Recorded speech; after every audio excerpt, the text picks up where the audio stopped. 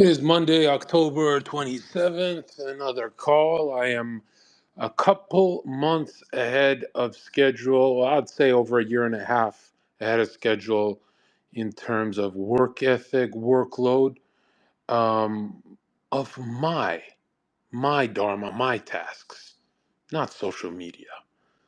But just like I said, next year I'll be getting into more social media again, and these cycles come back much heavier.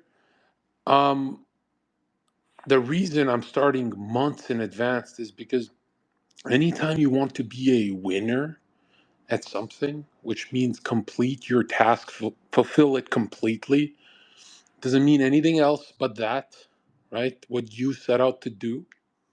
Anytime you're trying to do something in life where you know you'll be doing it for a long time, maybe 10, 20 years, whatever, you always want an early start on that. You want an early conscious start on that. Uh, and this is if you know you're going to be doing that. That's easy to do if you know you're going to be doing that, right? So basically, anything I've ever taken seriously in life, I always start early. That way I can have a few months of mistakes and then chop it up and edit it and then put a mastery package over it and all that, and hopefully have the correct information before I kick the bucket for the people who connect to my vocal cords, right? Just like when you have a conversation with a human being in person, your vocal cords are actually electrically firing every time the other person speaks. So when you're listening, you're actually speaking as well. That's how interconnected your I am is.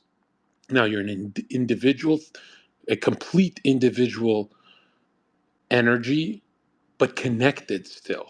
I'm not saying that it's this all is one monism of it's just the same person talking. I would never say something like that, but I'm trying to tell you guys that there are certain groups and tribes of people, right?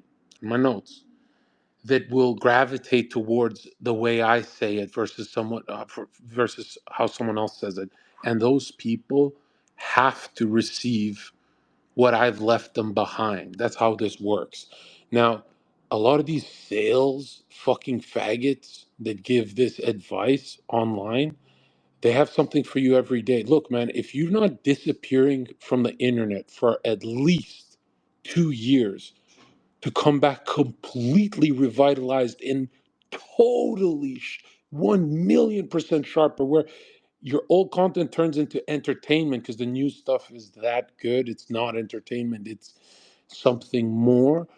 This is a part of becoming whole psychically. This is a part of becoming complete. You do not want to go through life being a fucking 10-year streamer, because some of you guys are going to become streamers in the future, right? And I'm telling you, this whole just keep staying at that 800. What is it? They stay at 1,000 viewers with their chat for 10 years, and they got the fucking deepest wrinkles and most fucked up looking face by the end of it. That's counterintuitive. Okay, you're sounding exactly the same. It's been years. It's almost like I want to say Hassan Piker. Hassan Piker doesn't evolve and never think progressing culture or increasing follower count and this kind of stuff is evolving, right? When we look at inward evolution, bro, hundreds and hundreds of years can go by. New inventions, new iPhones means zero progress still for the soul. That's terrifying. And we've known this for so long. That's why we as men only care to be more courageous over time, not more good with an iPhone or any of this fucking nonsense. The only way you should be seeing technology in today's day and age is as a tool, not as like some kind of, oh, this is my Cortana, this is my, some of you guys have a relationship with your development on earth, and you're gonna die realizing that you never developed anything, that materialism cannot evolve it. Like, for example, AI, it made us what, faster at doing a lot of things, but has any human on the street that you've looked at Walmart, in their car or whatever, have any of these Grimes techno homo erectus, have any of these new age people evolved? The answer is no. The answer is no. Okay? Yes, you should be sounding like you're 5 years ahead of your incarnation, or 10 years or 15 years, like you're in a deep remembering process of who you are and what you've gone through and what you've built up and what works and what is connected. For example, everyone you've chosen to consciously love as a friend, you unconsciously love in the next life as a parent. You understand that the things you hold closest, like your family, everything that is unconscious to you, right? That you don't know why you love them, you just do, you came with them and all that, that you chose them. You're choosing, meaning when you're conscious, the game is moving forward. Do you understand that when someone's telling you to develop your skill sets and in sales, prove to yourself that you can make money, it's so you can prove to yourself that your soul has the faculty of thinking developed. It's not actually about the money. That's why, like, a billionaire will melt when he's called a genius sitting down there. He's not melting in the Ferrari. Very few men are. It's not the material, it's the skill set that comes with it. And these skill sets that turn to super sensible skill sets and then they turn into legit, I swear to you, they will be legit superpowers in the future. All of this. And you're probably thinking to yourself, oh, wow, that the future looks so bright. We're headed in the right direction. No, we're not. We're hundreds and hundreds and hundreds of years behind where we were initially supposed to be. And this never happened in history before. Okay, we've had hiccups, we've had all sorts of, I got many questions asking, like, what is the plague about, what is smallpox about, explain smallpox. And it actually came about at a time when people were inwardly very unloving to each other. And you keep that, whatever's inside of you will come out and blossom, and then in the next incarnation, meaning cancers and all these kinds of problems, right? That's why in certain ages you're going to hit certain physical deformities and bumps and diseases, or if you're me and you're constantly fighting on the streets, you're going to get dislocated shoulder badly.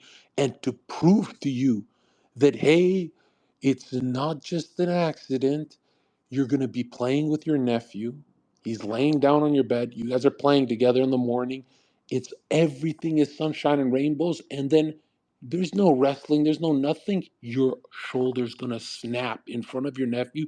You're going to scream, oh, because you're like fucking 260 fat. And this is a year after it healed.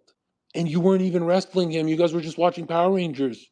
First hour of waking up in the morning. But you immediately remember that the night before you told your brother's wife, I'm telling my story. She said, "Hey, it's been almost a year. Your shoulder's healed. John, are you gonna go back on a crazy streaming run and stuff?" I said, "Oh yeah, I get to be a psychopath in like a few weeks." And that's the last thing I said to her.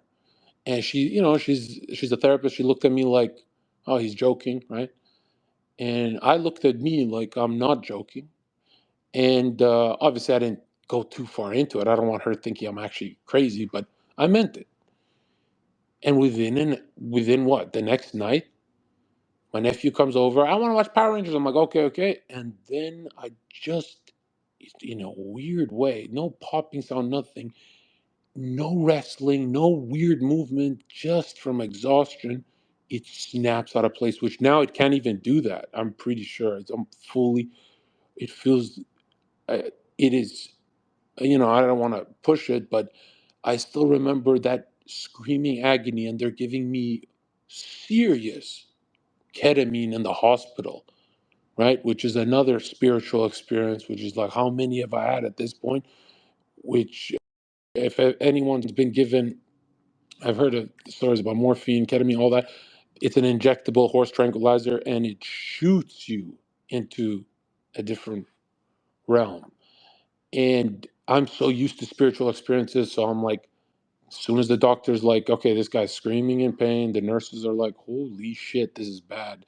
You know, like if you're 5'5", you dislocate your shoulder, it's not the end of the world. But for the big boys, it's a really different effect, right? And can be very permanent too, right? It's not an easy fix. And so the doctor's like, no, we're not waiting for this guy. Just we got to snap it back into place, and he cannot be awake when that happens. That's right. And he says, have you last time you dislocated in Miami, have you had ketamine before, injectable ketamine for what the doctor did? And I'm like, yes. And as soon as I said that, I was like, oh, fuck, I'm going back into the spirit realm. I'm going to rock it up there. I know this feeling. It's the most awesome feeling in the world. Let's be real. If anyone's been to the hospital, they know what I'm talking about. Although you never remember it, but you get the glimpse, right?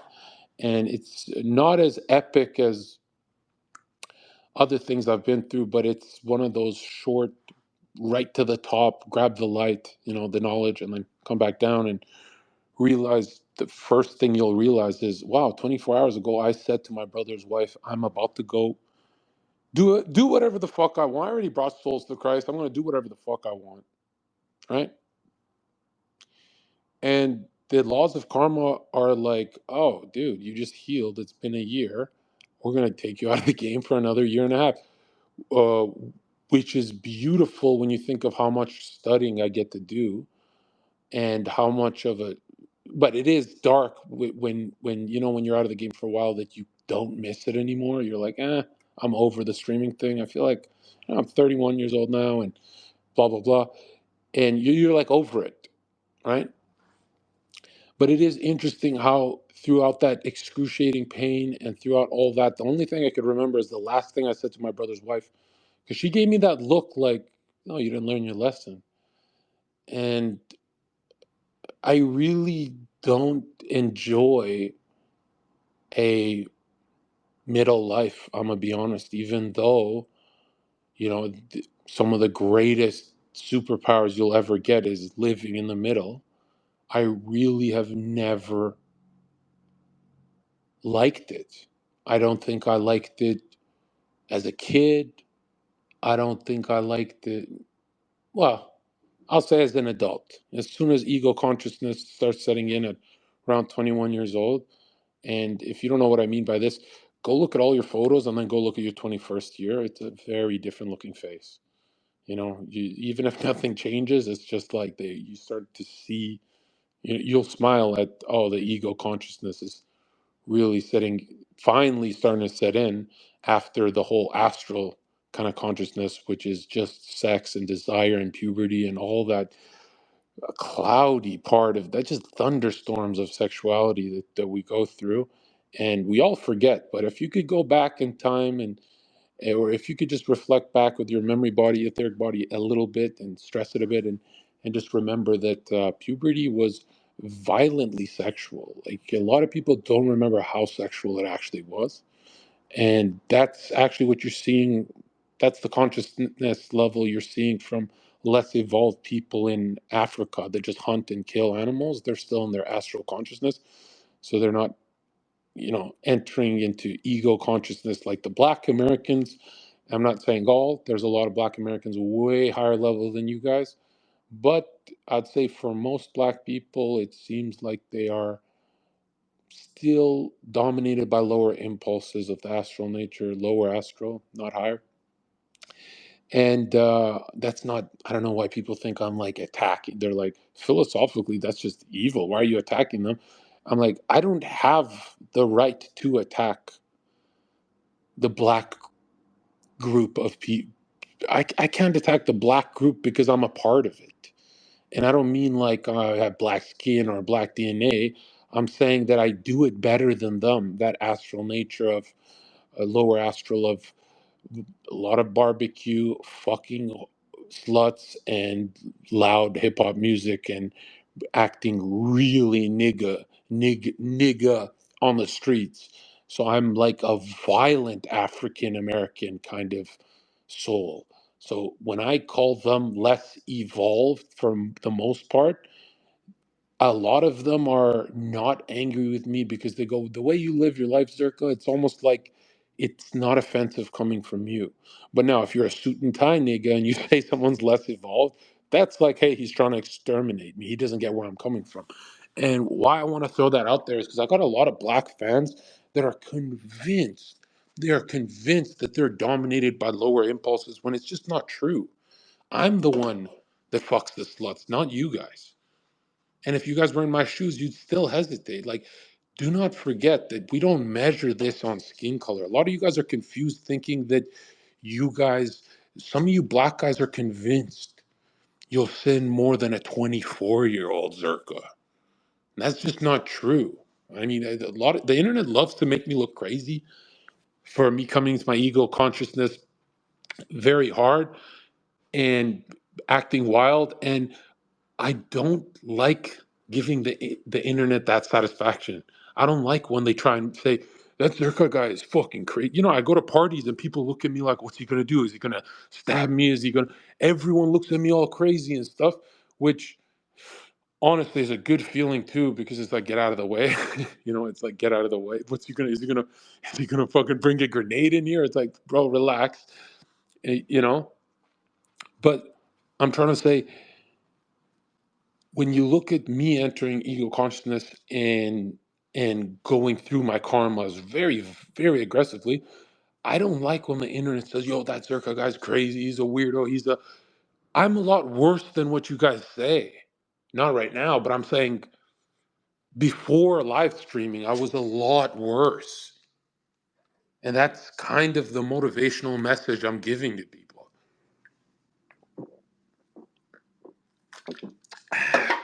Like, a lot of people don't realize I'm not legally allowed to talk about my life before live streaming. But the whole point of my message is that I've gotten much better over time. But to the average guy watching, it looks like I'm just getting worse and worse and worse. And that's just not like, if you talk to any of my hometown homies, they'll say, yeah, he's like a saint. And they would not like this year, like a couple of years ago, they'd say the same thing as well, right? Which is strange because a lot of people are like, but you have so many problems and stuff. And it's like, you're going to have problems too, even when you're progressing, guys.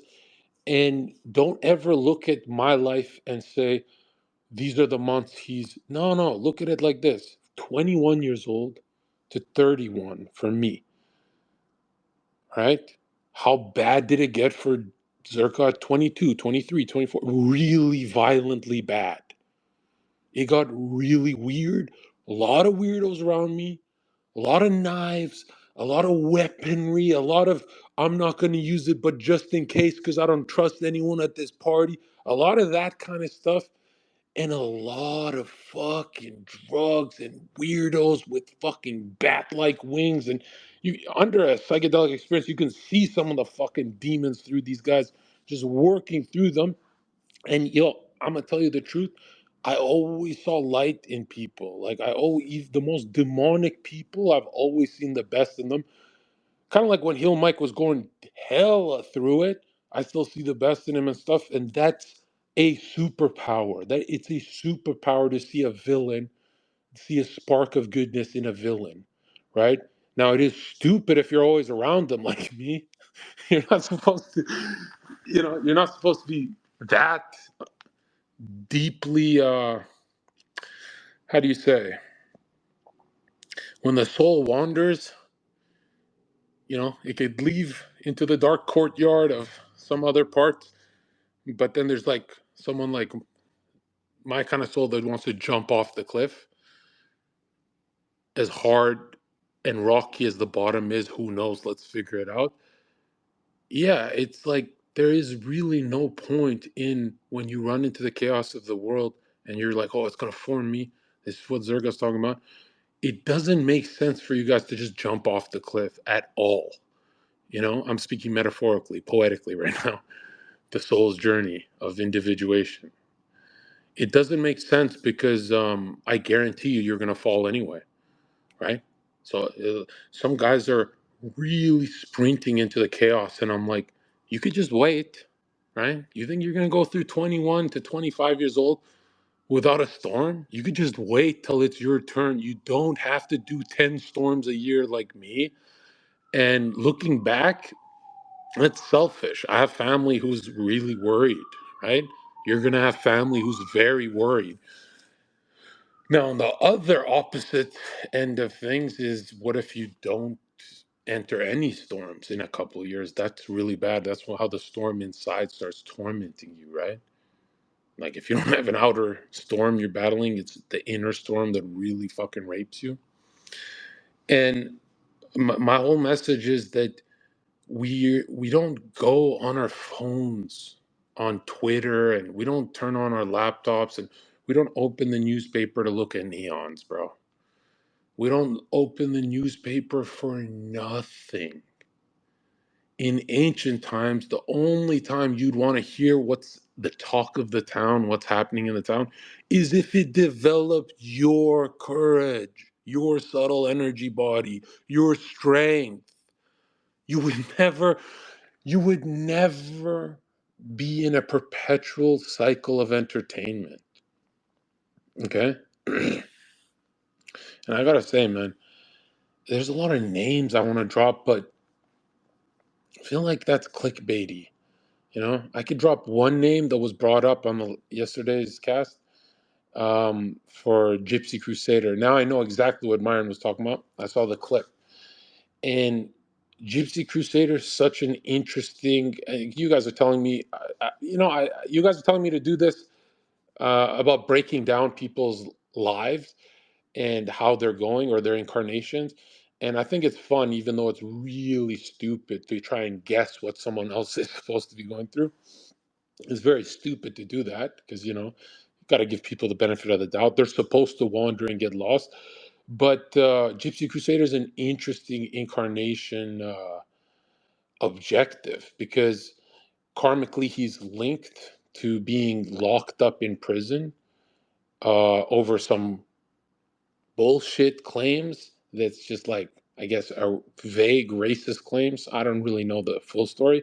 I just know that in my heart, because I love other people, and even though I don't like this guy and we don't get along, and a lot of people ask me like, "Well, you should get along with him because you had a Joker theme. You're the first Joker theme on 2018 of Twitch, and he has a Joker makeup." And look, dude, I have no reason not to get along with this dude. It's just some people look like fucking faggots to me. And I'm being 100% dead ass enlightened when I say this. Like I'm trying to say soul to soul to progress his soul. I'm telling him straight to his face, there's something fucking weird about dedicating your whole life to your pain. Now, I love an artist who goes all the way with their pain, but I can't stand someone complaining like a faggot. There's something really weird about being a grown 50-year-old man. Nigger, nigger, nigger. Bro, there's something really weird about that. I'm not saying that I don't want the content to be out there, right? I'm sure it's got some use for someone, right? But there's something really like, okay, we're all enjoying the content, right? Let's say I didn't cringe at every fucking clip I see of this guy, right? And Mike, I'm not cringing because it's not funny. I'm sure there's some clips where I laughed. I guarantee you there are. There has to be some Riddler one or something like that. I'm saying like it's like everyone watching the content is winning the laugh, except Gypsy Crusader. He's the only one losing, right? Because he's now forced into this. He's obsessed with proving that this is not a game to him, but it clearly is a mask. That's why he's obsessed with proving this is real, guys. This is my life, and it's so fucking. If you understand the persona, this is so fucking sad to watch, because it's also like, okay, You can progress the movement, but the movement does not want to see this gypsy guy smiling ever. The movement doesn't want this guy to have a family ever. The movement wants this guy to be inwardly in hell. So you can be content for us like a dancing little monkey. And I don't I think all even when I'm podcasting and live streaming, I think anyone on camera has got that clownish energy, right? That's why they're on camera. I think every single one of them, no matter how hard they try and look, you're in front of a camera, you're a little clownish. Let's be real, right? So I'm not attacking him on that. I'm attacking him on the fact that he doesn't see that his community is pretty much like rape abusing him. They're raping him for the content that they don't want to do themselves because they want to have families and all that gay shit, right? But remember, I'm not saying to have a family just for the sake of posting on Facebook. I'm saying inwardly, I don't want to see Gypsy Crusader alone at 70 years old. I don't want to see that on some this is fucking pathetic shit. Not like I'm trying to be Gandhi over here. I'm not trying to be a hippie and say like, "Oh, I love you, bro." I'm trying to say I don't want to see the clip where the "I told you so" hurts me. I don't want to see you 70 years old and your magnum opus is calling someone a nigger. I think what is that there's a lot of guys on our side who can say the word and we don't get, the word doesn't own us, we own it. But then there's someone like this that's like, I don't have value as a human being unless I call someone a nigger. And it's like you could tell that he has this relief inwardly every time he says it. Like it's almost like I want to say it accumulated when he was locked up, but that's not the truth. It's the greatest thing to ever happen to this nigga was getting locked up because he gained a following, right? Because it's not like he's a Dave Chappelle funny, right? He's just pressing the button on the gun.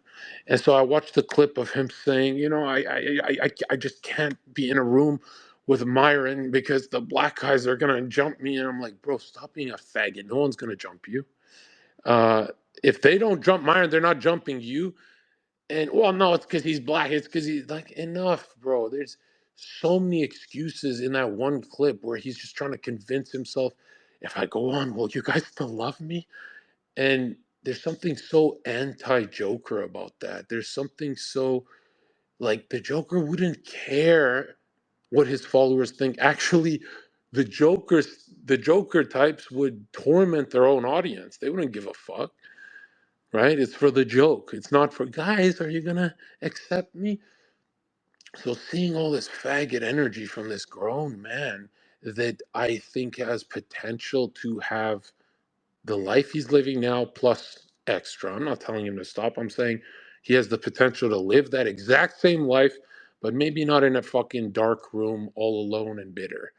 There's a little more to his story because it seems like he does know right and wrong. He just got burnt bad by the system. And it's like, there's something really leftist about Gypsy Crusader. I can't explain it to you. It's just like this really deep victimization of like when you think of not when you think of his face, when you think of his full incarnation, like when he's 70, graying and about to kick the bucket, his story will be that of a tragedy that it's like, you hurt me and now I'm the Joker. And then there's someone like Zherka who literally is the Joker so he can laugh, right? Like when people are like, "Oh man, you helped me so much, Zherka, but do you ever feel like there's a really dark side to you too?" And I'm like, "Yeah, I do, like really dark, like twisted. Like I will.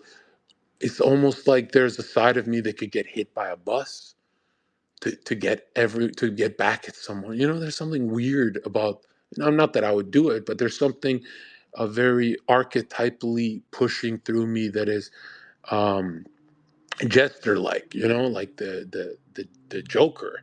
And so for me, it's always been like I love Joker style content that pushes the boundaries of free speech and all everything that irritates people.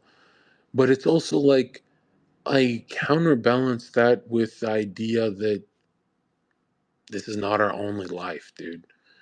And I'm not saying that just because of personal experience, everyone deep down knows this is not your only life. And you don't want to keep going down the ladder where you're more of a victim and more of it. And then eventually you're a fucking, you're just like a sad incarnation. And people look at people who have sad incarnations and they go, why would God do that to them? And it's like, no, they did it to themselves. And you could tell Gypsy, he is not a sad soul in any other experiences he's had. It's just this earth experience that he got really penetrated, like something. And as much as everyone wants to point and say it's the prison thing, and it's not. It's something from earlier childhood, and not trying to fucking do a hit piece on this guy, but when someone's giving me like raw fat, you're just coming off as a total faggot, like a total faggot. And it's like, okay, it's time to big bro this little fucking guy. This guy needs to be reality checked. Like, hey, the guys ignoring your content, us, yeah, we're cringing now. Okay, I stumble upon one clip. I don't know if I can because my community would, they would just, I don't know if they would consider me white. If, like, bro, Myron has to hold back his laughter when he's watching the clips. Like, it's just an awkward position for everyone. And I'm not saying all of this to get him on Fresh and Fit because I'm linked to them and I want them to get more views. This is like an irrelevant dude in the total scope of the year. I'm literally saying this as like you have clips talking about you want to be an ally with certain people, right? That have platforms who can move the message, but now you're having second thoughts, and it's like, is nobody on the right gonna call this guy a faggot? And I'm not saying I'm not trying to call him a faggot so his fans can be like, Zherka, he wants war with him. I'm calling him a faggot so his fans call him a faggot so he stops doing faggot shit. So the content's better and so no one ever cringes when we scroll on one of these clips on the far right. And which is so weird to call this guy far right. You watch a documentary on this guy, you just watch the first 5 minutes of who is Gypsy Crusader, right? I remember watching this because we got into a beef, and I'm like, I should know a little more about this guy before I beef him. I should know, like, is he gay? Is he like what's the whole story? What's he hiding? Right? Usually, if someone just gets irritated for no reason, he got irritated with Nick Fuentes, and that's where I get really defensive if people have a problem with the far right being intellectual. So a lot of them just want to say nigger and Nazi, and they don't like Nick's style. And for me, it's like, no, I've put in many, many years in promoting and developing and pushing Nick to the top just so our side can be legitimate. And I'm not, even if Nick got, let's say, a little watered down, the idea of the suit and tie on our side is really, really powerful for us because a lot of the dissident right is you won't realize this till they all take a picture together next to each other. You're gonna realize it's a bunch of fucking retards as well. And it's like, I need a gravitational pull of a suit and tie intellectual on our side, at least keeping these niggas in check. And a lot of people are like, well, why don't you do that kind of content, Zherka? I'm like, I don't want to be the gravitational pull. Like, I don't want to wear a suit and tie and shit. I want someone else to do it for me.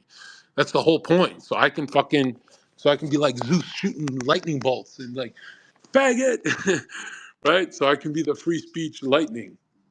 And it is weird that we're not organized like that. Like nobody wants to be organized with Nick at the top, except for me and Myron and like kind of the more successful people. I'm not talking about viewer count. I'm talking about just in social settings, friendships, women, money, especially money.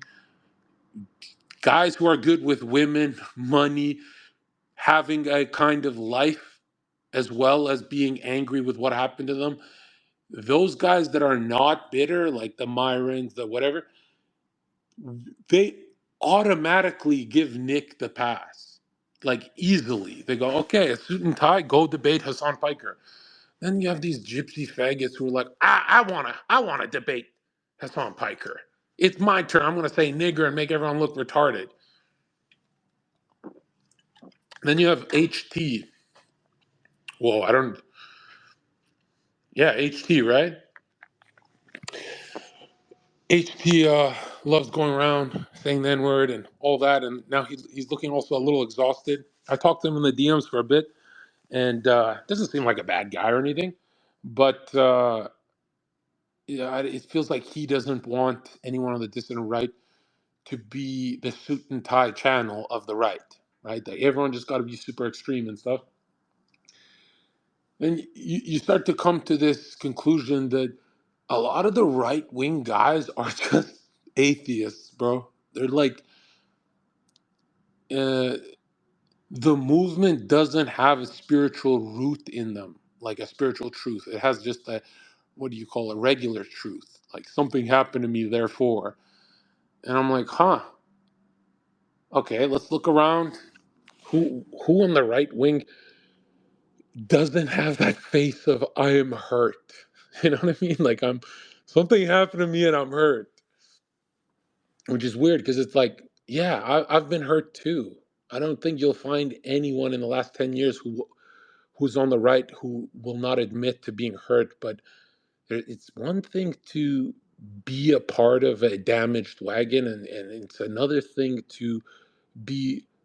It's, I'll say it like this: when you're predictable, you're a faggot. You know, like I can get on a podcast, people are like, "What's Zherka gonna do? What's he gonna say?" It's kind of unpredictable. What kind of mood is he even in? And so that there's at least there's this guard to the world where it's like, "Hey, man, I don't know which Zherka you're gonna get. Right? Nobody knows." Same with Nick. He'll have days of whatever.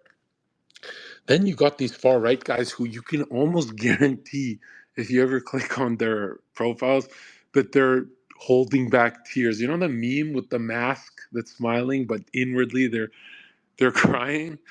Feels like one of those things.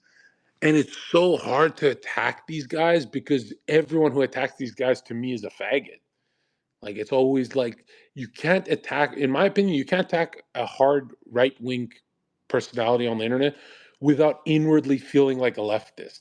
So that's why I avoid it all the time. I avoid it. I don't know, this guy's being a faggot, but just avoid this shit because inwardly, I know these guys are getting attacked by the same people who attacked me, Hassan Piker. I don't want no infighting. But at some point, the cringe becomes unbearable. And it's like, okay, dude, if you're gonna be a part of the right, bottom line, let's at least have manhood on this side, where we own up to our karmas and everything we're going through. We don't, we take up our burdens with a smile on our face. We're not looking at we're not looking forward into eternity like, holy shit, I can't do this anymore, and I'm just gonna have a mental breakdown if I sit in front of Myron. We can't. That shit's so infectious, bro. Like this is like so infectious. Like I had a whole speech prepared for something else, and I clicked this right before going live. I'm like, I haven't seen the state of the dissident right look attractive in years. The last time I enjoyed the dissident right of the internet was Sneeko being read. I don't know what the fuck happened, and Myron and me. Well, it was really me. I have no idea why Sneak was addicted to this lie that he put Nick on Fresh and Fit. I have no idea why. Myron's just too polite to say it, but Myron and I sitting together, literally sitting together alone for hours on end after my episode. And remember, I knew that my karmas are blossoming. I knew it's my turn up, and I knew, you know, now is the time where I'm going to take over the internet. I want this spiritual guard. I want to go up with someone I've known in past lives, someone after a Saturn return, like literally everyone you meet, 28 years old plus, super important people and people you immediately get along with, so you know that you've known them for many incarnations, or that they're family. They could even be family, right? And you shouldn't really be revealing that to people online. That's like an inward thing you should know for yourself. And so I'm like, yeah, okay. I don't trust anyone around me. It's got to be Nick that comes up with when I'm blowing up. It's going to be Nick. Okay, why? Because it's literally the same character, except way deeper into the intellectualism than the feeling and willing. There, he's way more into the uh, the paperwork, right? So it's perfect for me. So it's literally perfect. I don't have to put a suit and tie on and try and push. He's going to push the levers I need him to push. He's going to do more than what I want him to do, right? He's going to even do his own stuff. And so for me it's like I felt that that's the last time I felt that the dissident right was looked very attractive, because it was either me laughing in Destiny's face or Nick Fuentes laughing in Destiny's face, which is very Chad energy. These guys are getting all the girls on Fresh Fit, but they're not fucking them because they're busy making fun of the blue-haired lib who is lying. And like we did, it felt like monumental steps forward. And obviously, I remember talking to Nick about the 2024 election and how when the movement gets watered down, the dissident right will get even more extreme. Like, nigger, nigger, nigger, nigger, nigger, nigger. And which is going to be cringe for someone like Nick, someone like me. Pretty much, we're like the guys who like to gunsling the N word at the right time. We don't spam it. And then there's these machine gunners who don't have anything else to say. So I remember people saying my old friend Haas is like the expert of communism, and they'd say Zherka's the esoteric expert, and then Nick is the right wing political analyst expert and stuff. And I still remember being like, no, no, my expertise is saying the words, because I really did want to go on the Saucecast and just keep saying the N word until black guys fight me on camera. It's like the easiest way to get views and all that. And then it wasn't happening for like 8 months, right? Until we got really sloppy and really not into it, right? We went in for war, 8 months, nobody challenges shit and stuff. But it's also like it makes sense that the brute, Zerka's being the brute, Nick is being the brain. It like made sense how the right wing was going there. Now, in my guilt, I should have seen this coming, where it's like, okay, after the mainstream wave with Trump and everyone puts on the fucking hat, which is if you didn't put this hat on in 2016, you're a faggot. Okay, this is very different. But we got this whole new wave of, unless it's like really young guys, like these 18-year-old kids. I don't blame them, but I'm talking about guys my age. And so this new wave is just spamming all the words, and they love pushing Gypsy Crusader and stuff at the top, right? So Gypsy Crusader is supposed to think like a political strategist, like me, like Nick, like everyone who wants to further the movement so we can breathe easier in our incarnations, because it is a very blue world, right? The world is Democrat, believe it or not. Okay, even what you think is red is not actually red. Like, yeah, a little pressure, and you'll see. And so here's a chance for Gypsy Crusader to advance his position, which would karmically damage us because he's just swearing at little kids or whatever. But I'm saying politically, there'd be some benefit too to him getting, making his channel larger. There'd be some benefit, at least to me. I don't know, at least to me, Nick, and stuff like that. I don't know about Trump, but yeah, even Trump.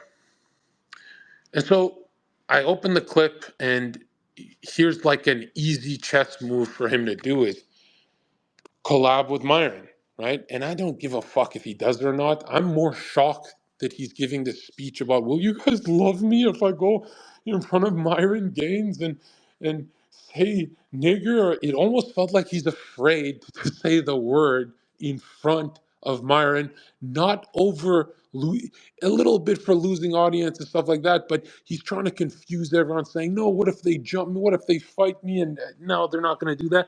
It's almost like he's afraid that he doesn't mean the word, and that he feels like a meanie. He feels like a meanie saying it in front of Myron, and he doesn't want that clip on the internet. He's like, in my dark room, I can say it, but in front of Myron, I just feel like a meanie because he invited me on. He's a nice guy, and he's pretty much totally pulling my mask off. And to that, I have to say, sit down and say nigger right there in front of Myron, you fucking faggot. Okay? That's Why are you not thinking of this as a political strategy for your mini movement just to push you guys forward after prison?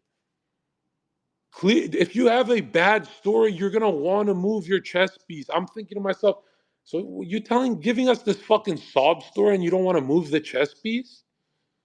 And a lot of people are convinced right now that I'm talking about like I sound like Myron's manager. Like, give me Gypsy Crusader next, like we need him. I don't give a fuck about that. I don't manage Myron. I'm saying man to man, if you show me you don't want to advance your agenda, then it's a fucking game to you, fucking faggot. If I'm advancing my agenda in front of 7 foot black dudes at Adam 22 studio, and they're thinking like, "Oh, this guy's crazy. If he loses, he'll come back, and this guy's a psychopath. He'll come for. He looks. They give me like school shooter vibes the way they were treating me. I'm such a nice guy, right?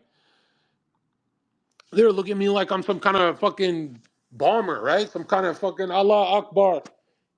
And I'm still thinking like, yeah, you can see the hunger in my eyes that not only do I want the followers and to advance my position, but this ain't no game. This ain't no game. What the fuck? Hassan Piker thinks of advancing his piece more than Gypsy Faggot.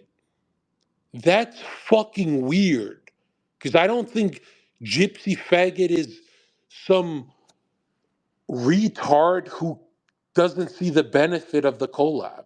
I think he sees the benefit and has this fear of, one, he doesn't have the heart to actually be a little racist, right?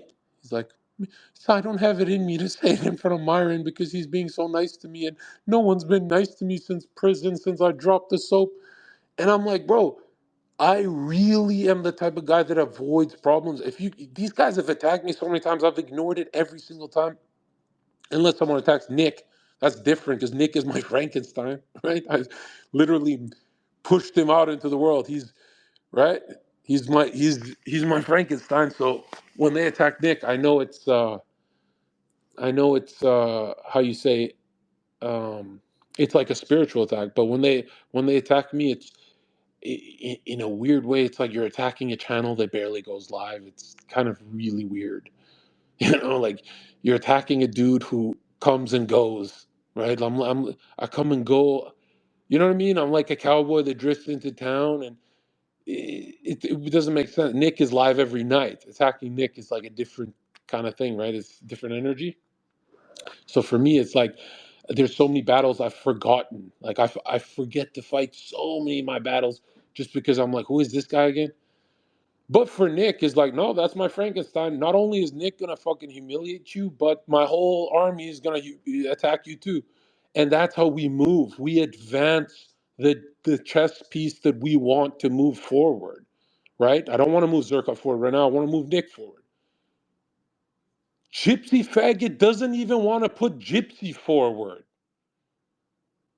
What kind of side do we have here? It's like, it almost makes me want to water down the movement and bring in Asmongold. And yeah, this is going to make more sense. But in my head, I like the spiky side of the right. I like the weirdos of the right. I thought they had so much character development in them. And I thought that I could almost see them in 10 years being real forces of nature, even if they get one Bill Maher appearance where Bill Maher just tries to shit on them and they get the last laugh. That's that's how much of an idealist I am. That I want to see the fucking retards, the pagan retards, the every one of your gods left your temples, bro. I want to see all of them have a chance to dunk on the Democrat, the devilish Democrats, right? And time again, they prove me wrong. Just like I feel like a disappointed father. Like, are you a guy? This is not even a part of my thing. It's like, dude, when I say let's just focus on Nick, this is exactly what I mean. Where it's like you don't have to move your piece forward. It's not like I'm gonna fucking do a whole speech on you. It's the fact that you're saying, "Well, you guys love me if I." And he's the type of faggot who would go live. Listen to 10 seconds of this call and be like, what the fuck is Zherka talking about? This fucking bitch. I was never afraid of my chat, and here's why. Dude, some things are better left unsaid. Sometimes, no matter how much of a fan you are of someone, you gotta admit that you can see the influencer is afraid of losing influence. You can just see that. And you're supposed to correct your guy by saying, hey, dude, you're still real if you go on a different microphone. You can leave your dark room, right? Here's some more word from the wise, right? Because I genuinely feel like I'm hundreds of years older than these guys. These guys are very childish. This idea of being afraid that you lose influence, dude, you could have millions of followers. You're gonna live in fear for the rest of your life. You're gonna be like Ludwig, who doesn't have a fucking opinion. He's like a sweet, nice boy who cannot say anything that he actually wants to say, which is that, is this not a form of torment? You can't say what you want to say in front of 5 people. That's rough. In front of 5 million, that's horrific. Because you feel 5 million people analyzing you with your eyes. You're like, whoa, I can't even get a half truth. Yeah, the dog got shocked. That was a shock collar, Ludwig. So yeah, the absolute state of the right is just like everything I predicted. When I'm like, guys, just keep pushing Nick forward. I don't care how exhausting this gets. Just Nick forward, because these other dudes. I remember watching Gypsy Crusader and Cuffham on one call, and I said, look at two absolute fucking losers on one call. This is the right, and this is the, what do you call, the capitalist Jew class of Aiden. Like, legit, this is like a sad place in history. Like, I miss Richard Spencer. I miss the good old days, you know? And I'm saying all this because, there's got to be one of you guys who, they're not going to listen to me. There's got to be one of you guys that sting them in the right way, that these guys start acting more, less like Oprah, more like the Joker. How about that? That's what we want to see. And yeah, it's just, I feel like Nick's such a nice guy to the distant right. He just wants them to keep their trolls up and stuff and do their kind of like macaroni art of what right wing is. And I don't like that. I feel like Nick should go live and say, hey guys, okay, if you're going to be a part of anything on our side, you don't avoid millions of follower podcasts ever. Like, advance the position, because just a couple of years ago, you guys were censored to hell. And it's going to go back like that. You think after a couple of years of Trump, they're not going to be really aggressive towards you and the free speech game? You think Elon's going to protect you? No, you don't have. You have 7.5 billion people on Earth that can be bought out by the blue team, and they are. That's terrifying. That means you want your pieces to move forward. We could advance. I'm not like these channels who say, "Oh, we're winning." No, we're not. Okay, we got a couple of years with Trump, and that's it. It's gonna get really nasty when they're back in power. These fucking cockroaches. So I got a huge issue with just the clips I'm seeing where it's like, another thing, what's up with acting like a gay guy? I love a good gay joke that lasts, like, you could drag it for 20 seconds. That's fucking hilarious, right? And look, I'm from a time where gays didn't, I'm this old. I'm from a time where gays weren't really a thing, right? I'm from a time where homies could hug each other without ever wondering if some guy has a erection. Okay, I'm not from this. I'm 31 years old. I remember a time where nobody was gay. I actually do. And nowadays it's like we have to worry about the straightest people being fucking homos. So if we're worried about that, and by homo I mean unstable, right? Like if you want to put your penis inside of someone's root chakra, that is not normal. Okay? Not saying you have to be attracted to women. You could be asexual. Just the idea that you want to spread some kind of like HIV disease as a sexual vice, especially when gay people have so many sexual vices, that why don't you pick some of the other ones? Why that one? Right? There's so many sexual vices you could pick when you're a gay dude. Why the man's asshole? Like when you have other sexual vices, you can switch. You can literally switch loadouts. So switch to something else, right? Um, never understood how, in the modern sense, we see like we're nice to gay people, but the idea that there's no filth with that, bro. I'll tell some gay dude on the street that I'm talking to, I'm like, is there a chance for HIV/AIDS? And they say, yeah, it's like fucking 80% chance. And they always say the same thing back to me. They're like, John, you're a nice guy to me, but you're irritating me with these questions. What if I said that to you about straight people who do anal? Straight people who do anal are literally worse than the gays, in my opinion. If a straight person even does anal once, I stop being friends with them. They don't know I've stopped being friends with them. I don't even know I've stopped being friends with them. I just stopped seeing them as much. And I don't remember why, but something in the back of my head told me they're filthy, disgusting, nasty human beings. I've had friends who got millions of offers from me that, why Zherka never texts me again? Because you said something about putting your finger in a woman's ass. And that I come from a bloodline where this stuff is worse than killing someone.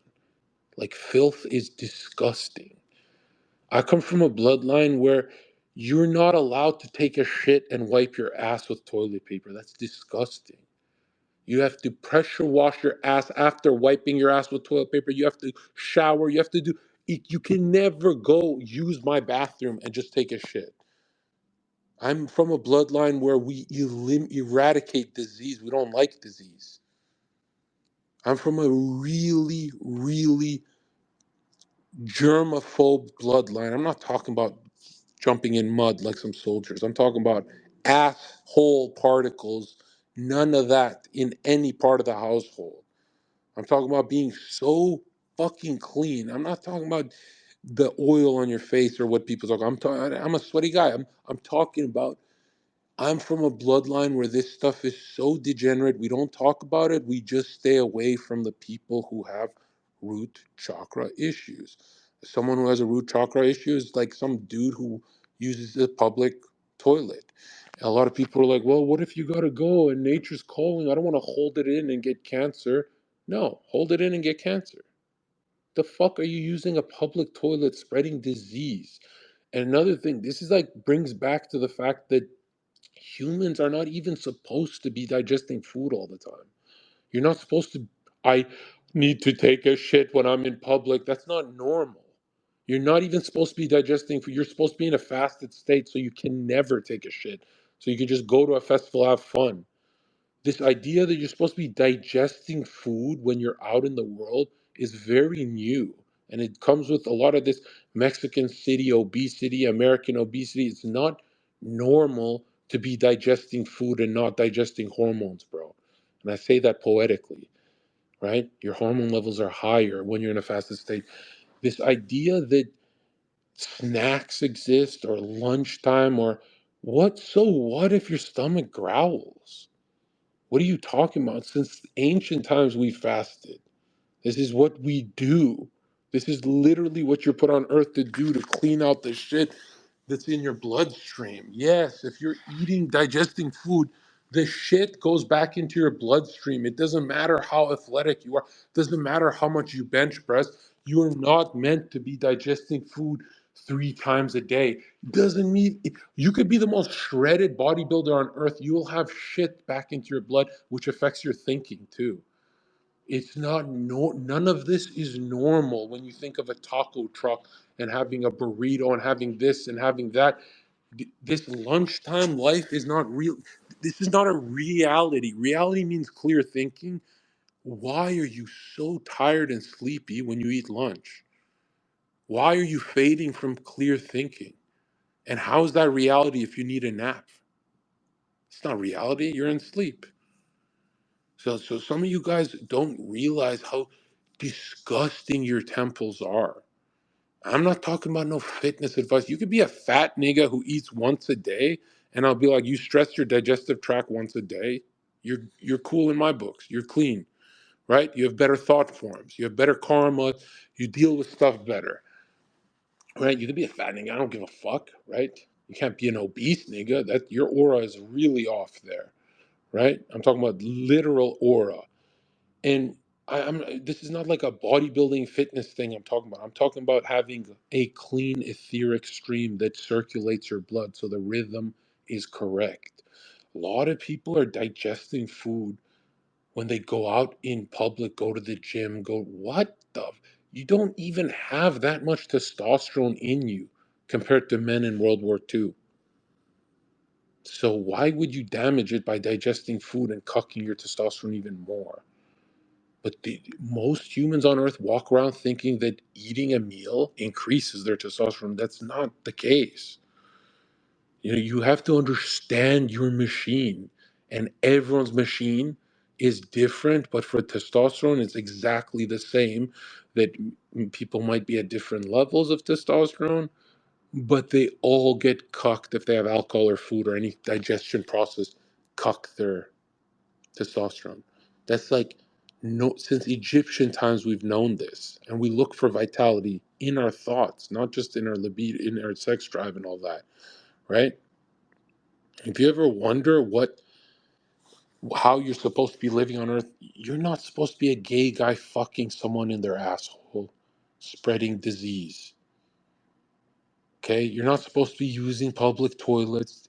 Your body is a legit temple, and you accumulate a lot of weird shit when you live a very dirty lifestyle. You can go jump in mud, that's totally fine, but you're not supposed to hang around people's feces in a porta potty.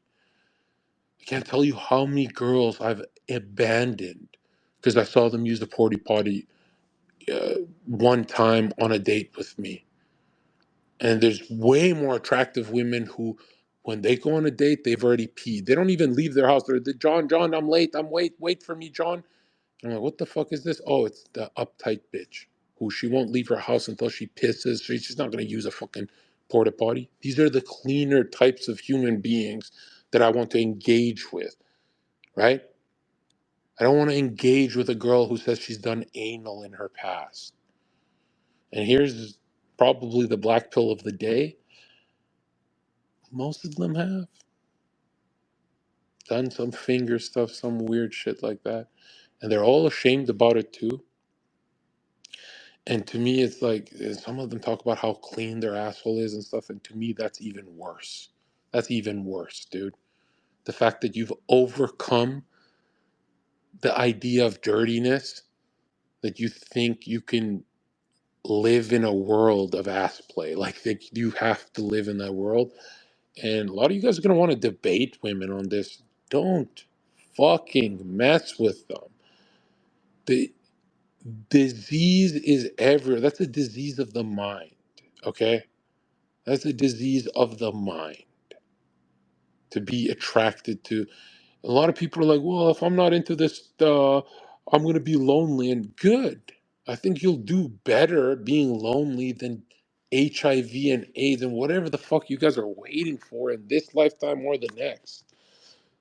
When you start seeing this as like you want to go up the ladder, you're going to start avoiding certain people. And there's like these dirty types of people that are convinced.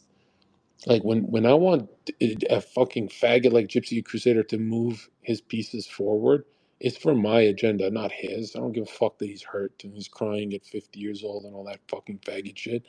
It's for my agenda. Why? Because the other agenda is spreading anal fucking rabies. Like, I need more team members to push our plays forward. Even if I get some bad karmas for it, I want in this incarnation, I know what I want to take up. I know which problems I want to have. And I don't want this whole when the streets are rainbow and they're going down with the gay parade. That sure, yeah, have your gay parade, right? But here's the truth: that whole parade that walked by your street is HIV and AIDS filled. That's the fucking truth. So when I say I don't want the fucking rainbows on the street, I'm not trying to be cruel. I'm saying it's disgusting. Everyone knows it's disgusting deep down. A lot of people ask me like, "Well, don't you have, don't you have like weird sexual fetishes too? What are you hiding in your closet?" It's like, no, I don't. I think the furthest I've ever gone in my sexual adventures is like some rough play. Isn't that normal? I feel like a very 1950s. They try and what do they try and say to me? These fucking whores. They try and say, "Oh, you're very vanilla, John, because you're not into ass play." And I say, "You're very chocolate because you're into diseased anal fucking disgust." Like, what the fuck are you talking about, right? It's very strange and I blame the spirit of the times that we don't have institutions that teaches us that the man has to enter a masculine role in the sexual act, and she has to enter a feminine role, and this is how these powers activate in us. And we're in like this weird phase where people think sex is about keeping it going as long as you can, just fucking each other in and out, and it feels good. And it's like, no, that's not what sex is for at all. It's supposed to level up your consciousness, right? When you see a husband and a wife that are very fit, both of them having sex, they're trying to level up each other's affection and consciousness. It's like a job. It has nothing to do with in and out banging. A lot of this in and out great sex life, and no one talks about how a lot of women who have a great sex life, they say they stay in the marriage. Dude, look at the studies of women who have a great sex life that they're addicted to sex and they want other partners. It's not the great sex life, it's the higher levels of consciousness. When two people are bringing each other to a higher level of affection, calmness, state of being, so that they can gain more knowledge, higher level of consciousness, they really, really love each other. They love the idea that this is ritualistic, this is leveling up. This is why two people in love who are in love for a long time, 20, 30 years, they can't get their hands off each other. It's because they want to keep increasing their consciousness, even if it's like one pedal a day. And let's say they got to do 70 pedals in a year or however it is, right? And those people never cheat on each other. What a shocker. Why don't they cheat on each other? It's not because of a good sex life, because we've seen a good sex life with these fucking hoes, and they could get into addiction of just lower nature, that it's not transforming, it's not going anywhere. When you look at two people in love, their sexual act for them is even when they're walking around IKEA together, it's building, even though they're not talking about it, even though everything is normal, they're just talking about furniture, they're building their consciousness until they bust inside each other. And that sex is going to look like sometimes 3 minutes, sometimes 20 minutes, right? Depending on the charge. That's the normal life you want to have, where your consciousness is growing with someone else's, not dimming. So your partner's consciousness gets dark. She wants to cheat. She wants other partners. She's feeling lost. You don't want that in your life. A lot of the things I talk about are very, very long term based. This is why I've always said, guys, instead of hoes, one girl. When I say the word girlfriend, what am I really saying? Who you have sex with in the spirit plane, that is your wife, even if it's a stranger. For that night, that is the damage you've done. That's why I've always maintained someone has a girlfriend, because we're in the spirit of the times that demands a lot of breakup. We're we're in dense into materialism, really rotten souls that are not learning any other way, and they're never going to learn, because it's not like God can just call them back, right? God would never touch your free will, ever, never. Like, you could be suffering for eternity. God will never, ever touch your free will. Never, ever. Not even, you won't even ever feel like God is an authoritarian for even 1 second in your life. You can torment yourself with your karmas for eternity. Bro, go nuts. Not eternity, but very long time, let's say, close to it, right? Because there's a sleep period too, right? And so you can go buck wild in, passive suffering your whole life, and God will never intervene in your superpowers. He is not going to intervene in your karmas, because karma means creation. What you're co-creating, he will never interrupt. God will never, no matter how many Protestant channels tell you he will, it's never once happened in history. Anything that blocks human free will is never done by eternal love. Eternal love can never do that to you, right? Because that is kind of like you're now playing with the game of eternal authoritarianism. If an infinite being can lock you up for even 5 seconds, he can lock you up for eternity, right? It's a very terrifying thing for an eternal being to not have love and just show you the way, right? You have to get up and see the light and want the light, and then it connects with you 100%, 1000%, 1,000,000 to the eternal, right? This is the soul's journey. And it's not for nothing, right? All that suffering does build a very unique superpower. So none of this is for nothing, right? Everyone who comes to my temple, they're like, well, is it just for? None of it is for nothing. Even the most small things in your life, when you're doing your life review backwards after death, you're going to be shocked at how meaningful even the small stuff was. That when you can see the total with your total level of consciousness, when you can see everything, the lights turn on in you, you see it all, you're going to be really shocked at the number one thing that every single human being on earth is going to experience is, why didn't I enjoy that more? Why didn't I enjoy that suffering more? Why didn't I, oh, if I could just go back right now. And that's why a lot of people come back. They're like, damn, some people intuitively actually know, so they enjoy all phases of their life, the horror phase, the philosophy phase, the every phase. They just intuitively know they have to get through these. So why not just, go about it with the right energy? You have someone like Paul Miller, fucking Gypsy Crusader guys. He's a 50-year-old dude calling children nigger all day. Um, it's, it's great that he gets that recognition. That's huge to people who feel alone. I'm not going to lie. I've always felt really alone. So having a following was really important to me. So much so that I chose it over my stable life with someone I really cared about. I chose the following because not only could I see us breaking up in the future, and it wouldn't, it would have just slowed me down, stuff like that. But I knew that my incarnation is a lot more to do with my problems, my inward problems, than other people. Some people's incarnation is to help, let's say, their wife a lot. And then some people have a more inward issues that they have to work on, and they have to really not yell at their wife because they're working through their own thing. A lot of guys who come to me have more of that.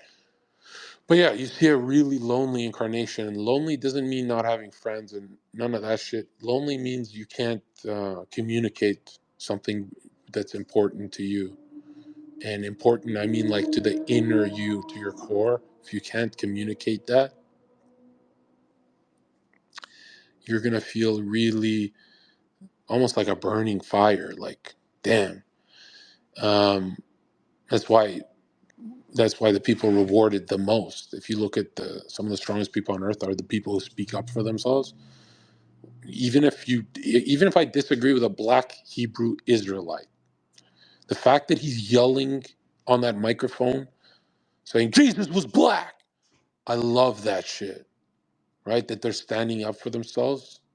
Like, I understand the soul's journey. I love when I don't care how much I disagree with someone. If you stand up for yourself, I love seeing that, right? Because that's like using the Christ impulse of freedom, real freedom, right? Like, remember, the Christ impulse, if you feel deep down that you're an atheist and you speak your mind, that is the Christ impulse, right? That you're speaking out of freedom. You're not like afraid of God or anything. You understand exactly your inheritance from God, which is kind of ironic because at the end of the journey, every soul has this blushing phase where they go, "Oh, I was wrong."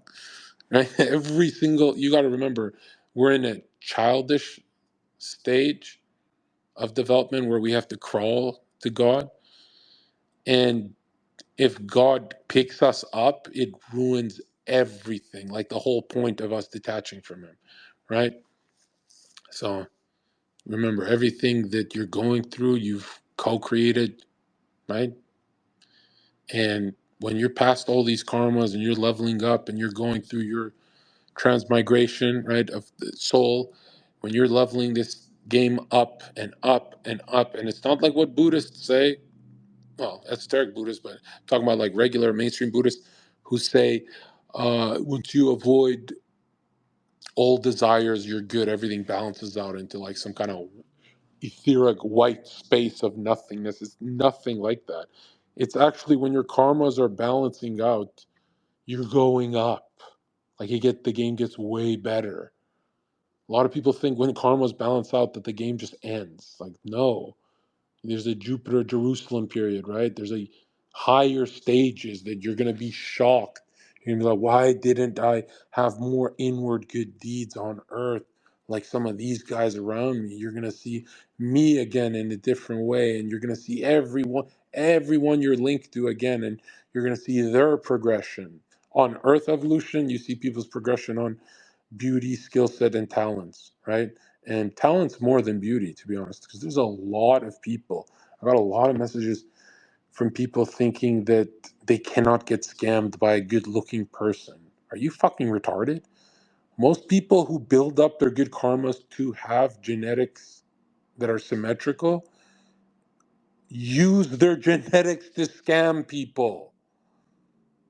That's how that's the whole point of falling off the ladder again and again and again, right? Until you get tired, right?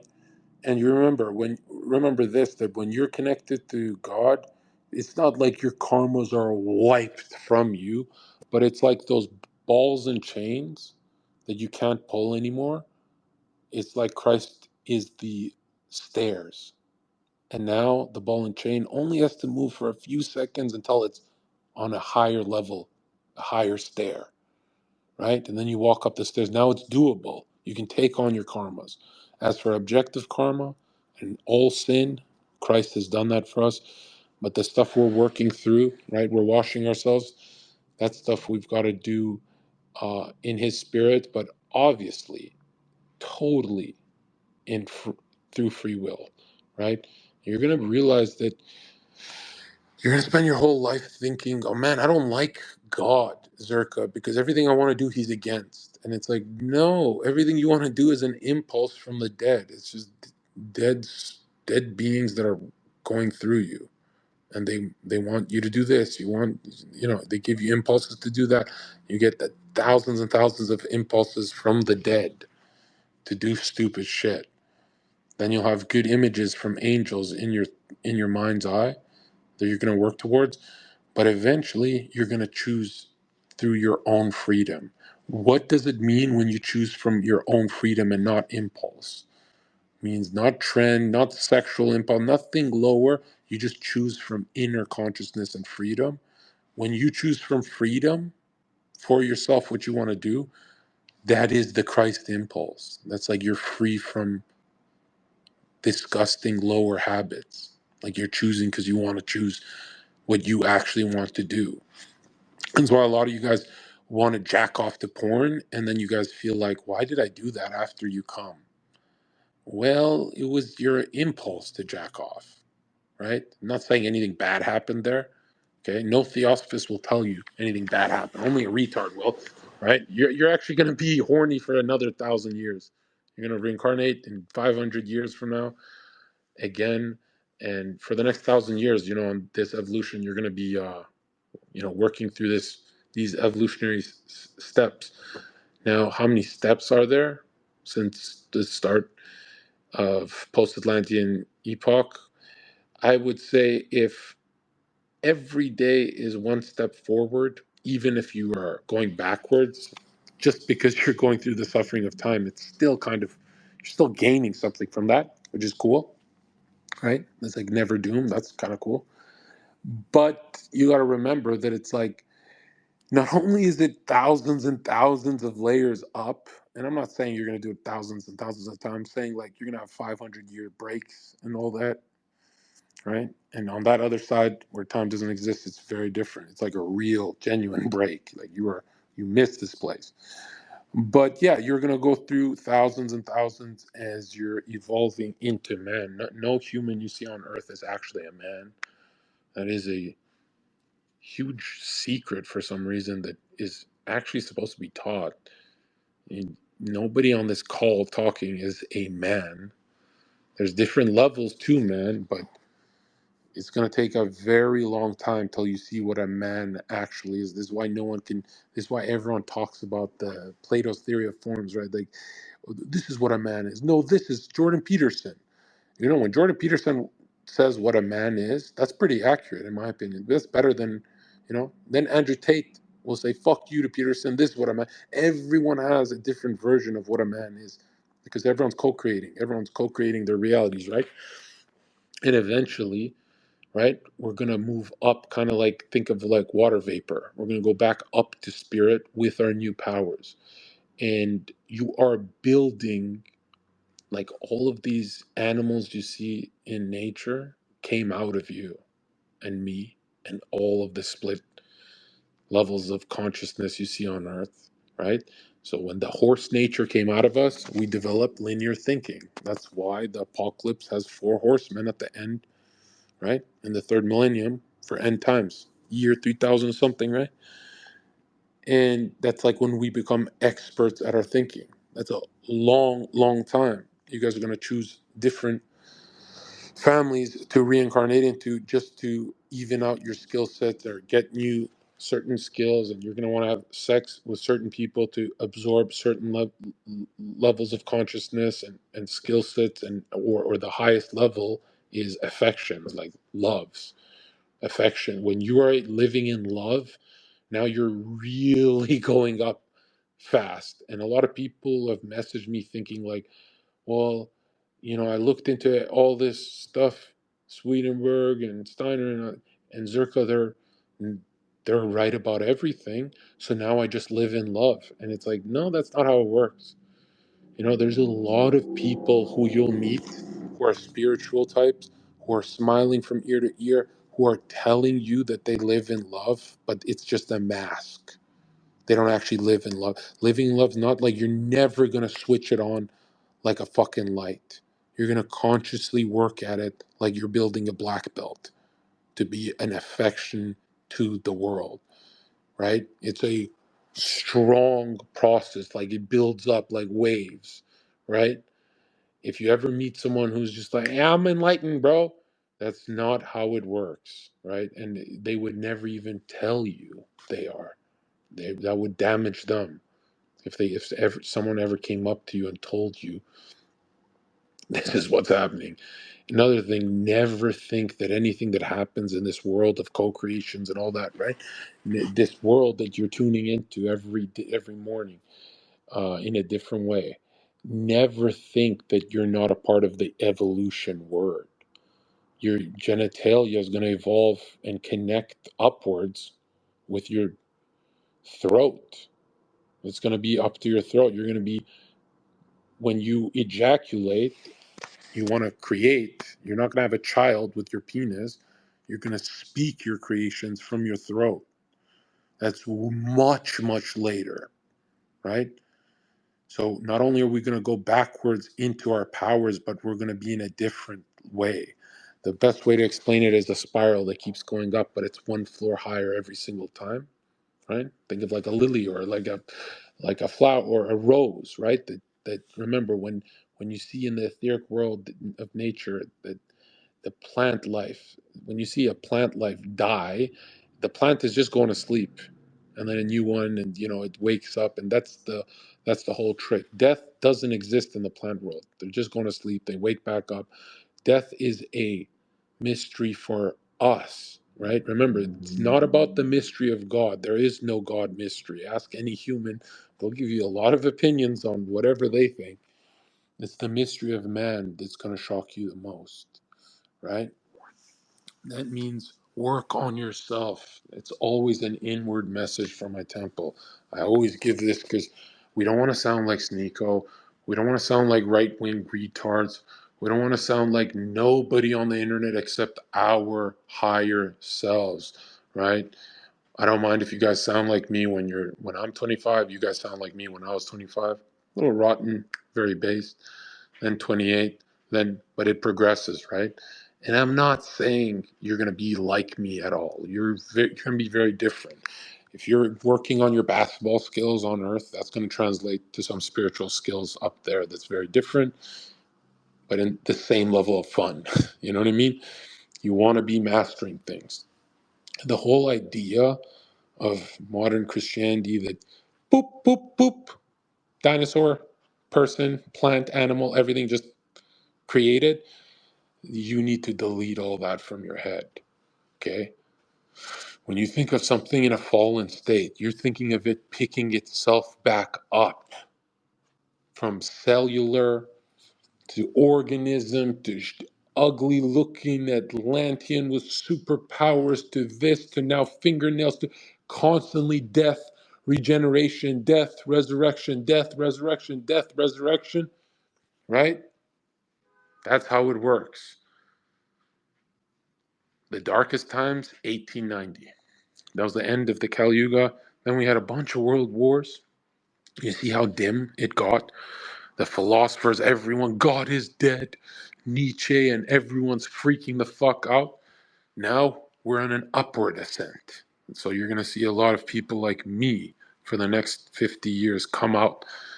Some are going to be online, some are going to be on radio, but they're going to have this impulse to bring the youth higher into higher worlds, into, hey guys, you want to come with us, right? There's going to be a lot of heroes. They don't know why they're heroes. They just know they have to do it, right? That's their dharma. You're going to see a lot of technological advancements, but for some reason, they don't solve consciousness problems. So you're going to see highest level technological revolutions with AI and everything, but for some reason, when you look at someone at a bus stop, they're going to have that same face, that really dim, low level of consciousness. They want to jump off a bridge face. And you're going to inwardly be hurt by that. Like, this fucking immigrant can't get it together in his incarnation. You're going to be angry at him. Like, anger is the forerunner of love. You're going to be like, damn, man, I just feel for these fucking people suffering, and I don't know why. I don't even like them. But you don't like them because they're a part of your tribe. They're reflecting your failures.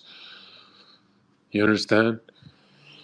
And here's the thing we have to repeat with every podcast is we are very behind schedule as a people.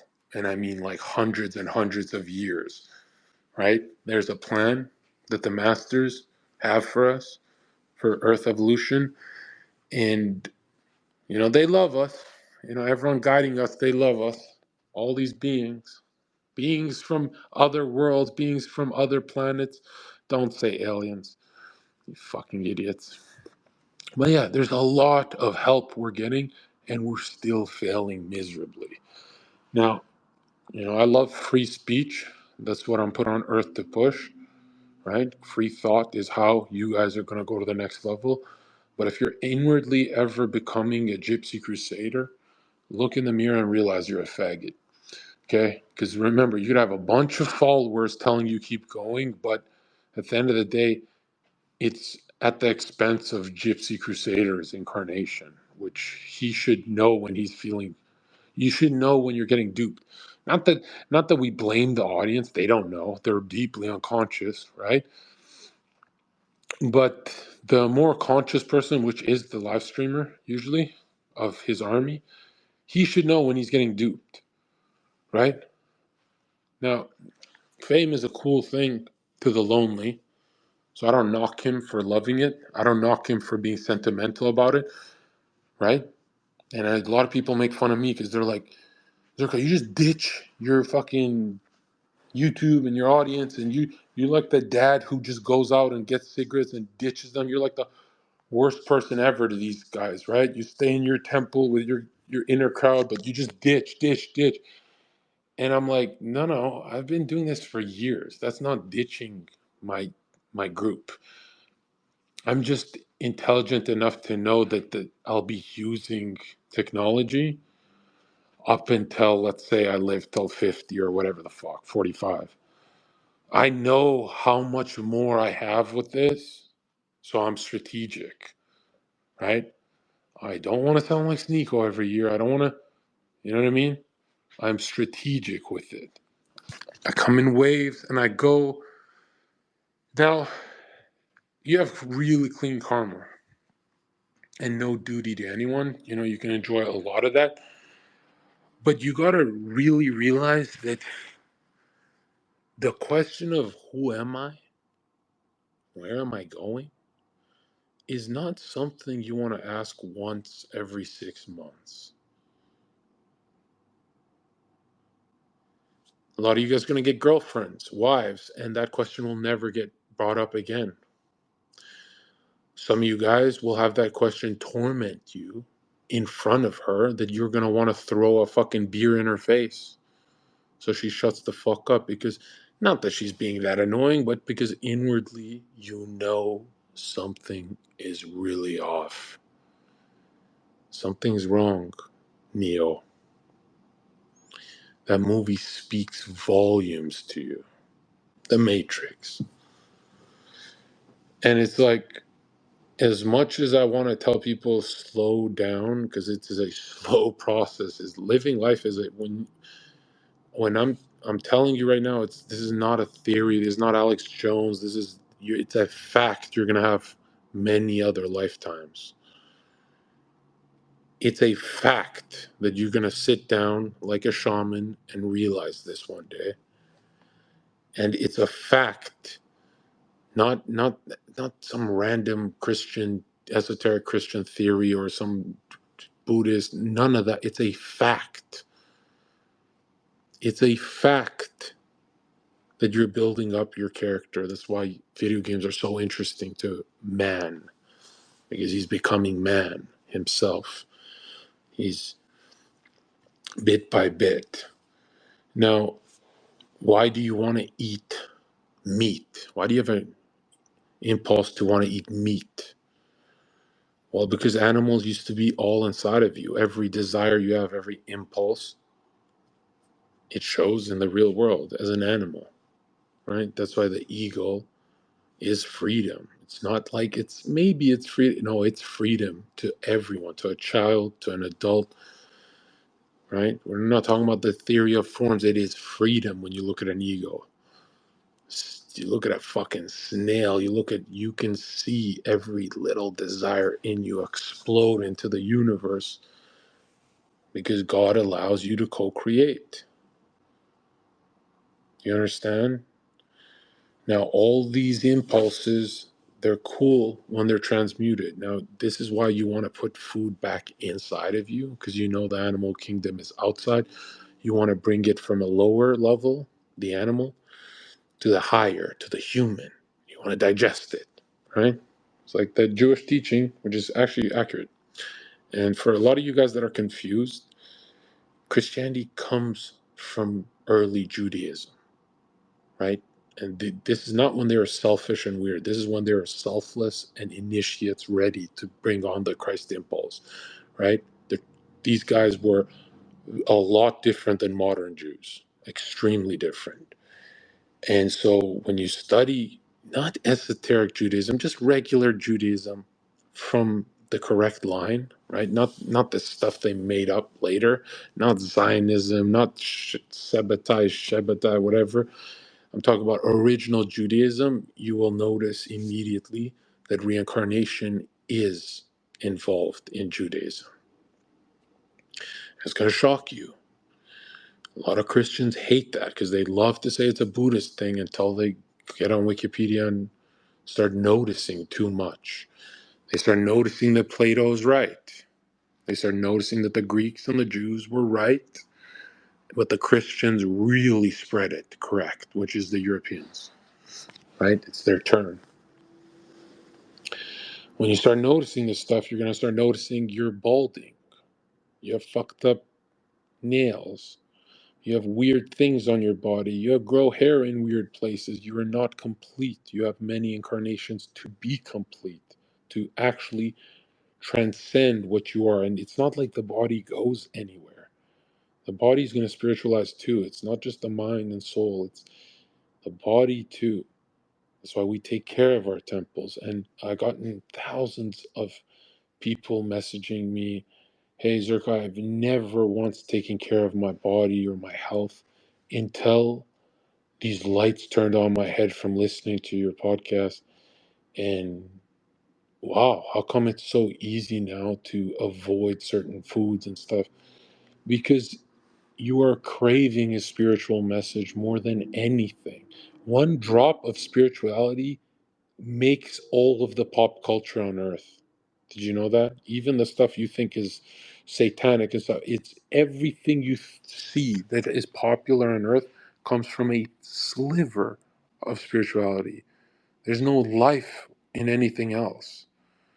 All the Dragon Ball, all the Power Rangers, and if you really focus on what Power Rangers is when you're watching with your nephew, and hopefully you are building a strong affection, you're a good uncle. Like a lot of people are. I was over the moon when I had the shoulder injury because I said, knowing me, I'm a good uncle, but only when I'm there. But now I have a good excuse to chill with him every single day and be best friends.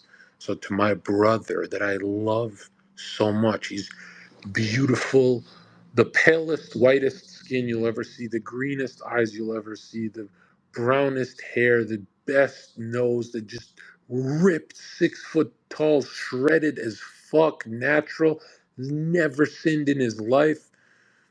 And if you ask, he's immediately corrected it. Like this guy looks like perfect in his incarnation and just a good dude. Like almost so good that you're like, I don't know if you feel like family because it feels like you're judging me if I'm fucking up. It feels like the government almost. It's like, how can I trust you but he's holding me to a higher standard. He holds everyone to a higher standard.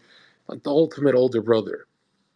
And just like has the best child ever, right? He has like the best son ever. And I'm not I'm not wondering oh fuck, I gotta start this, I gotta go YouTube, I'm thinking to myself like, look, I already study 8 hours a day. I do my fitness work, I do everything, I take on my intentional suffering, I even make time for women just to keep me human because I can get really cold. And it's so awesome to have all that pushed aside for a couple hours a day, every day. And for me and my twin brother, I take the lead. I'm now the cool uncle, right? I'm watching Power Rangers with my nephew, and I think there's 7 of them, and they're fighting evil. And I'm like, it's really everywhere. When you see how your incarnation has to go, it's everywhere. That much later in human history, you guys are going to be shocked that you're going to be called up to be Power Rangers. And I don't mean like you're going to have outfit and I'm the Blue Ranger and it's morphin' time. I don't mean that. I mean the archetypally you're watching what you're supposed to become. A lot of you guys see it with movies, and a lot of you guys have messaged me that, like my temple, I have guys who cry every time I speak because they start connecting dots, and I'm like, you guys are really starving for this, but yeah, you're gonna go to the movie theater and start noticing the heroes in the movies. These are molds you have to fit that you will be fighting evil in the future, right? It's not just the evil gunk that you're trying to clean off of your body. It's you're being prepped for something a lot bigger. A lot these TV shows, these movies, they're all these forms of media are they have spirituality linked to them. We've been telling stories since the dawn of time, right? And there's a reason for it. Is these psychic processes have to strengthen in you that eventually you're not going to be at your spiritual progress until you're looking like Goku. Yeah. And maybe in Earth incarnation that's going to look different, but eventually it's going to be with flying around. It's going to be different for everyone. It's going to be the same level of magnitude for everyone, but in different colors, let's say. So George Lucas, his is going to look more like Star Wars.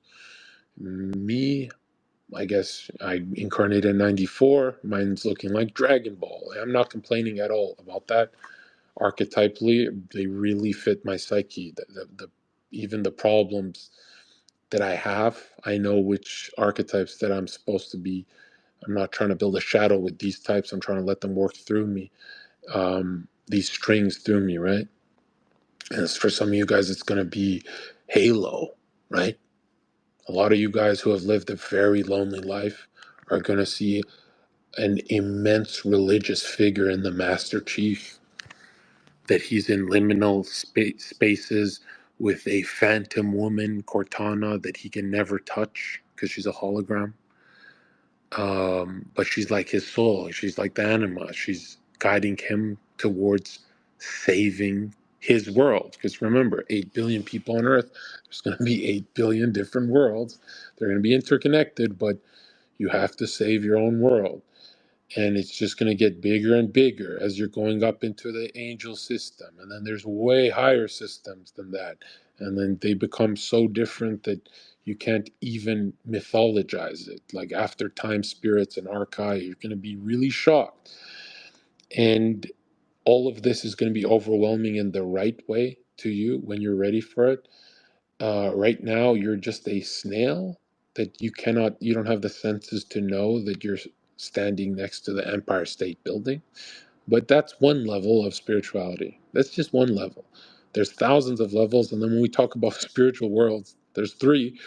But think of this, you're a snail next to the Empire State Building. You don't notice the building. You don't have the eyes to see it. You kind of feel it like the spiritual world, right? You feel a bit of the building with your whiskers or whatever the fuck they got, antenna. But you're only feeling like, let's say, a percentage of a plane. And there's 7 planes. Like it gets very different. Now, a lot of you guys are going to be really fucked up. Let's say, for my shamanistic quest, I had a different type of initiation where I'm put into the pretty much into the wilderness, into the jungle alone.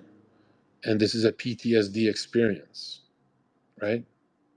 You take plant medicine, you go on a shamanistic experience, and you take a lot, and you have demons, but you've worked through a lot of problems as well, and you're esoterically, I guess it's blasphemy to say this, but intermediate.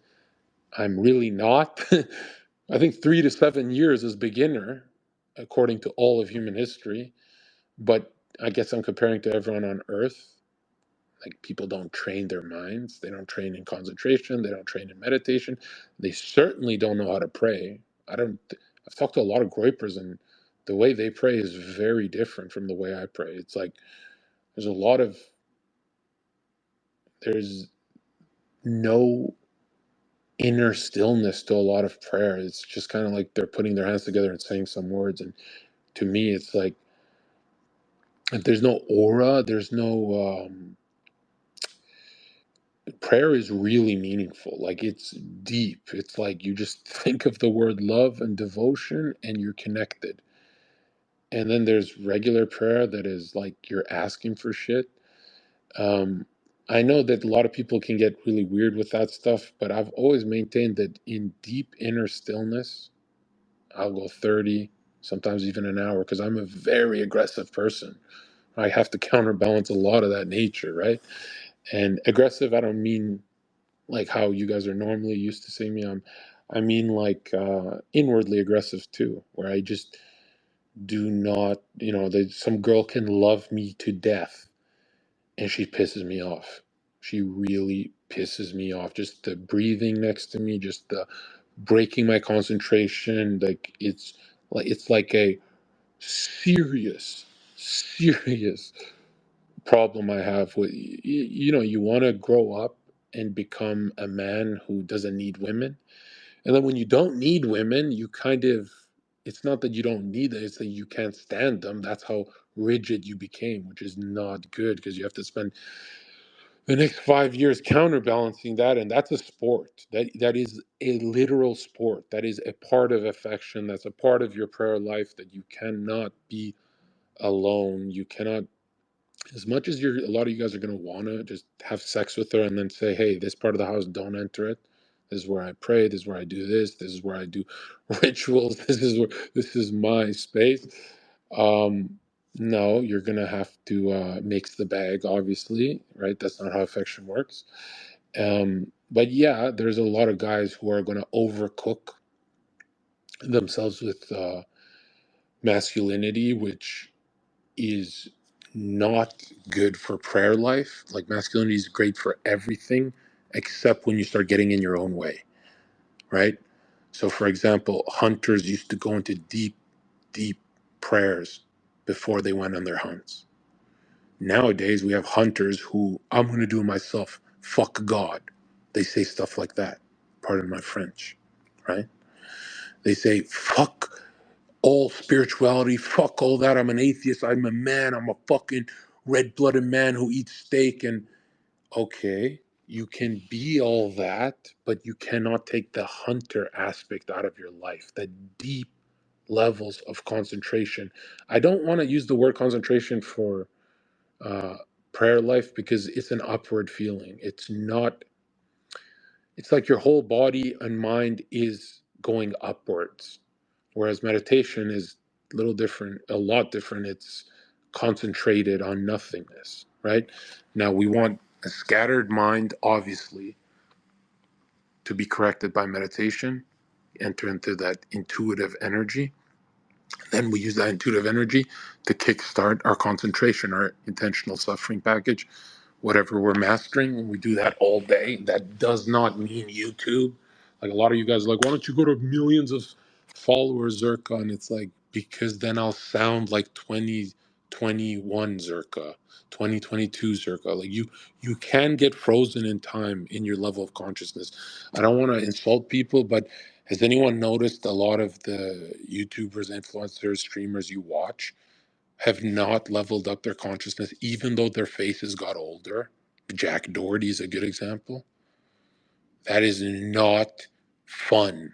That inner frenzy of fear, and I don't know what the fuck I'm doing. I'm scratching my hair off, and whatever Jack Doherty's doing, that maturity process, the Gurdjieff said a great thing that people can spend hundreds, if not thousands of years and never level up their consciousness.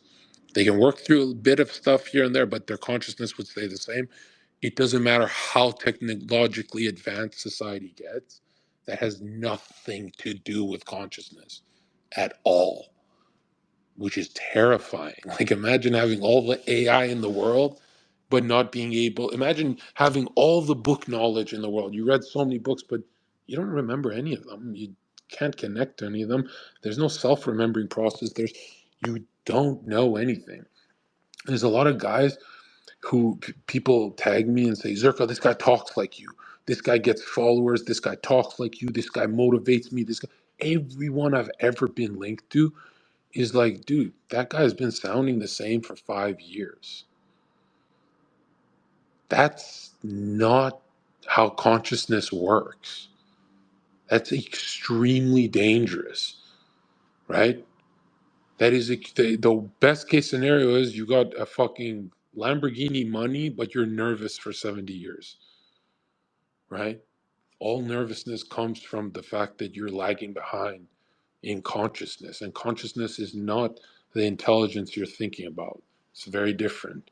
Think of lights turning on in your mind. Yeah, you want that to happen to you, right? Those shocks that happen, those PTSD moments. For me, I had a unique initiation where I'm left in the jungle, and it's the highest level of PTSD. I wouldn't wish it on my worst enemy. But, I had a lot of dark things, and I was really postponing this for a long time.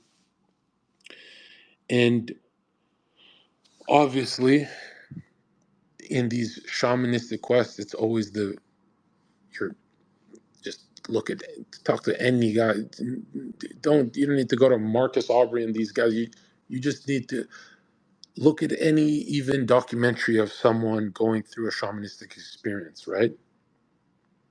Which the strongest and best ones will be when your karmas are balanced. Okay? It's like these are fucking retards who are doing ayahuasca, and dude, there's a lot of tribes that are raping your mind. Remember, there's some shamans on earth that are so wise, they're disconnected. So they can't help you, right? Just like how there's some teachers who are so intelligent, they can't help you. They don't have a feeling for what you're going through. So they're just cold intellectualism, right?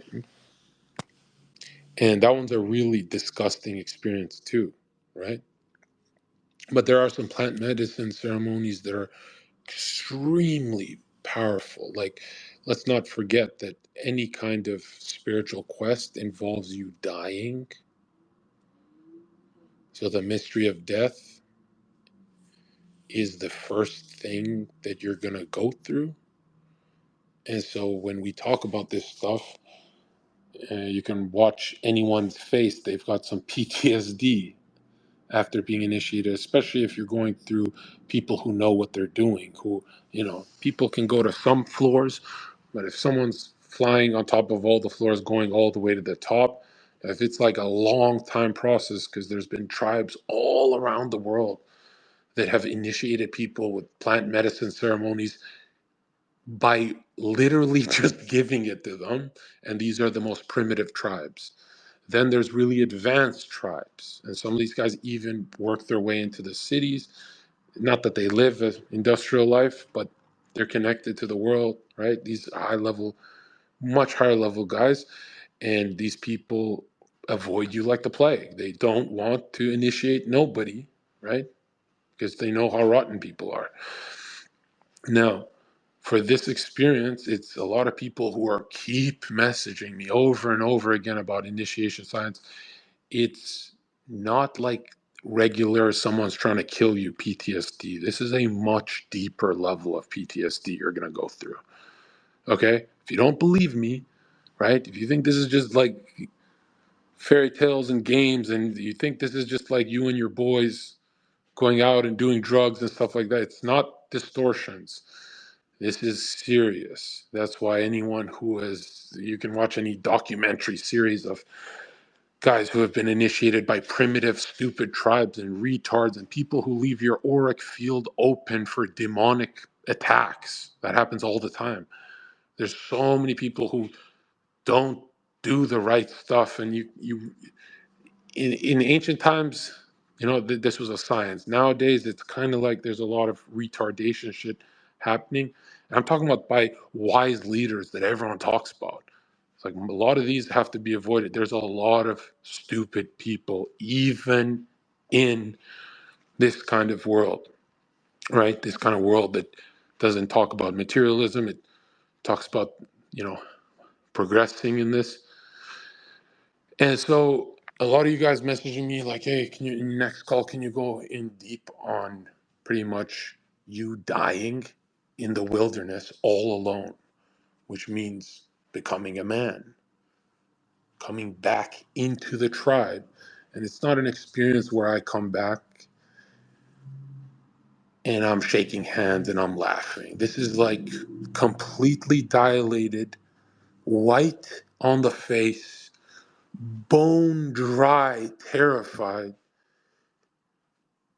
100 years on that realm feels like 100 years passed by aggressively, and I was prepared correct.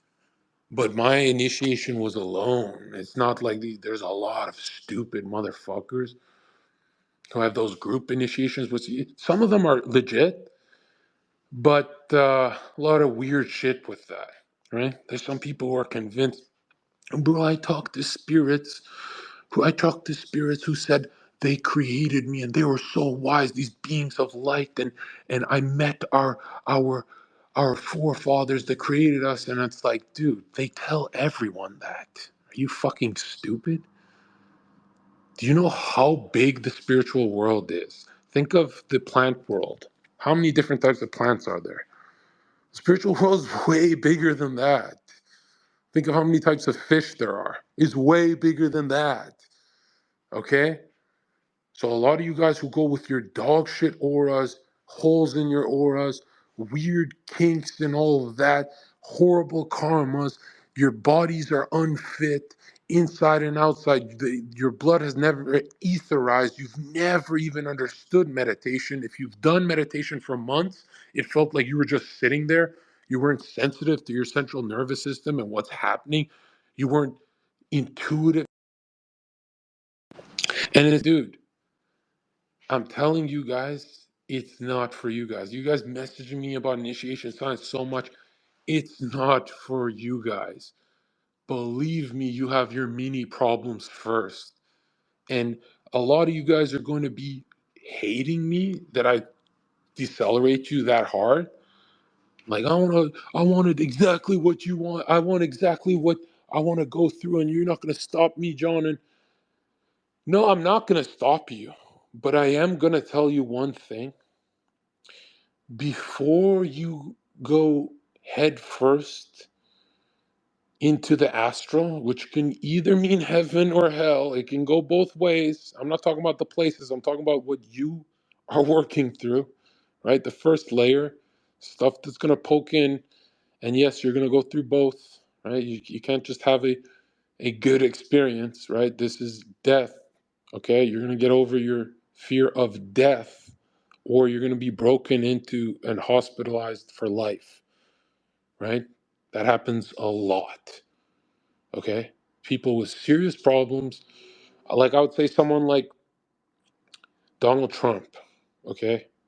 Would you want Zherka to be left out in the fucking jungle on plant medicine on his shamanistic quest? Or do you want Donald Trump? Which one do you think is going to come from that like a warrior, and who's going to come back fucked up for life? Well, Donald Trump is taking on a lot of the world's karmas. So he would come back really fucked up. And he's not that inward, okay? He's more external. He's just out there, right? He's more willing, willful, forceful will. There are some personality types that have to be prepped over years for an experience like that. Okay, and I'm not saying that to sun people. There's so many fucking faggots. If you ever want to turn yourself off from rushing into something stupid, there's so many people who have been initiated by certain tribes that some of them I might even say, yeah, I like those guys. You know, they look legit. Some of those guys I might even give a pass. Like, oh, they're not my guys, but they're cool. They seem like they know what they're doing. You know, they seem like they've rejected enough people, because that is the number one thing you want to look for, someone who rejects you. If anyone's taking you, those people are fucking evil, right? You want people who say, no, not you, not ready, not now. The people I know that know you know your kind of problems, Zerka, and not now, not now. And you've made tremendous progress. Okay, you can go now. Stuff like that. So when we're talking about initiation science, we're talking about pretty much Can a retard be initiated and go back to square one? Yes, it happens. Oh, just go to fucking YouTube, right? Go to YouTube, look at any plant medicine ceremony. Before you get addicted to emailing me, hammering me at 10 million fold, go look at how many fucking retards have, I would say, even worse lives after that, even though no one would say that. They'd say, no, that's the most meaningful experience of my life. I'd say, I don't disagree at all. I'm just saying that you're still a fucking fat loser retard and you hate being those things. You know, a lot of people are convinced in spirituality you overcome being a fat loser retard and now you just walk around enlightened. No, spirituality means you want to change the fact that you're a fat loser retard, not because of some fucking earthly attachments, just so you structure your subtle energy body so it can be stronger for future incarnations, so you can get your wings and move the fuck on.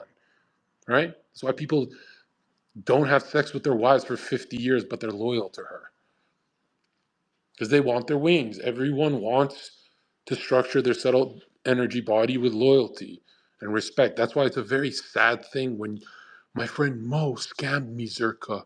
How do I get back at him? And I say, you know, you should feel bad for him. You should really, really sympathize with him because he stole your money and he has to live inwardly with that. It's going to be expressed outwardly. It's going to show in his next world. It's going to do him so much harm that you should feel horrible for him. A lot of people want to fucking kill me because I said I do feel bad for Bibi Netanyahu. Okay, this is the world of reflections. I do feel bad for him, right? In a strange way, he has to go in a very accurate and real way. There's nothing more real than this. He has to live through 500,000 bombings of him being crushed and feeling all the pain those children felt. But instead of one time, he has to go through it through every single person he is ordered to collapse a building on top of. This is fucking terrifying when you compare it to dead baby, now Netanyahu has to go through it. No, it's not like that at all. It's way more fair. But when you look at your own soul and what you have to go through, the fairness starts to look really long. And so your buddy Mo that scammed you, how did you not forgive him? And how did you ever think God created a world where you could get away with things forever? Yeah, you could get away with it for maybe even a lifetime, which is terrifying. You always want your karma immediately. You never want to wait till next life. Because then you're nervous waiting, you know you're waiting for something, and it's always somehow worse. And a lot of people are confused. They're like, so if I'm a bad person, my next life, I will be a better looking guy because I've worked on myself and I'll be more smart. But because I was a little evil, I won't have a leg. No, it's just a mirror. If you ever want to know what's coming to you, it's a mirror. So you throw a kid into a machine rack, let's say, and one of the machines in metalworks cuts his leg off. Yeah, that's going to happen to you. You punch someone in the face. It's not that you'll get kicked in the face. You're going to get punched, right? You scam someone from $200,000. It's not technically that you will lose $200,000, but you could go to prison for the exact amount of time it would cost for you to make that money with the job you had. But in a weird way, it feels like the exact same punishment. So Zherka, in the next 20 years, are we going to see all these crypto scammers that scam their audience go through heavy shit? Yes! I predicted this years ago too. You're going to see a lot of that. And it's sad. It's not something that's like, oh, he finally got what's coming to him, because if he gets jaded, if he gets bitter, especially in prison, a lot of them do, they come back and fuck it up for other people too. There is a law of accident and things that can happen that are not karma. There's a lot of things that could happen to you that are, it's your soul progression, but it's not karma. It's like I could run up and make some new karma by punching a child, right? There's a lot of stuff I can do. I can make new creations for myself. I can structure it differently in this kind of world of shadows, this halfway world. And the whole point is that when you're building these godlike powers, right? Because remember, as much as these stupid fucking modern Christians hate that kind of word, ye are children of the Most High, and don't think you're getting your own heaven, and you're not going to be a god of that heaven, which is really kind of weird because as much as we love everything in our minds, everything we're building up, heaven building for ourselves, as much as we love that, that's not the real heaven. There's higher devacons.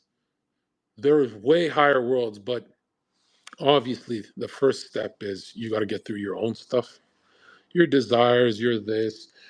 You're gonna get bored of the women. You're gonna get bored of this. You're gonna go through all the experiences that you think, I'm not going through those. Yeah, you are. You're gonna go through an experience where you're a boy king, or maybe a modern boy king like Aiden Ross, or like a rich nigga experience. You're gonna go through all these. You're gonna get really bored of these incarnations because you're gonna be like, how come I've only had moments in my life that were bliss, and I'm a king? Every moment should be bliss.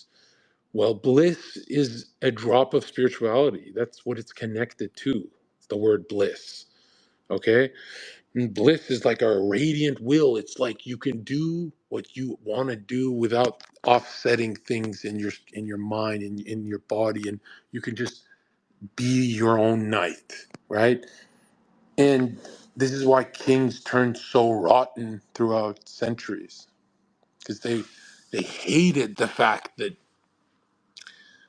in this world, you take on suffering, even if you're a king. So a lot of you guys are like, no, kings never suffered. Kings get really bored. Okay, Aiden looks really mentally ill, bored actually, right? And you're gonna be in these weird places where you're like, okay, she fucked me because I'm Aiden Ross, but I could tell she wasn't that attracted to me, because I'm just like some short Jew. Yeah, that's why you want to work on your body, mind, and soul so you're attractive. You can't just be rich, nigga, because it feels hollow. You're gonna be like, why isn't she wet? Like, I nutted, but she doesn't like me, and which is kind of based, let's be real. You're the only one to nut. But you're gonna see more spiritual channels get everything wrong, but they're gonna blow up huge. Why? Because people want this trajectory upwards, right? This is where we're at. 1960s? It was a psychedelic revolution, which you ask me, my mentors, my higher ups, that's not always a good thing. It's beautiful that people are coming back to, playing guitar on a grassy knoll, right? And they're like love and peace and everything's great. That's beautiful, right? Like that's the first spiritual experience. But those guys also never went back to their jobs, their dharmas, their tasks, their karmas, right? Their duties. So remember, if spirituality becomes a all day thing for you, right, and you're not doing any intellectual work, that's Luciferic, right? That means you want to go into an ecstatic state and lock yourself in your own little world, and you can do that. That's what Luciferic beings do. A lot of Christians try and convince you that Luciferic beings are like at war and blah blah blah and all that, and it's like, dude, they're literally immature, right? They don't, and they always come back around eventually. We're not going to see it for a while, but they're doing their own thing. And then you have cold beings that are, I want to say satanic, but we'll call them harmonic, and they drag you into cold materialism, intellectualism, and they just pretty much don't have fuck spirituality, fuck those hippies. We want suit and tie. We want to just be cold as fuck and away from anything warm like that. That's also not the path, right? And then there's these two that are, well, there's something in the middle of these two that it's the path of mocking spirit. So that's the darkest one. So that's not too cold, not too hot. That's literally the opposite of the Christ force that's in the middle. And that force is the mockery of multiple lives, and which is in regular Judaism, esoteric Christianity, medieval Christianity, if you really want to look into it, if you really want to debate it. And it was smart that they didn't tell people, like, hey, you have one life, live it correct. But now, in this part of evolution, people are not doing what they came here to do, so they have to get the DLC update. And it's karmically linked to everyone who pushes this kind of content, anyone who retweets me, anyone. You guys are karmically linked for some. Uh, I can't guarantee you, but it's good. If you know I'm telling the truth, it's good for you. If you're ever reposting stuff that you know is fake news, that's really bad for you. Okay? And I'm a troll. Like, I like jokes. I don't mind having problems like that. But if you're ever convincing humans that they only have one life and that they're just made perfect, even though they're fat and bald, that they're not progressing towards the beautiful, first of all, they're going to hate the world because they're going to be like, how come some people are talented and some people are not? Anyone more talented than you, anyone better looking than you, anyone doing better than you in any way, they might not be spiritually progressed in all factors, but in some that you want, they got those. Okay? Yes, that means every single whore on Instagram that has a beautiful body. I'm not talking about these big tit bitches. I'm talking about like a lean, beautiful, something that you, when you look at her, she's almost like a work of art before she's a whore. And I use such tragic language because it is a fall from grace, right? To have that level of inspiration and beauty and to trap souls in their sex addiction. And remember, you're not guilty for trapping them in their problem. They have their own sex addiction problem. But as soon as the whore, and I call them whore because I don't like that they're doing this, as soon as the hoe realizes, and they all sit in a room and realize how sad it is that someone's addicted to jacking off to them, and they've had moments where they're very horny and they masturbate and they understand how hard that lust is, right, to go through.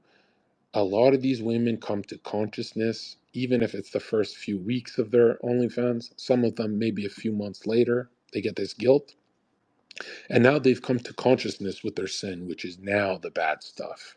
Now, this is the terrifying thing. So, someone like Sam Frank immediately understood, whoa, this is not good what I'm doing. And she went away from it after she made her money. Um, this is what humans do. They get really rotten and then transform the rotten into spirit. And it's their job, but it's also like you're taking on a lot of people's suffering. Um, here's how sensitive it is. If you don't know you're doing it, you are getting away with it, but you always have this guilt, so you always know. It's like you, a lot of times you're going to realize, whoa, I'm engaging in some dark activity. This is not good. Now, if you sit in your room and jack off to porn, nothing bad happens. Okay, you've literally done nothing. I think the only bad thing is that you're not moving forward with your life, right? You're being lazy. That's it. Now, if you have sex with someone, nothing bad happened. You meant to turn that into love, but you're still in your lower nature. You're evolving. It's taking a long time. So it's in esoteric Christianity. It's not like the end of the world. It's not like how Christians make it out to be, right?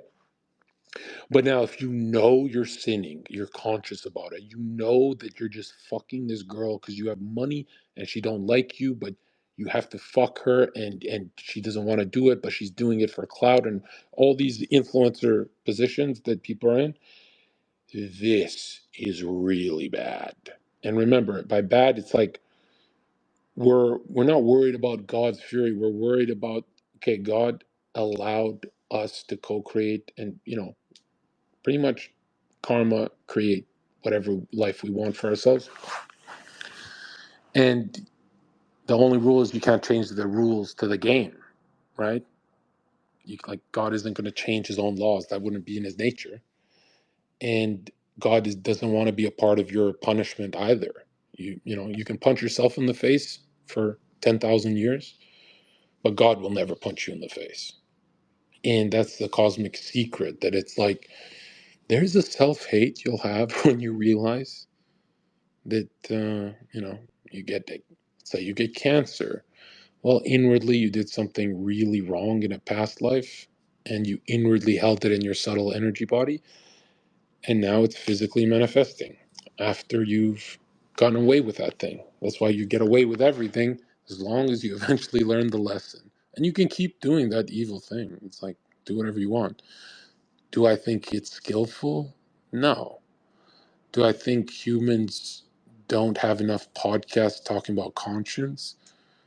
Yeah, I don't think there's one podcast. I think, like, as much as I like Joe, there's something about Joe Rogan and his PE teacher vibe. Maybe I'm just being an asshole, but there's something about him saying, "Yeah, just be a good person, man. Just don't be a piece of shit." There's something really evil about giving that advice because I feel like a lot of people don't hear that because it's so generic, boring. It's kind of like modern Christianity. It's generic, boring. It doesn't inspire. And remember, if you're not inspired, it's not real spirituality. Real spirituality is very inspiring. Don't think just because that fucking TikTok kid who talks about Christianity all day, don't think that him reciting scripture is a spiritual act. And here's the scary part is this is going to sound fucking evil what I'm saying, but a lot of Christian channels are failing the ego inflation challenge, meaning they're getting off on saving people.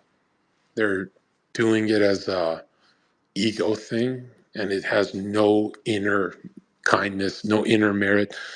There's, yeah, you can do good deeds that are still not good. You know, like if I was a bodhisattva master and I walked in 50 years old, Zherka, the guy that he speaks and you're like, oh shit, dude, this feels like different. This is not like a podcast. This is not like Khabib talking. This is like, this guy's actually explaining reality. Like, what the fuck?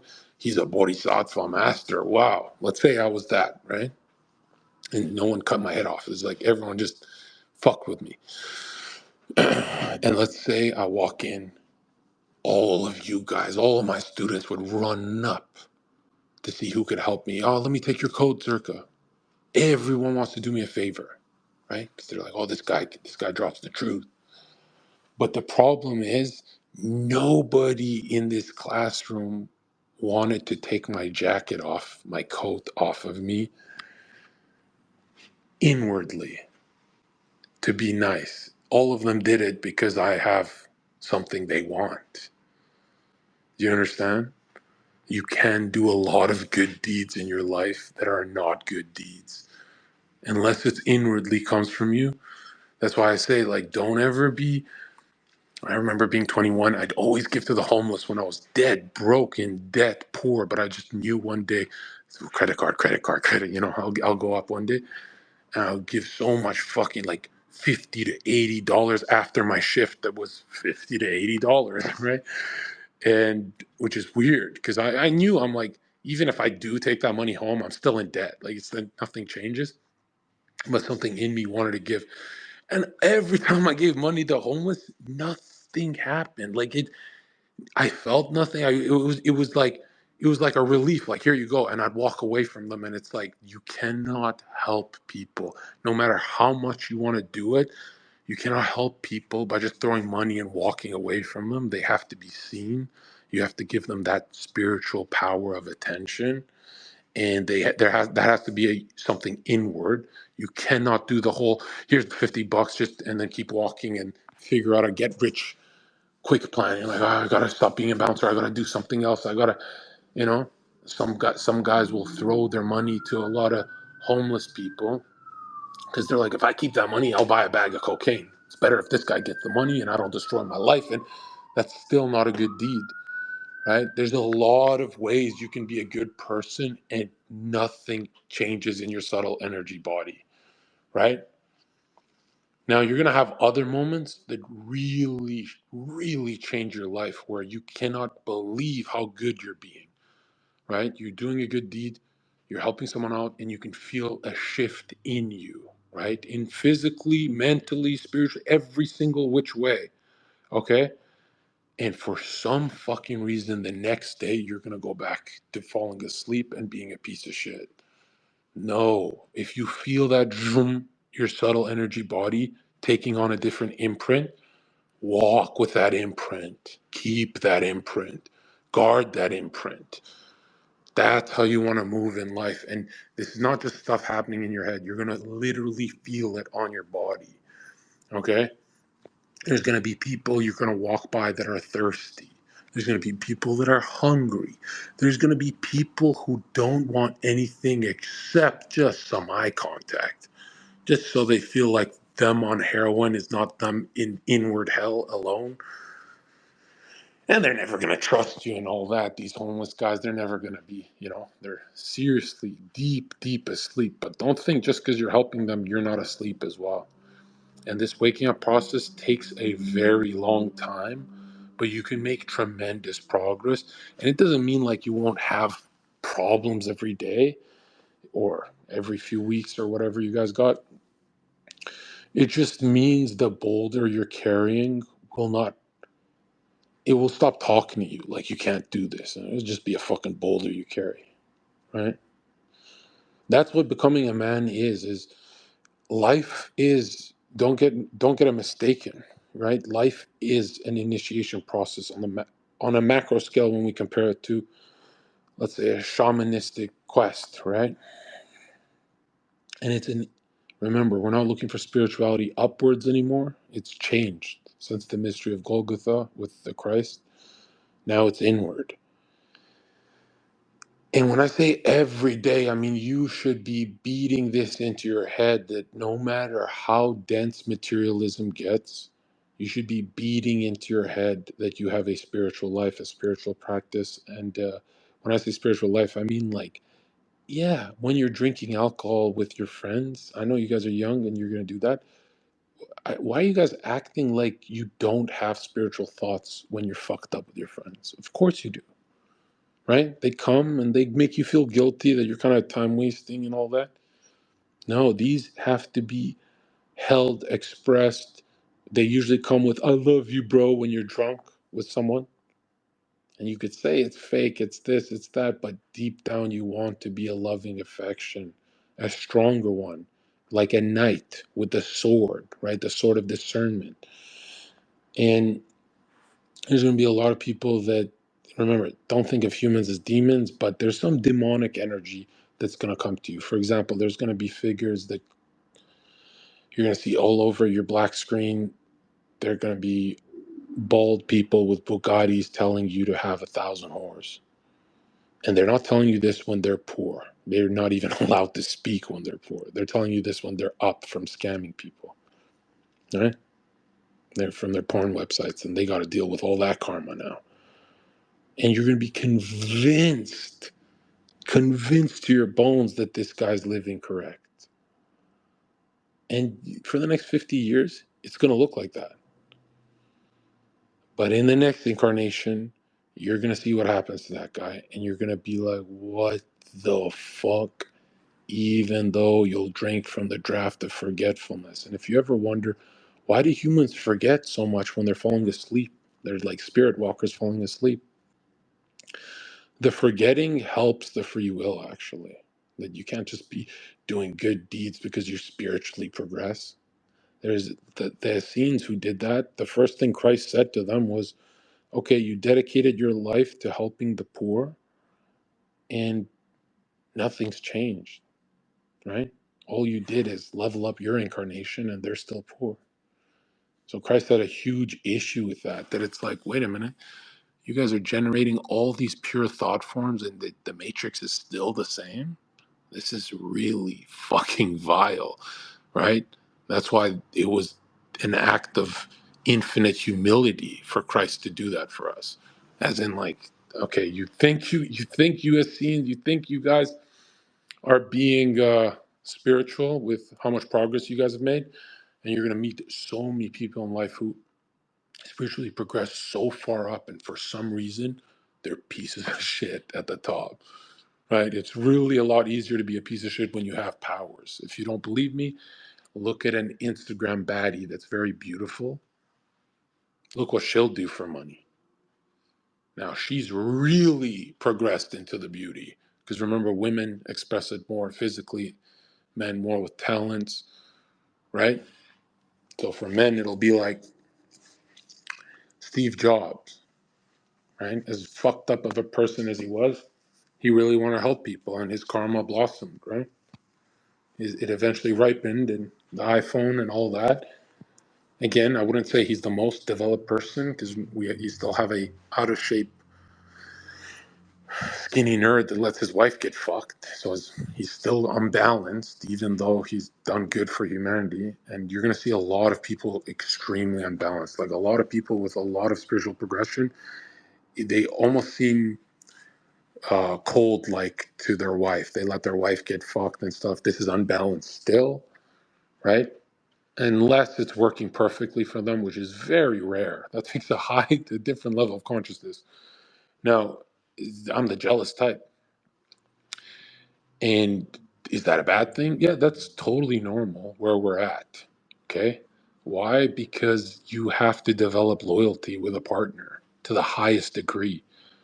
And a lot of these cucks are shooting themselves in the foot last minute with how advanced they are, but their partner isn't. They're letting their partner get fucked, and the partner has all sorts of problems, but they're just not giving a fuck anymore. Right? Am I saying destiny is very evolved that way? 100%. Is he really not evolved in other ways? Yeah, he's really short.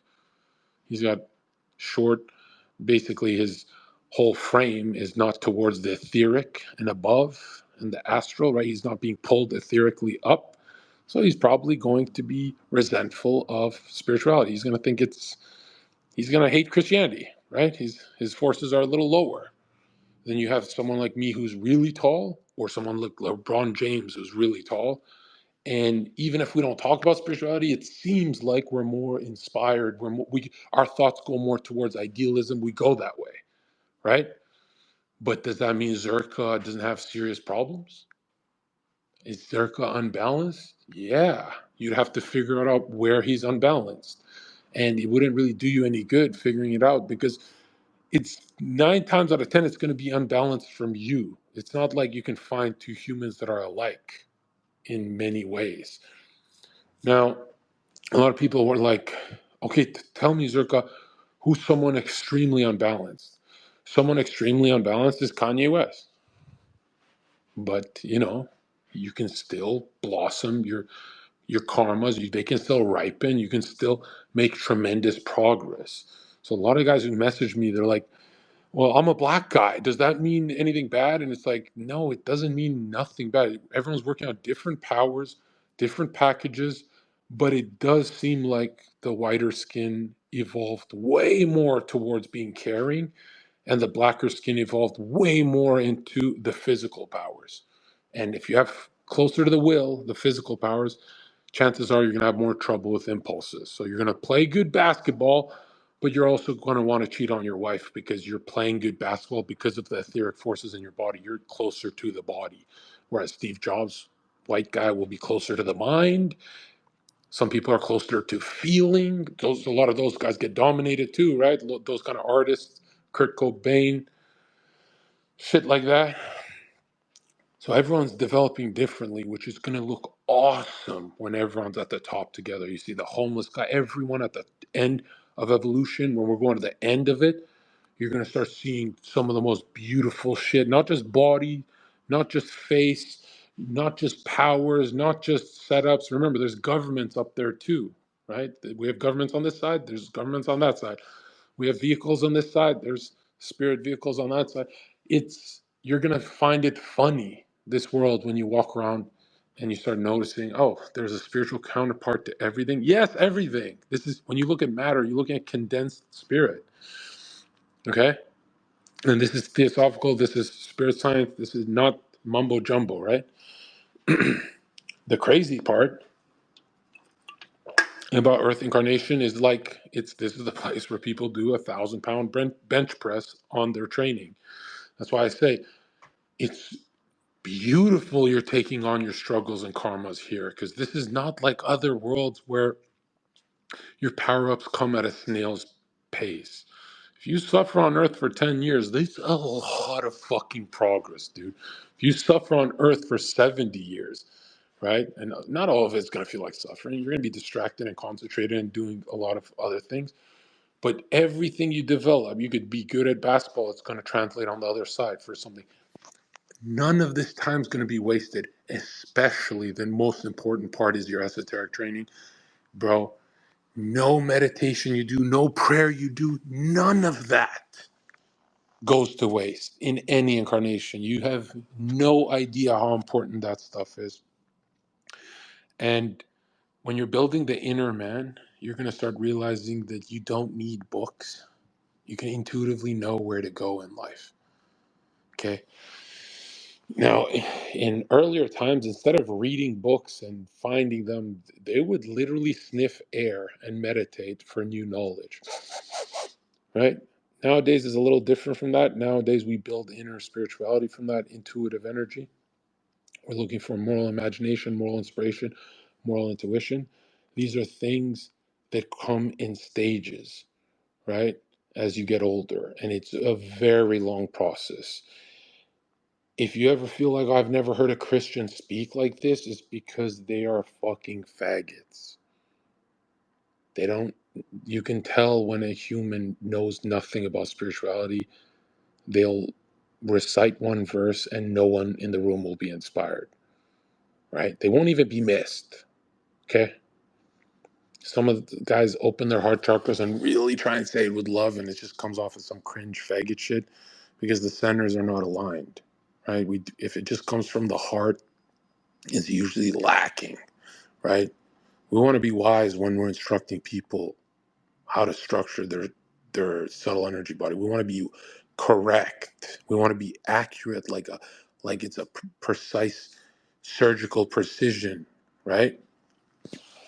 We want to be precise, like it's a surgical blade carving out your energy body. And this is very important. Now, is Andrew Tate going to sink you into cold harmonic forces? Yes, 100%. Is Zherka going to counterbalance that and fix that? No. No one you listen to is going to counterbalance nothing. All the influence in your life has to be counterbalanced by your inner man, what you develop. Some people do it horseback riding, some people do it in many different ways. They all eventually come back in, it might take a couple incarnations, but they come back to meditation and prayer life. Every one of them, when they realize what they're doing. Okay? What you want to focus on Earth incarnation is never suffering again. A lot of times you guys are sad for no reason. That's illusion. You have to cut that out. There's times to be sad for sure, but you can embrace that. But this idea that you're suffering and you, like, a lot of people say, "I'm suffering and I don't know why," and I say that's not real suffering. That's an illusion. That's a dirty, dirty mind game you're playing with yourself. And your dad, mom, friends, nobody's going to tell you to stop that. There's no human on earth that's going to tell you to stop doing that. A man will never let go of his suffering. When a man chooses intentional suffering, that's not suffering. You ask if I told this some dude to work on his bench press until he's an expert, he's going to suffer, but he'll never say it's suffering, especially not a few months in. He'll say, "I'm bench pressing." You get it? But if that guy stays in his room, doesn't listen to me, there's unintentional, weird, scattered forces of suffering. Now, is it going to feel like weightlifting in between your eyebrows all day when you're concentrating? Yes, it is. Or you can go become a baby and drink alcohol and let go of that concentration between your eyes. There's plenty of people who you can look at how their eyes sit on their face. They go back into infant-like postures with their face, right? And remember, the deeper you go into sleep doesn't necessarily mean a horrible life. There's a lot of people who are asleep who are going through fun parts, right? But when you're asleep and entities are just working through you, kind of like germs on the body, sometimes it's fun, sometimes it's not, and then a lot of times it's really tragic. And you start freaking out, saying, "Why am I not in control of my will?" Well, you have to strengthen that, right? Your will is asleep. You're deeply mechanical. You're deeply automatic, right? And watching Aiden Ross is never going to benefit you. Now, if you work hard at getting out of this glue of life, does life become colorful? Do people come out of nowhere just greeting you? And yes, all of that stuff starts happening, and it's not going to be something you want to get lost in again. It's going to be more like, I like Sneeko, but I don't know about these people. I'm going to consciously keep, there's some friction with Sneeko I have when we argue. He raises my consciousness. He's good to be around, right? Again, I'm also very deeply linked with him through past lives. Same with Myron. And so these people are huge, glowing posts for me to be around. Now, a lot of you guys say, how come you're never around them?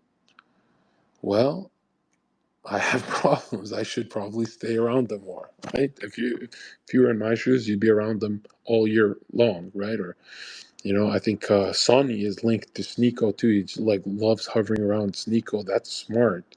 If you know someone is your goalpost from other experiences, you shouldn't solo dolo that much, right? Remember, if you have like an irritability issue with people, if you have that stuff has to be transmuted, okay? There's a lot of people who are convinced I want Zherka's life, and it's like, no, you don't. You don't want that level of hard work and suffering every day with zero going live for years. You don't want that. You want to gain followers and be, you want that part of my life. You don't want the hard part.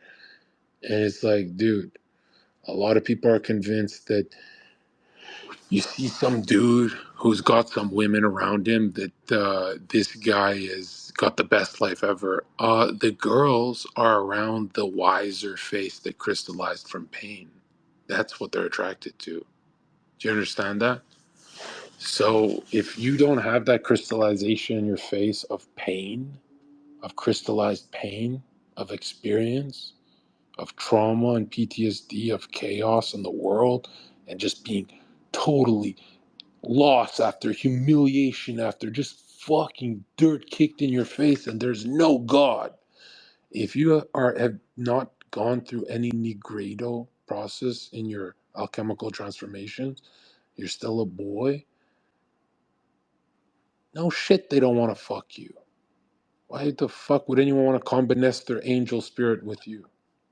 Why would they? Why would two beautiful angels want to have sex with you when you haven't made any progress, right? It's like the Sundance Film Festival. Or think of a Sundance. The closer to the sun, the more hippie and fun it gets. You can get lost there too. But the further away from the experience and the sunlight of the world, the darker, the uglier the people, the girls, all that, and I mean inwardly ugly too, right? I, there's a reason why I always talk about aesthetics physically is the more superficial I sound, the more I can get through to the youth. Right? If I tell the youth, don't do that, it'll make your soul ugly. It'll make your soul ugly. Don't do that. This is what they want to hear from someone like me. If I sit down and give it a really wise lecture, they will fall asleep. They won't get it at all. So you have to use your physical sheet. You have to use what you've crafted so far, right? What you've worked on so far, you have to use to speak that language to them, which sounds crazy. But Zerka, are you saying that, like, aren't we all supposed to not swear? And it's like, yeah, it damages thought forms when you're negative and swearing, but you're allowed to get angry, just don't fall out of character. Now remember this, if everyone on earth stops swearing, that's not a Christian world, that's a communist world. Okay? The individuality part is the most important part. Why? Because it's the prodigal journey that you have to get your powers learning the hard way. I don't know what this aversion to the hard way is for a lot of people. It's like I'll get a million messages from people saying, bro, you could have been the biggest entertainment channel if you just kept going. And it's like, yeah, but we'd just be laughing. You know? We'd all just be laughing. That's all that would happen. I would have more sex with women and That's the only, yeah, what, the mansion would be bigger. Like, we would all be on the camera watching me with some whores laughing, right? That's like me getting cheated completely out of the incarnation. No, I've worked hard. I've progressed way further than most people. I'm already a top 1% male. I've done everything I'm supposed to do for my ego, right? But I do want progress. And it's not like just for living a better incarnated life. No, I want progress so I go into a spiritual life. You know, I want to go upwards. And not for myself. I want to come back down with the powers, right? That's the whole Power Rangers thing, the whole Superman thing, the whole something that a lot of you guys didn't understand. And I remember I'm like, oh, I should, you know, I had a whole plan to do all these leaks a lot sooner, but I didn't. I'd give kind of hints on my Twitter. I'm like, I'm sure they'll catch on. And no one caught on that it's like, you guys have to go rewatch that new Superman movie. And, you know, it's not like Zherka watches Guardians of the Galaxy. I don't know this director at all, right? I don't watch the raccoon shit, right? So why would Zherka love the new Superman movie? It doesn't make sense because Zherka's intentional. He wants to lead his sheep a certain way, and he wants them to have muscular legs and fangs and strong, and they can bite and all that. So why would he promote this movie that's more liberal and more whatever? Well, number one, it's pro-Palestine, right? And that's not just to work on my karma. It's that I'm on the side of dead children. You're on that side too if you sit in stillness and realize. You know, a lot of you guys are just Zionists because you're acting on impulse. But if you sit down in the silent for long enough, you'll realize that most humans, if they sit still long enough, are going to be on the side of the children every single time. Okay? No matter how red pill Zionist you want to look on Twitter, okay? If the photos aren't doing it with you, you can just sit down and go back inward and realize. But the reason I promoted the Superman movie was not just because of that. Is, and I'm gonna make a tweet about this. Remind me, guys, and your guys' reminders. I always post. If you ever see me post on Twitter, and you go, "Oh, this post is more linked to what he was saying here," that's because I just read the DMs, and some of you guys said, "Hey, go deeper in this," and I go immediately, "Yes," right? Because that's what you're supposed to do, right? You're not supposed to leave people curious so they destroy themselves. You're supposed to fulfill their curiosity, right? So then they spread your content, and you know you save way more, you wake more people up, right? And this is the best thing because a lot of you guys who send me these messages and emails, and a lot of you guys listening right now who get emotional and tear up and say, you're changing something, me and Zerka, with these streams. A lot of you guys don't realize that I am going to see and feel what you're feeling right now in my backwards review experience. And it's going to be awesome power ups, right? So that's the kind of thing that you don't realize, that whatever you're going through, I'm going to see it through your lens. That's why I affected you. It's kind of like when two human beings are talking, whoever's listening, you zoom into the veins on his neck, and they're shooting the same electrical signals as the person talking. So if I was talking to Tyson right now, right, in a room together, Tyson's throat would literally be lighting up with the same electrical impulses as me saying, "What the fuck? This guy's a fucking blah blah blah." That's why Tyson gets hype. That's how connected humans actually are, and especially if they're affected emotionally, right?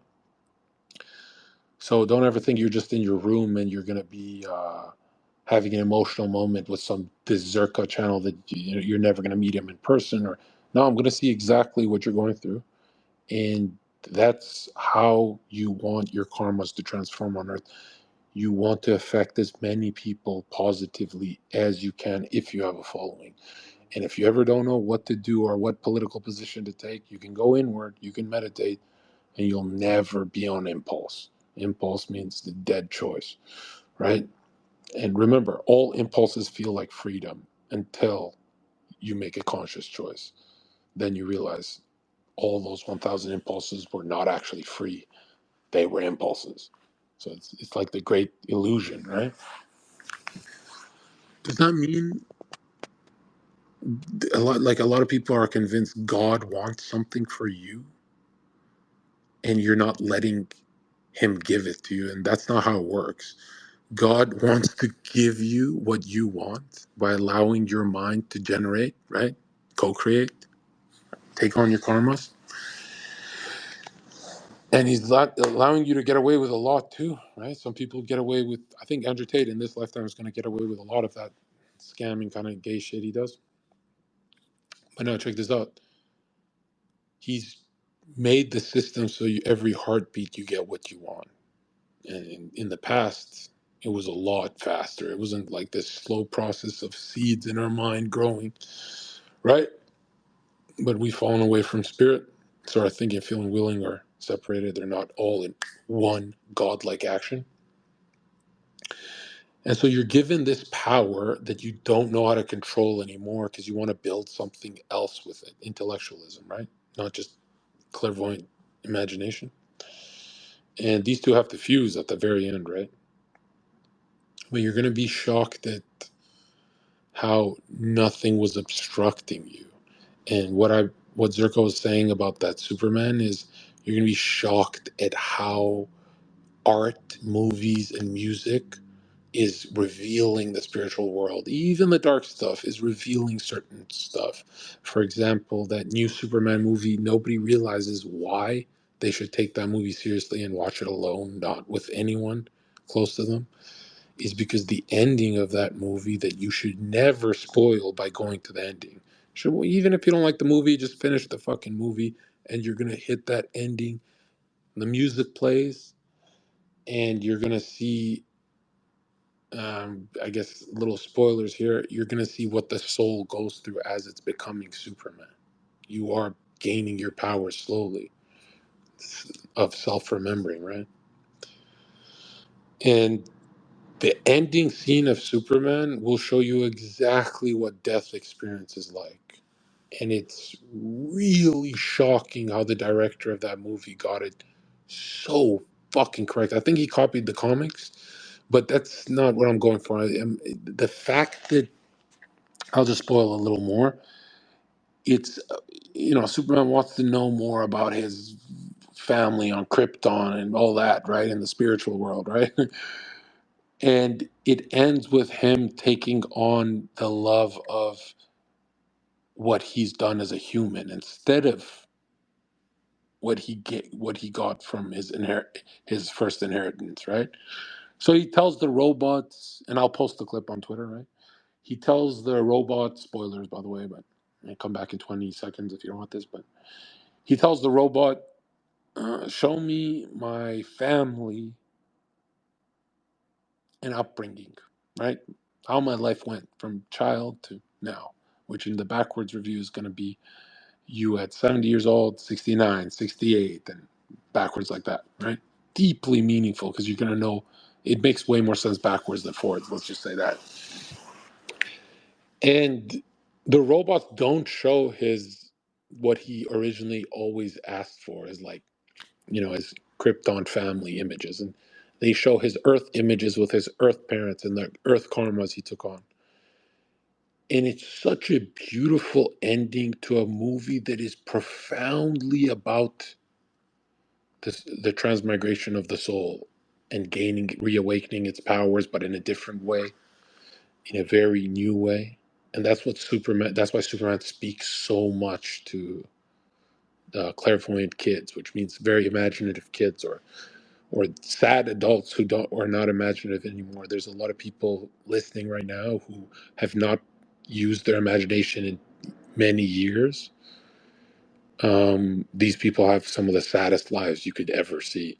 You could ever tune into, and which is sad because adults kind of they push Andrew Tate's and everyone pushes you towards cold intellectualism, so you get away from your imagination, and it's like a huge trap. But it's not an evil thing they're doing because they lost it too. So they kind of fucked themselves over too. And remember, if you don't have an imagination, I'll even say for something as lower nature as sex, you can't even enter a playful state with your wife, your girlfriend, whatever, during sex, which is very not fun. There's no play to it. That's why a lot of people drink alcohol, to try and get more imaginative and, you know, fuck with their receptors and try and get into different kind of states of mind. But you want your imagination with your wife. You want it with your kids. You want it with your friends. You want it especially when you're concentrated, consciously working hard towards something. 100%. And I'm telling you right now, it's like you're gonna start seeing, you're with your nephew watching Power Rangers. You're gonna start seeing the archetype that maybe you've always felt like the Blue Ranger or whatever. But you're going to start seeing archetypally what heroes are, right? What the hero's journey, this shamanistic quest of death and rebirth and coming back to the tribe as a warrior. And it's not as glorious as a lot of people like to say it is. Because remember, this level of glory comes with such a high level of PTSD that it balances out. Like you'll come back to your tribe and they're going to be like, how awesome was it? And as much as you want to say it's like the most incredible thing you've ever went through, the most terrifying and the most everything, the good and bad, all of it, right? Just above the problem of good and evil. You won't be able to talk. You won't be able to say it. And you wouldn't be able to glamorize it because you know that the youth have to go through that and you feel bad for them.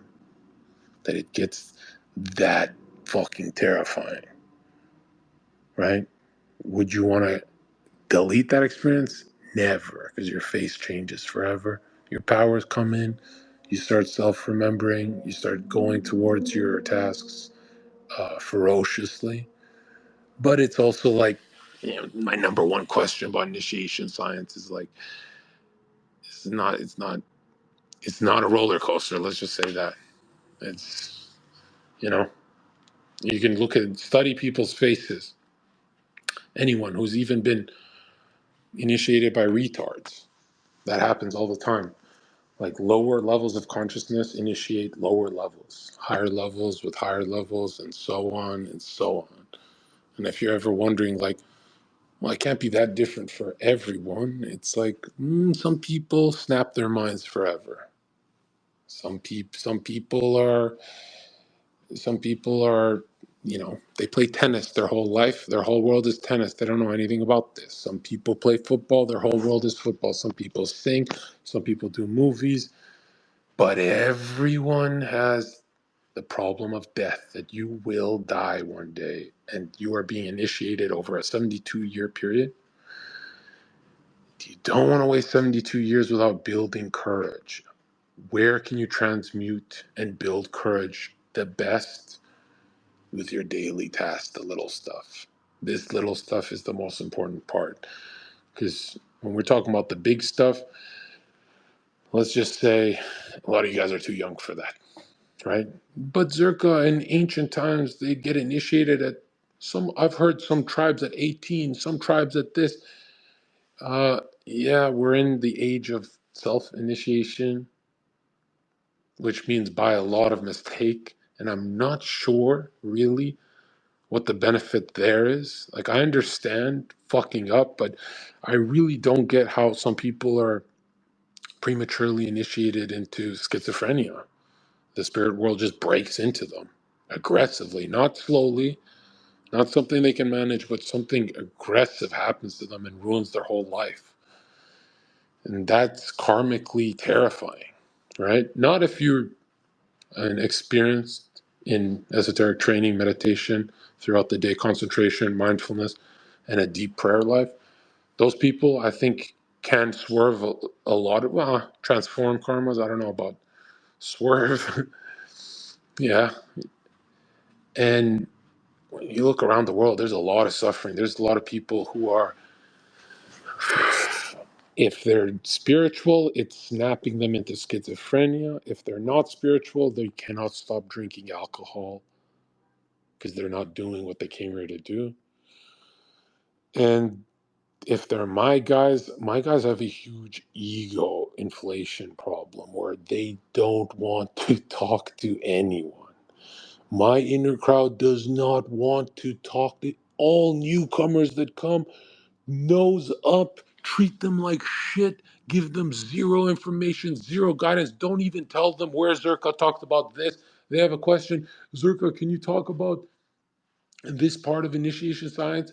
Instead of them linking on my website where I talk about it for 3 hours, there's this whole ego inflation of, oh, fucking you guy. It's like, dude, that's really dark, man. Imagine when you found this information.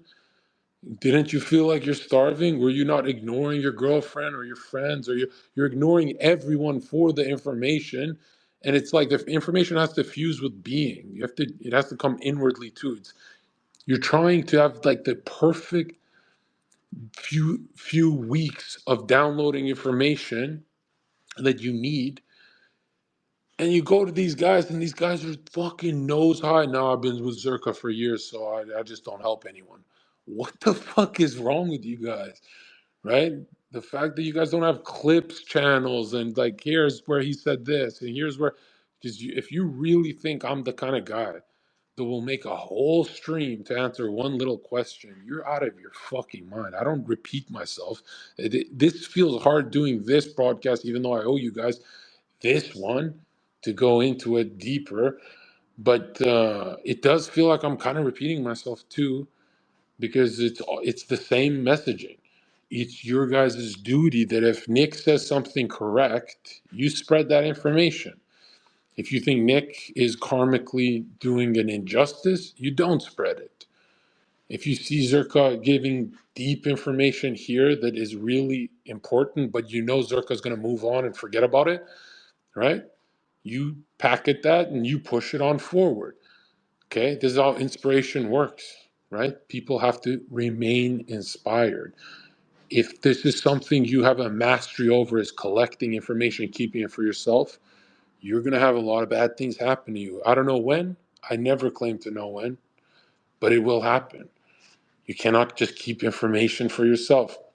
If you don't like my work and you like Dr. Robert Gilbert's work better, I recommend you spread his shit over mine, right? It's just a lot of the youth doesn't like how he'll talk slow and he's more calm and he's not calling anyone a faggot. Know your audience, like, which clips do you want to send? If you want to send a 50-year-old man something, Dr. Robert Gilbert. If some kid's drunk at the club and hating his life, is a different thing, right? You'll send him some of my clips, shit like that, right? You want to have a community. By the end of, let's say you're an old man, gray hair, you want the world to be into the stuff you're into, believe it or not, right? If you deepen the esoteric Christianity, you'll have a bigger pool of information. You don't want just Zherka being the only channel talking about this stuff. That's not what you want. You think you want that because other people talk weird, but then you're going to realize you're missing out on the information. Zerga's not going to cover every topic, right? Now, if you have 100 people inspired by me and they're doing all the same kind of content, you're going to learn so much faster because we might debate each other on it. And then you're going to be like, oh, look at this. This mystical Christian practice is outdated. The Rosicrucian initiation science is closer to the truth because it's way more modern, way more developed than mystical Christianity, right?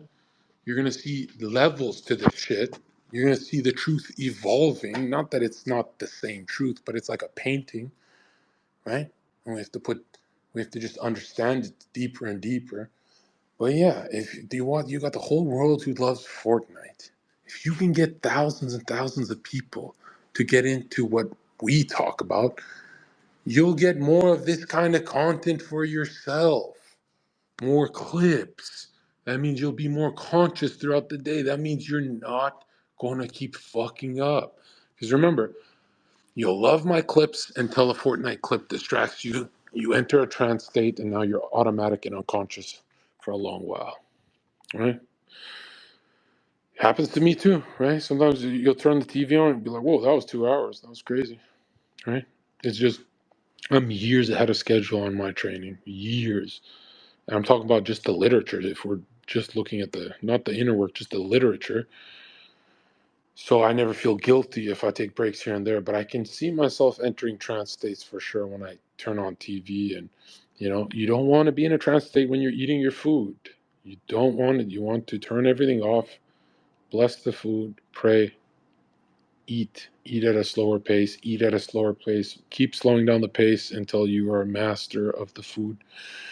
And then when you're done, you can go back to your electronics, whatever the fuck you were doing, but you're going to start spiritualizing your meals. You're going to start spiritualizing your prayer life, your meditation, everything's going to feel deeper. And this is the first scary part of shifting into this kind of lifestyle is, yeah, you're going to realize, this is how you live till you're 70 years old. This is real adulthood. But there's also a luciferic component to it too. A lot of you guys are going to disconnect from the world because you're going to see the world as very asleep. That's a big no-no. And when you disconnect from the world, you're getting too floaty, and this is how you can really go backwards in your training, right? A lot of you guys are going to be perfectly morally upright citizens, but for some reason you're afraid and in your room. If you don't get out there and get courageous, you've wasted your time on earth. So I'd love to say nice guys just level up, but seems like they're building dark shadows, and then they have more problems than a lot of people. As soon as you tell someone this, they actually start going out, getting the fresh air, and fixing what's wrong with their temple. For everyone, it's different, right? A lot of guys, we like to break into their ego consciousness with 4-hour runs every day, jogs. I don't give a fuck. It cannot be a walk, right? A walk is more like you're entering the state of mind of what you're trying to go to. But the run is you're breaking this trance state of being a loser, right? It's like a military style. Remember, you can make more progress with that in 7 days than you can with meditation, even though meditation takes you to further transcendental places.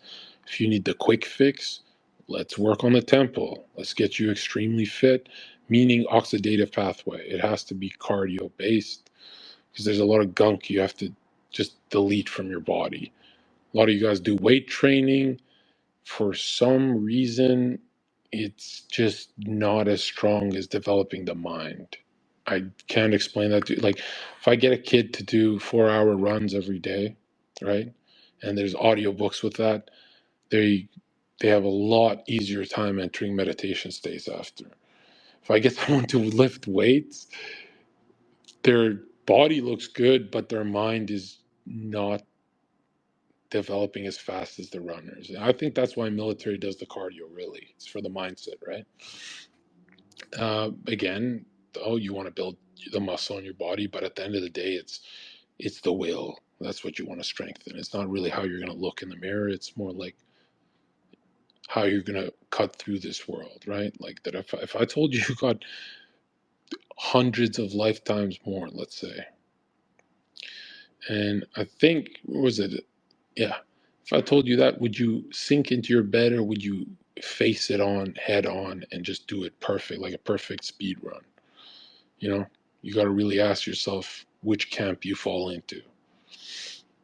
Okay, we're going to ask some questions here and then we'll wrap it up. But yeah, that's all the notes you guys wanted me to go through. So appreciate if you guys leave me alone for a bit. I think I gave you more than enough with yesterday's stream too. Okay, go text. Go ahead. How's it going, Zherka? Great. What's up? So I was just curious, like, how could you tell if a certain person that you meet you knew in a past life? Like, what's the number one way to be like, okay, this guy or this like person in general, I know them from a past life. Like, what's that energy kind of like? Immediate laughs, bond, and it's always work related. And it doesn't have to be like the work you do for money, but something you're working on that they're connected to, right? So for me, it's millions and millions and millions of views sitting next to Destiny said Myron's gonna hate Zherka. And in all universes, that's true. Like Myron and I aren't two people that should ever get along. We're not that alike at all. Like think about my podcast, think about right now, this podcast I did versus what he talks about. We're not that alike if you think about it, but we have genuine affection for each other because we're family in a past life. And this is something that's so obvious when someone's Saturn is revolving around their head around 28, 29, 30 years old. There's going to be some people that pop into your life and you're going to be really bonded to them quick. And it's going to show. Like there's going to be millions of comments saying these guys really get along, right? Mm. For a streamer, I'm saying. Yeah, yeah. I feel like I kind of just had that. Like when I went to Miami, I met like a whole bunch of kids, kind of like my age. No, Like no, they're you all killing didn't. it. You're literally 18. How the fuck did you have that happen to you? Zherka, I'm a 33, bro. I'm an old soul. I've incarnated a whole That bunch. numerology is bullshit, bro. That's all that shit is stupid. Numerology is great for building a community, laughs, understanding what people want to talk about. I don't knock that at all. But the idea that you think Saturn can revolve around your head in your 18th year, you're a fucking idiot. Okay, so you don't think it's possible that like I met anybody yet in my life that like I knew in a past life? And it's definitely possible, but I would rather bet on a 28-year-old Tyson. Be like, oh, he's hanging out with this guy.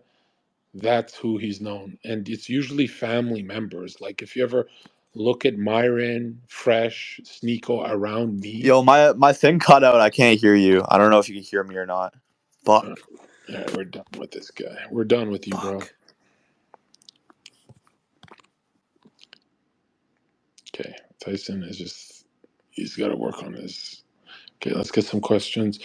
And uh, yeah, IV, bro, you're a fucking numerology retard. You're never getting on again. You should have told me that. A lot of you guys think that I'm just like some nice guy that puts you guys on. Bro, let me know if you're a fucking numerology faggot. Okay? No, never again. You guys are misleading people, fucking throwing them. I love to talk about being born in the year of the dog. That's fun. That's great. But the idea that you guys are literally betting money on this shit is fucking hilarious, right? I have used numerology to bet and I have won, and I loved indulging in the fact that numerology brought me this money. But guess what? I never gambled again, right? Because I'm not a fucking idiot. I'm not like, come on, bro. Like fucking a lot of you fucking retards, right? I do love talking about astrology too with women on stream. Doesn't mean I'm sitting someone down and fucking planning their life around. Now, is it real? Yeah, it is, right? You can see which karmas you have that ripen, but what would that change? You know, either way, you're going to face that anyway. Let's see what we got. Yeah, that's stuff I'd leave to like Dr. Robert Gilbert. I don't want that around my community. Like, I want wolves. I don't want fucking numerology math faggots. You know, like you guys are fucking weirdos talking about I'm a four, so I can't get women. What the fuck is wrong with you, dude? Right? If you want to use numerology right, say I'm a four because I get women. Why don't you flip it on its head? Fucking Gary, man. Yeah, go ahead. E-trading. Hey, Bro, what's up, Zherka? I don't So, know about you traders, bro. Aren't you guys all scammers? dude, that's besides the point. I wanted to ask you a question. You're not even answering it. Are you a scammer or not? No, bro. I'm from Bosnia, Oh, so okay. you know. So you were talking about, your initiation in the jungle with shamans, some type of tribe. Is that with like a mystery school, or is that with with an actual like tribe in like Brazil or some shit? No, mystery school. This is an organization of Westerners, not the fucking Incas, bro. The Westerners. Yeah, yeah. Westerners meaning from America. So the Rosicrucians. No, because Rosicrucians is an organization of old people. This is not a real thing. There's no. It's like when you guys message me about Freemason institutions. These are just some fucking old guys playing chess. They're fucking retards.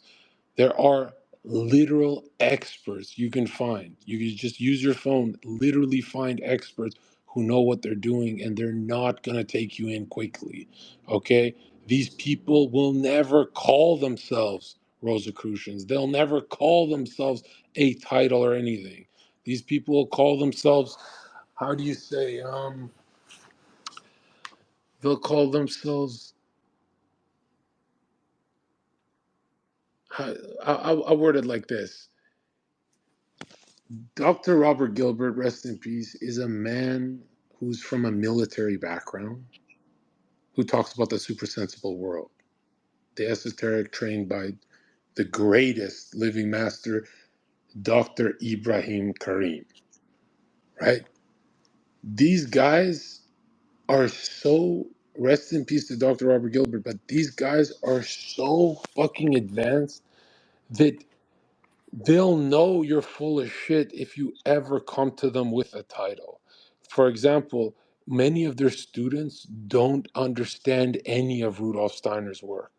If you don't understand, if you don't have a mastery of this work, chances are you're going to get initiated and still be a fucking lost retard. Yes, it happens.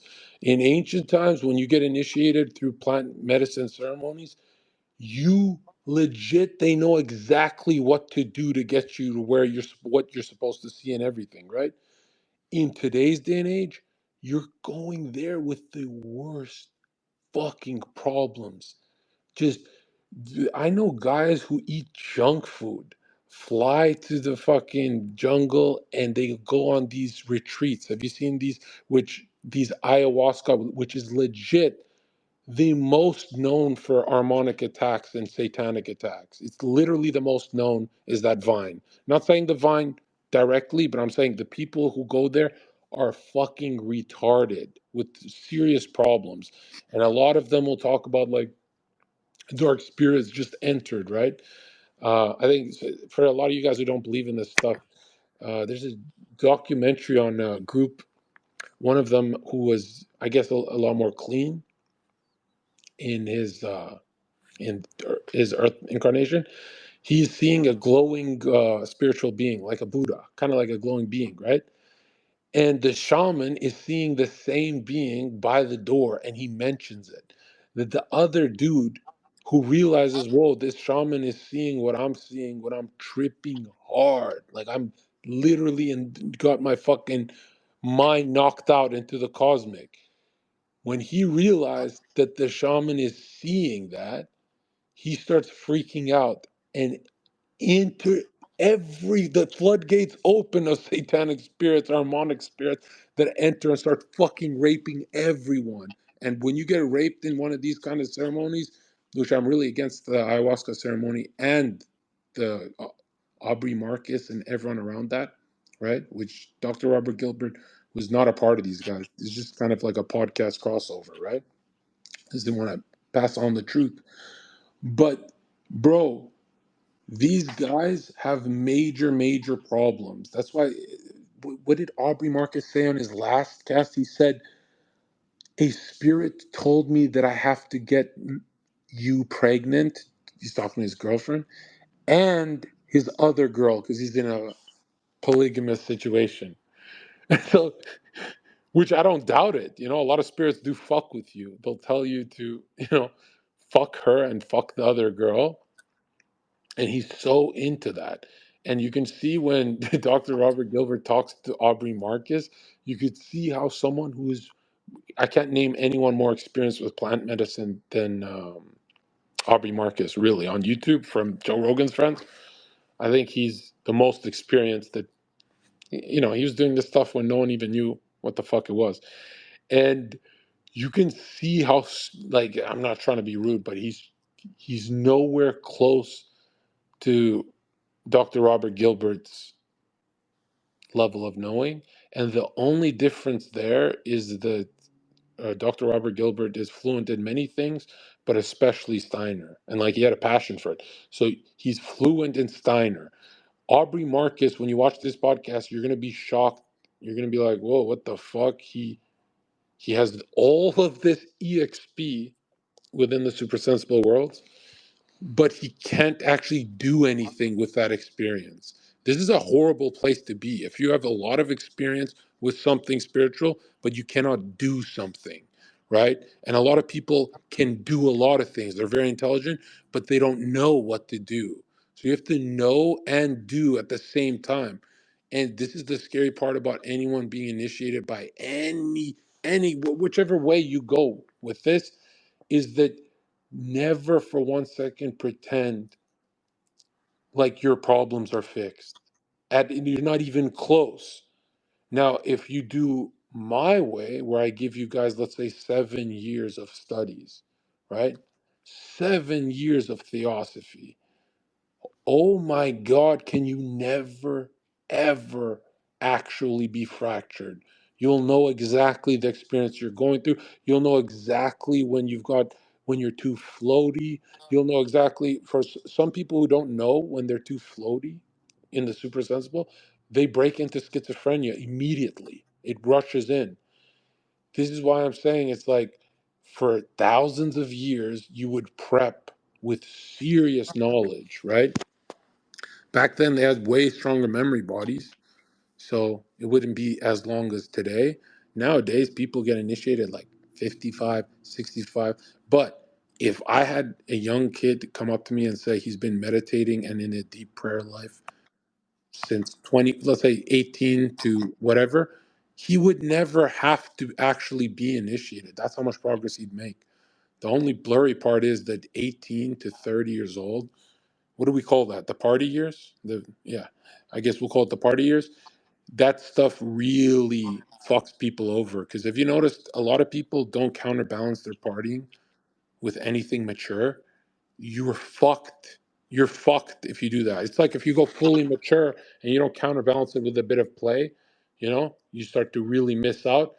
But yeah, the only issue is that people enter the bars and they never leave these fucking bars. But really, it's like if I could go back in time with the knowledge I have now, I would sit down and meditate 18 years old, 19 years old, 20 years old. And, it would just be so much more ahead of where I'm at right now. Now, am I promoting initiation science? No. I actually I'm answering a question. I'm never promoting. Everyone's on their own journey. They can do whatever the fuck they want. I don't play with people's free will.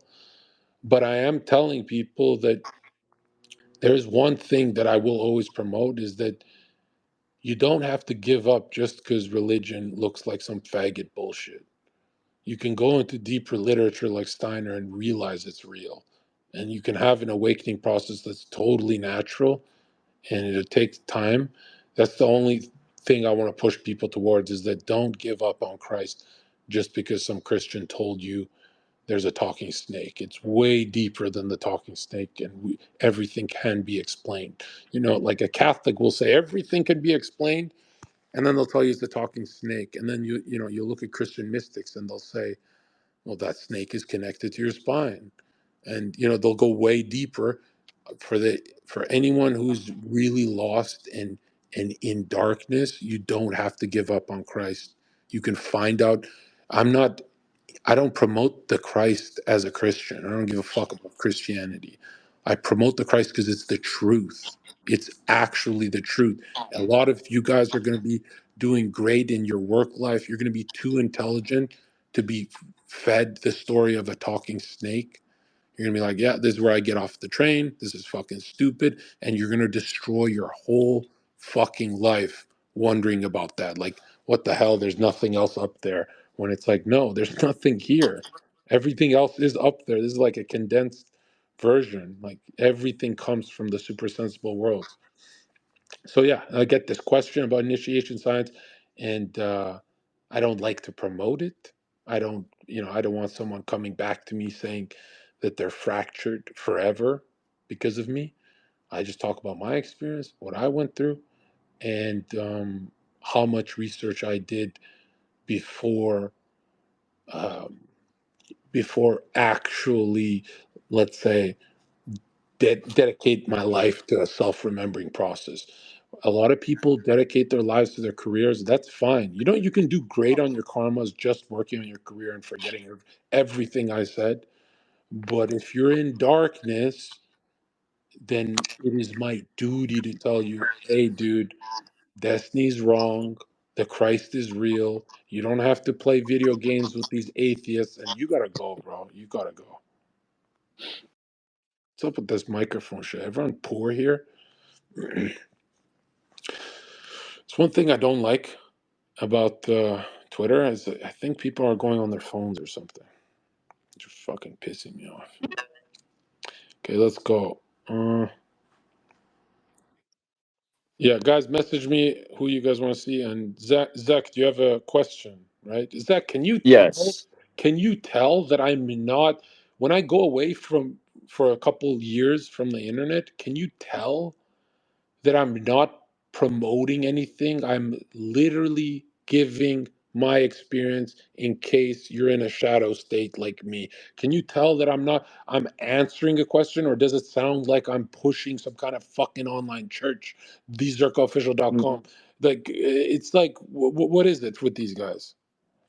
I don't know what it is, but I 100% feel and understand your humanity in the sense of you like you're experiencing life, and you have life, and a lot of these people online, like they'll get burnt out, but they're still trying to suck money out of people, like you've said before, like you never see like you always have Gary trying to get money out of people no matter what. like no matter what, but no, I feel you, because I mean, on a macro scale, and the things that have gone on in my life, I felt like I was on top of the world and like peak at one point, and I totally lost myself, and I disappeared from everybody in my life for the past 3 years, and I'm just now making out of it. And like the stuff you're saying is speaking to me. All right, how old are you? I just turned 26. You were up, and now you what? You lost everything? Yeah, I had my own contracting business as a carpenter, and was doing really well, making over 100K a year. I had a wife. We had a little baby. I lost everything. Couldn't get any work, and I was on my spiritual shit. And as all this bad stuff started happening, I started like losing faith in myself, Yeah. and saying negative things about the I am. Like, Yeah. I am unworthy, or I am bad, and like my wife threatened to leave me, and I had a bunch of like problems and stuff like that. Now, would it shock you if I'm not saying this is 100%, but high chance that when you go through these kind of dark karmic lessons in life, this is like the most shocking thing to absorb, but a lot of times it's what you did in your last life at this exact age that is mirrored back to you. Mm. And I get people who message me, hey, my girl cheated on me, Zherka, and I've always been a good person. And it's like, really? Have you always been a good person, or did she just get back on you karmically in this lifetime and not something you did last one? And this is how the threads of karma work. When you first absorb this, you're gonna want to punch the mirror. You're gonna be terrified that this is the truth. And I push this because I want you guys to navigate like professionals. And a lot of guys are like, well, Zherka, you must navigate super well with karma. No, I'll punch you in the face. I don't give a fuck. I will be human just like you'll be human, but I'll be skillful eventually, right? A lot of guys Yeah. think of your parents, think of really intelligent people like your parents. They'll go their whole lives not realizing they're doing their own pains to themselves. And it's very hard for a human to realize they're doing it to themselves. So a lot of guys who get cheated on Sorry to say this, bro. Last lifetime you cheated on her, and it's balancing now. The influence, everything influencing her to suck someone else's dick. Those influential spirits, they're they're balancing out the energies, right? Doesn't mean it has to go like that. It can always go different, but balance will occur. You will, and it's never a punishment. It's always a lesson. But holy shit, if you don't learn your lesson, it's gonna feel like punishment.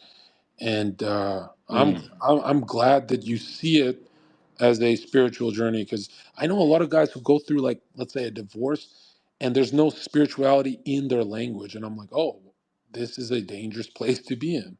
This is extremely. That means you're suffering for no reason. This is Yeah. horrific. Yeah. And that, I mean, it's crazy what you're saying because it's actually answering the question that I had in mind. Um, I was just thinking, uh, like you were talking about how, um, like you and other like spiritual teachers give warnings to people, like if you do this then it has consequences and you have to go through uh like you have to pay your debts basically. Yeah. uh and it reminds me of why God would tell Adam and Eve not to obtain the knowledge of good and evil, but that was the plan in the first place. And it's like you can't avoid your own suffering. You have to absorb that knowledge of good and evil. And Yeah. that's what allows Christ to come in and do his mission here on this reality. Yeah. And but my question from that was Mhm. uh my question is,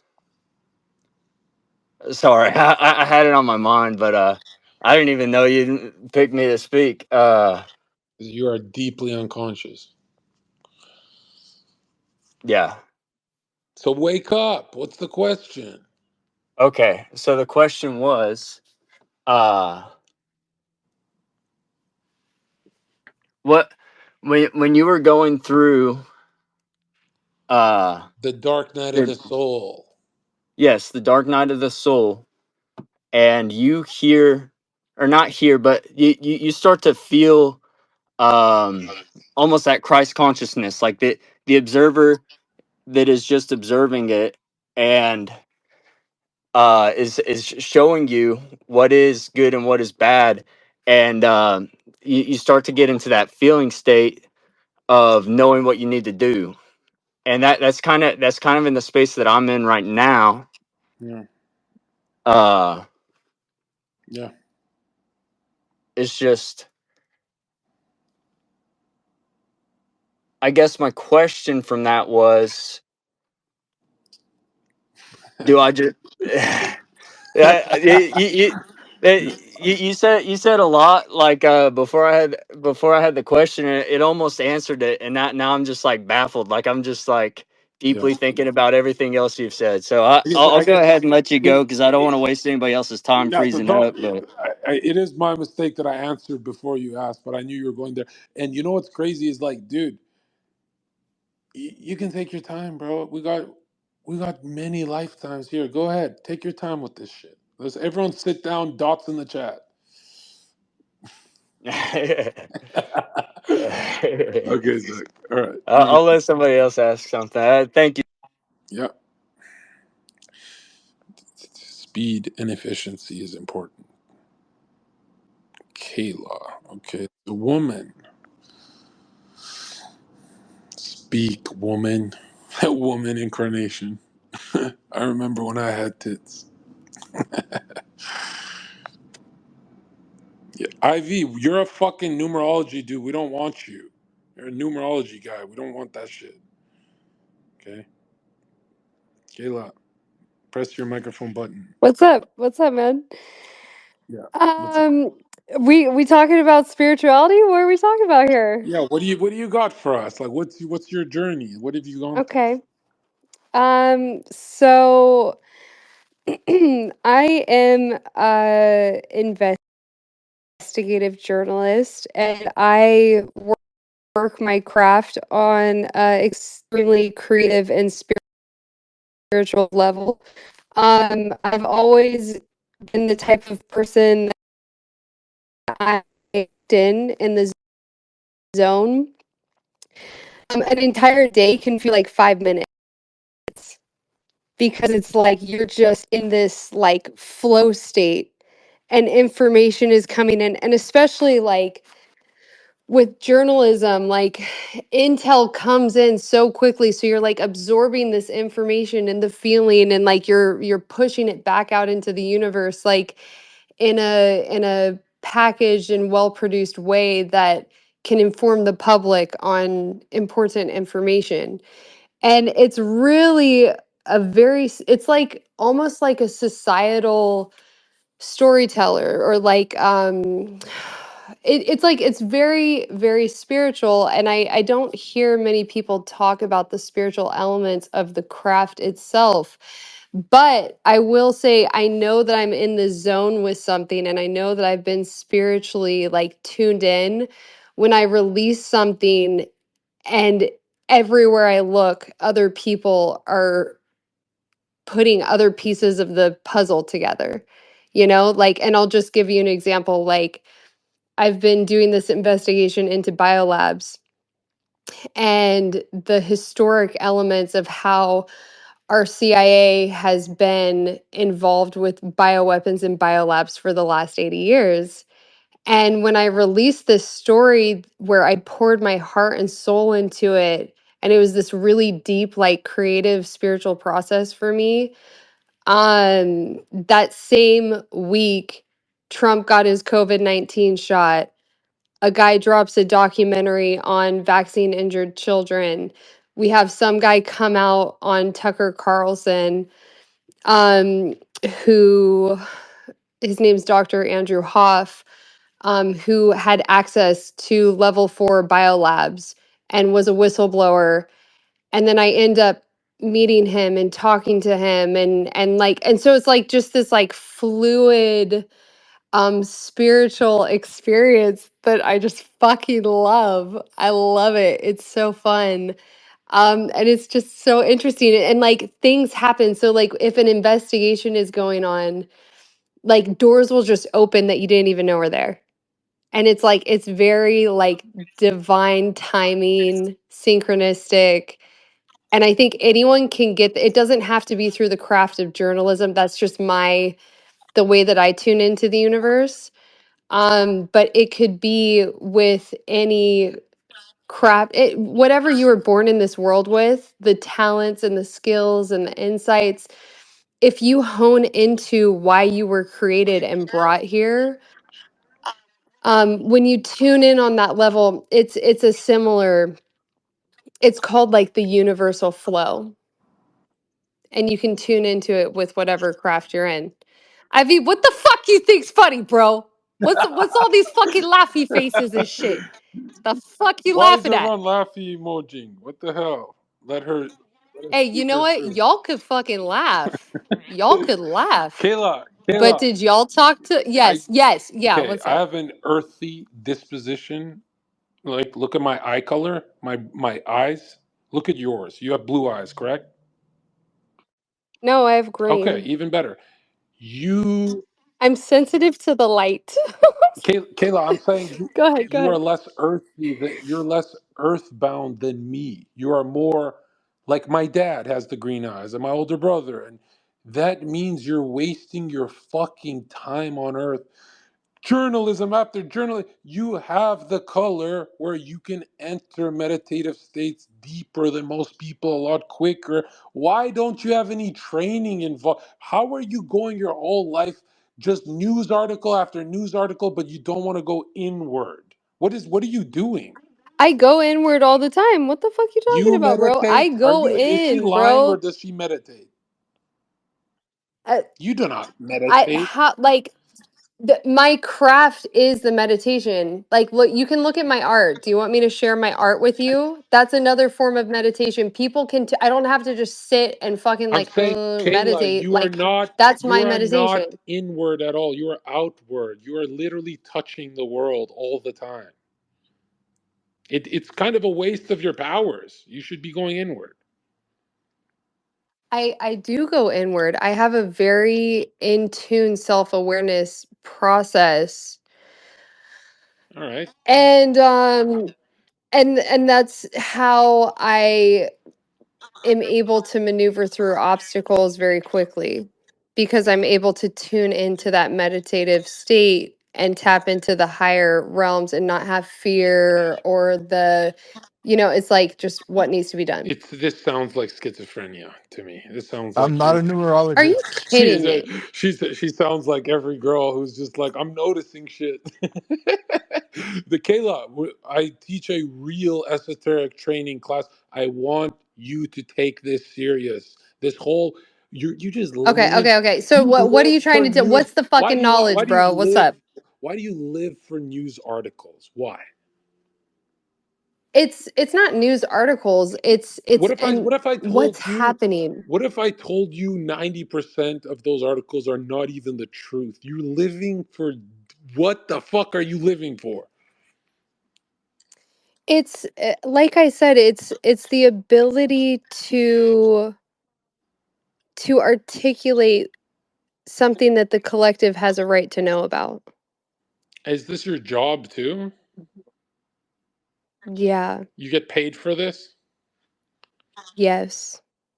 Mm. Ivy, I'm what do you calling think? I Cap. was the lead journalist for James O'Keefe, so Right, but yes. Kayla, journalist means bad person. Am I crazy? Okay, muckraker. Like take away the journalist, the imperial mouthpiece. But doesn't a Okay, journalist what make do you want to? things doesn't a journalist make things messy for other people?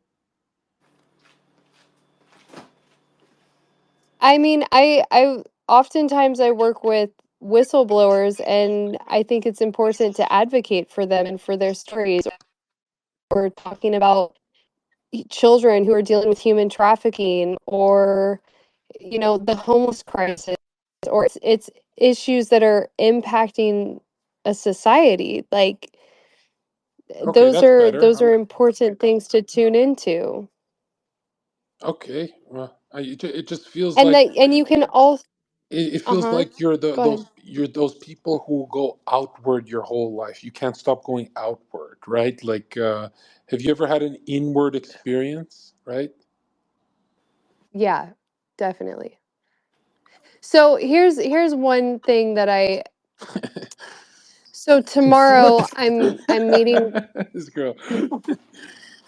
what? Yeah, Just definitely. Tomorrow the way I'm you meeting talk, I Kayla, work the with way a you talk spiritual is like woman. Uh-huh. the way you talk is so professional, but sometimes it sounds like you're trolling us. I'm not trolling. Okay.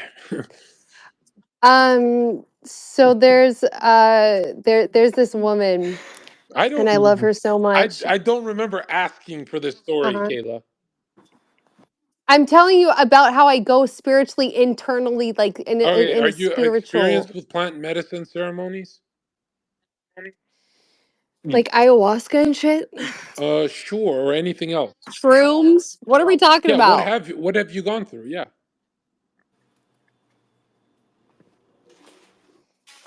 Well, when I was 15, I started using Oh my drugs, god. and it Yo, was street drugs. are you trolling us, Kayla? I'm not fucking trolling. Like, what answer? Yeah, You've been doing what drugs substance since at what time 15 period? He years meant old. shrooms, not hitting the needle. When I was Oh 15. my god. Oh, so you want to know about like shrooms, or like You I don't know. started you I don't started feel. you started doing drugs at the age of 15, grade 10? Oh yeah, I was a drug dealer at one point. Mhm. Wow.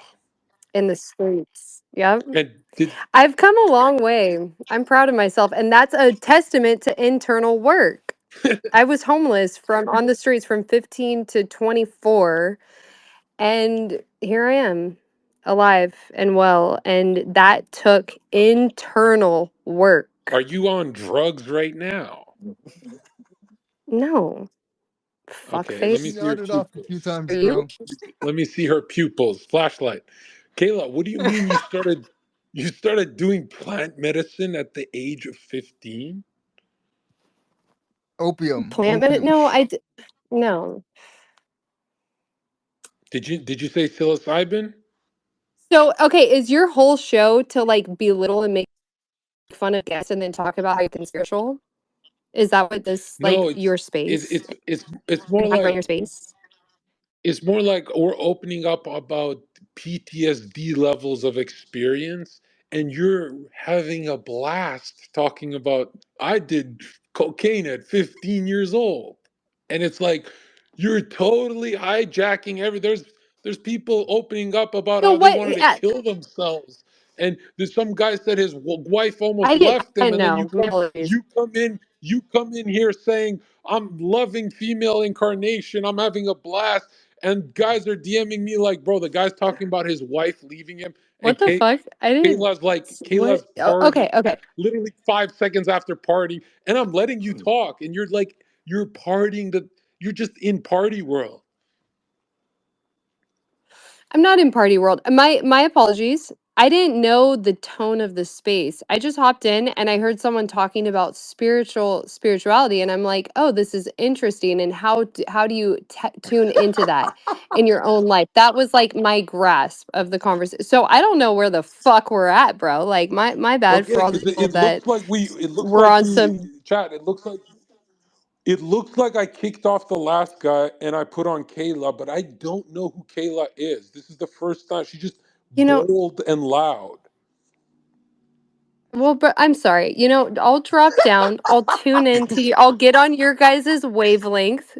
I'll fucking, Yeah, this tune is a into the safe space. wavelength of the depression She's still suicide laughing. She's and laughing go at from the there. guy for. Yeah, he You're must I'm be not, still laughing. bro, I'm laughing. just saying. Oh my God. You don't know my personality This then. is Like a I'm a Kayla. This is okay, a okay, safe it's space serious. for men.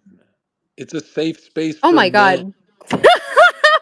What did I fucking walk into? Enough is I'm enough. so Yes. sorry, guys. Drop me This down. I'm out. I'm out. No, That's Kayla, it. stay. We want to hear what's so funny. That is the devil, man. Women can be, guys. If you're listening to this, we trolled her good. She's like, oh fuck, this is like a suicide hotline. Yeah, but it's kind of cute how egotistical a woman could be, right? Like it just became her whole world, right? She just dominated the whole conversation. I'm like, here we go. Here's her psilocybin experience. And she's like, yeah, I've been just seeing journalism affecting the ethers on the cosmos. And I'm like, dude, this is the language we hear before a woman, takes you up to her hotel. We're on Twitter, so that can't happen. So you're useless to us. Like, hey, guys, remember, if you want to sin and explore your sexuality, always with someone like Kayla. You always want a girl that confident because they won't even notice you in the bedroom. You can't even fuck up. They're just into themselves, right? She'll just be on top of you saying she's having a cosmic experience. And I remember when I said spirituality for men is life changing, and for women it's like a party. It's like they're having a blast, and can't knock them because you guys will be women in other lives as well. You're not going to have 7 male incarnations like me in a row. So this is my last one, right? I've overcooked the turkey. But God bless Kayla, man. That is what we call a spirit Christian that has no idea of scripture, but she's in tune with the Christ. She's like, she knows to have fun. That's important. I'm not even trolling her right now. Some people know to have fun, and I'm glad we traumatized her, right? I'm surprised that I'm patient enough to listen to all that. Like a woman yapping for that long, I've really matured. I felt, I kind of feel like that was the initiation. The initiation of don't slap the woman. I hate how men pretend like we don't have impulses to attack women. Yes, we do all the time. Like, why doesn't anyone talk about that? Or I'm just kidding. I'm just kidding. Right? Okay. Queen Hebs, you asked to speak. Go ahead. And then Dan Prick. I hope that's not your real photo. What the fuck? You are fucking up that incarnation hard, bro. What happened to your neck?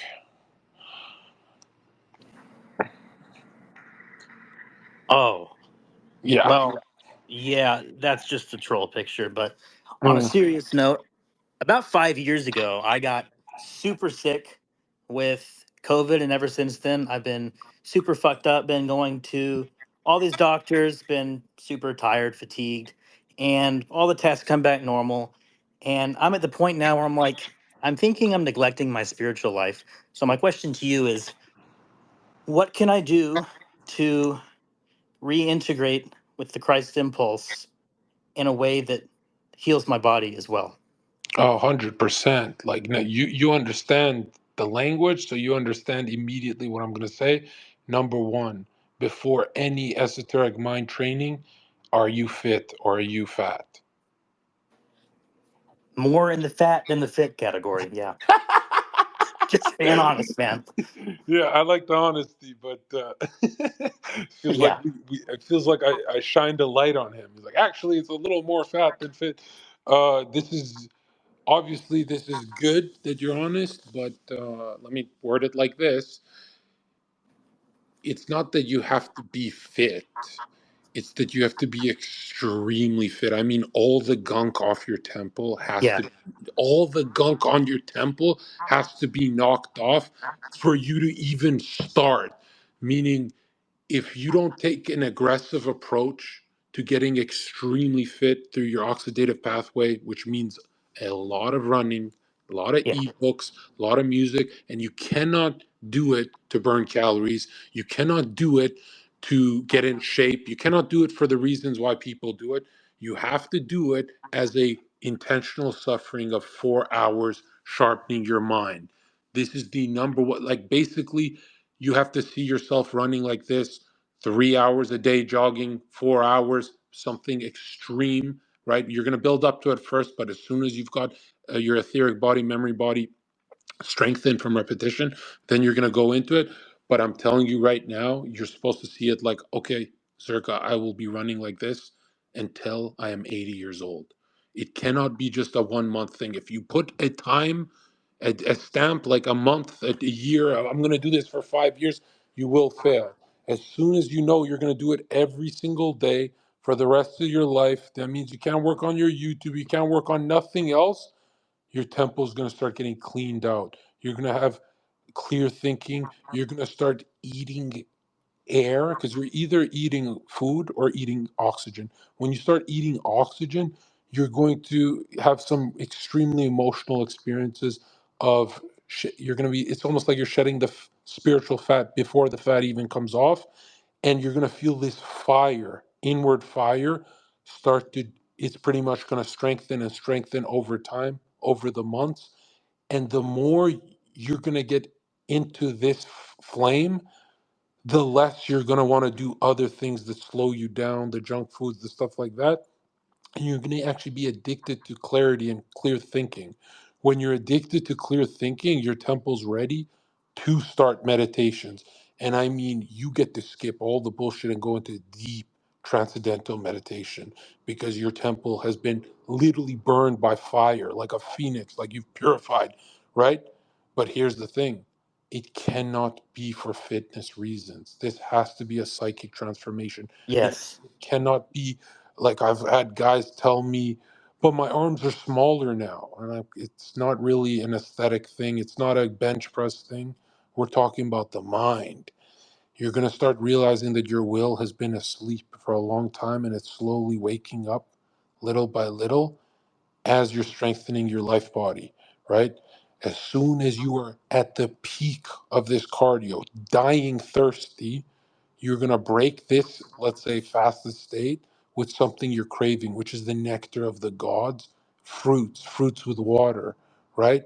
So you're going to stop at the fruit store every single time and break your running fast with electricity, H3O, not H2O, right? Before any liquids, you're going to get fruit into your stomach and it has to be empty. You're going to stay in your car no matter what till all the food is finished, whether it's 5 servings, whatever you're hungry for, that's a real feeding.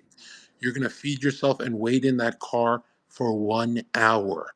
Why? Because if you move that car, like my other students, you will stop at McDonald's. But if you wait an hour, all of that high fiber content is going to pretty much rock up in your stomach. You're not going to want to overeat.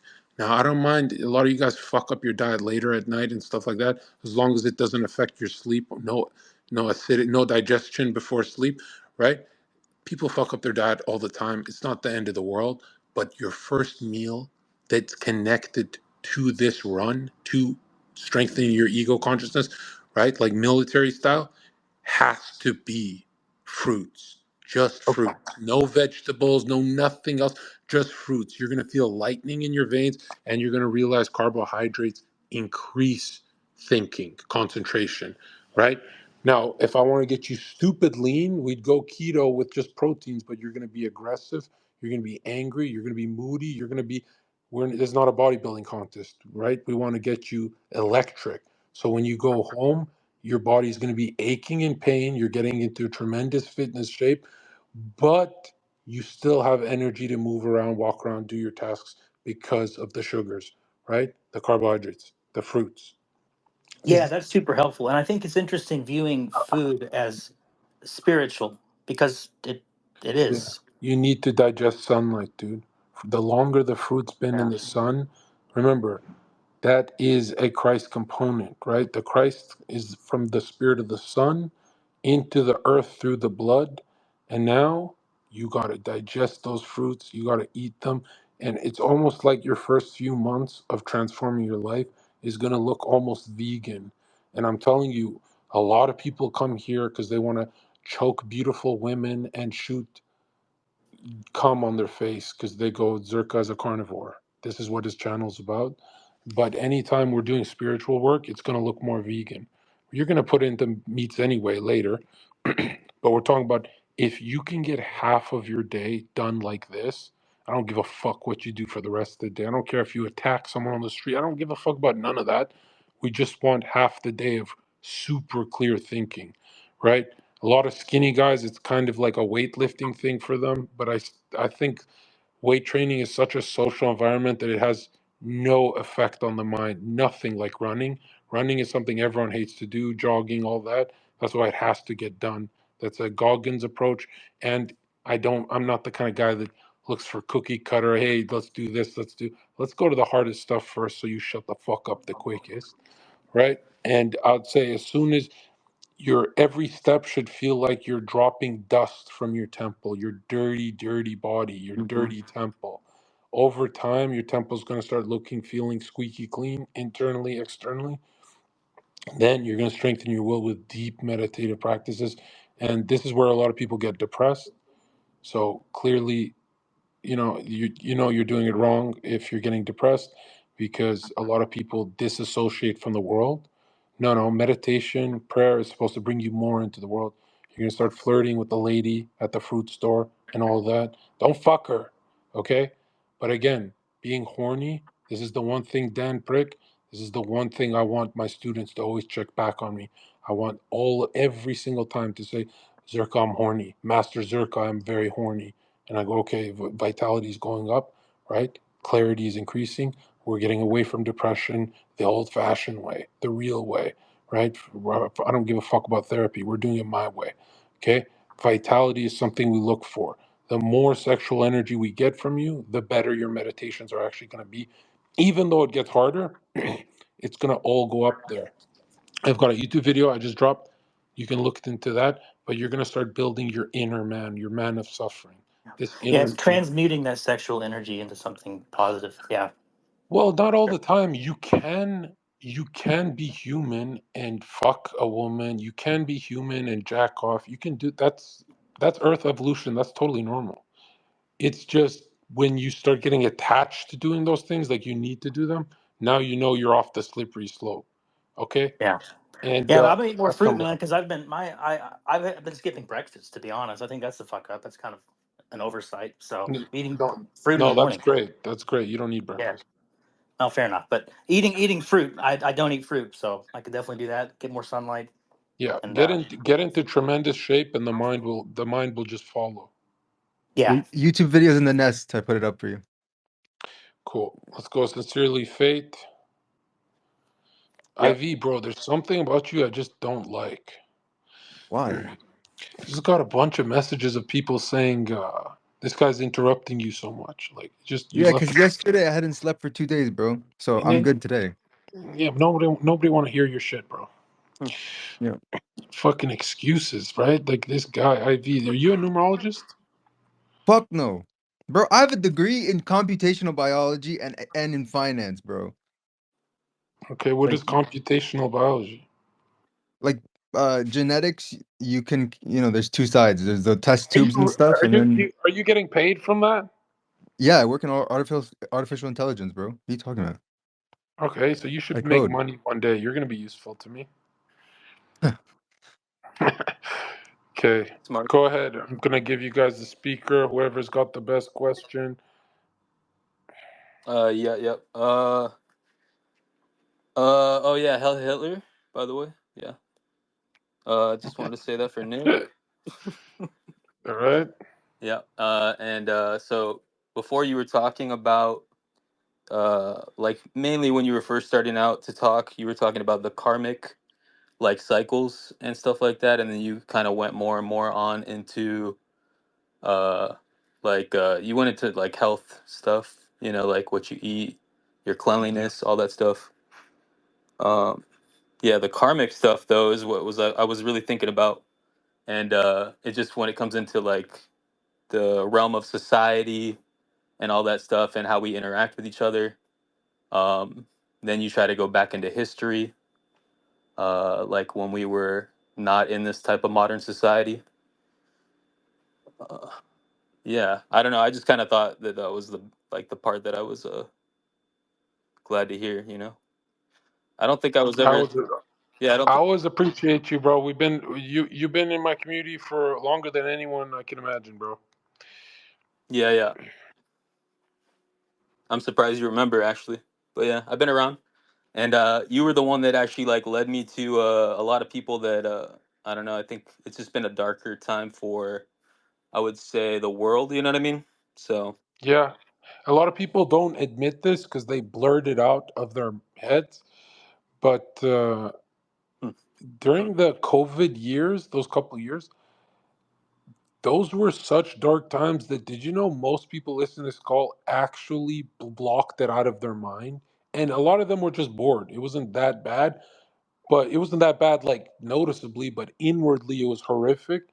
A lot of people don't realize that that doesn't go anywhere. All that emotional blocks you had during COVID, you need practices to release all that. And it's going to take a long time. It comes with getting into tremendous shape and getting fit, Hmm. right? And a lot of people don't realize there's like your your addiction to women, your addiction to cigarettes, your addiction to gaming, your addiction to food, all these addictions are actually missing the mark of clear thinking. You're actually addicted to clear thinking. If you could have 7 days of your life of clear thinking, you would give up everything in your life immediately for it. This is why it's so dangerous to go down a fitness route on I'm going to look like this Instagram guy, right? Because I remember my fitness route, I said, and I was not that spiritual back then. So I was like, instead of getting fit for my spiritual powers and perception and super sensible gnosis, I think I want to get fit like an Instagram guy, but this guy's black, and I don't have the black genetics to go that far in the muscle bellies and all that. So I skipped the healthy fitness phase of my life to get really steroided up. And that's horrific because you make the body an idol and you get dominated by the body. This is horrific. This is how a lot of people get into fitness and they do more damage than good.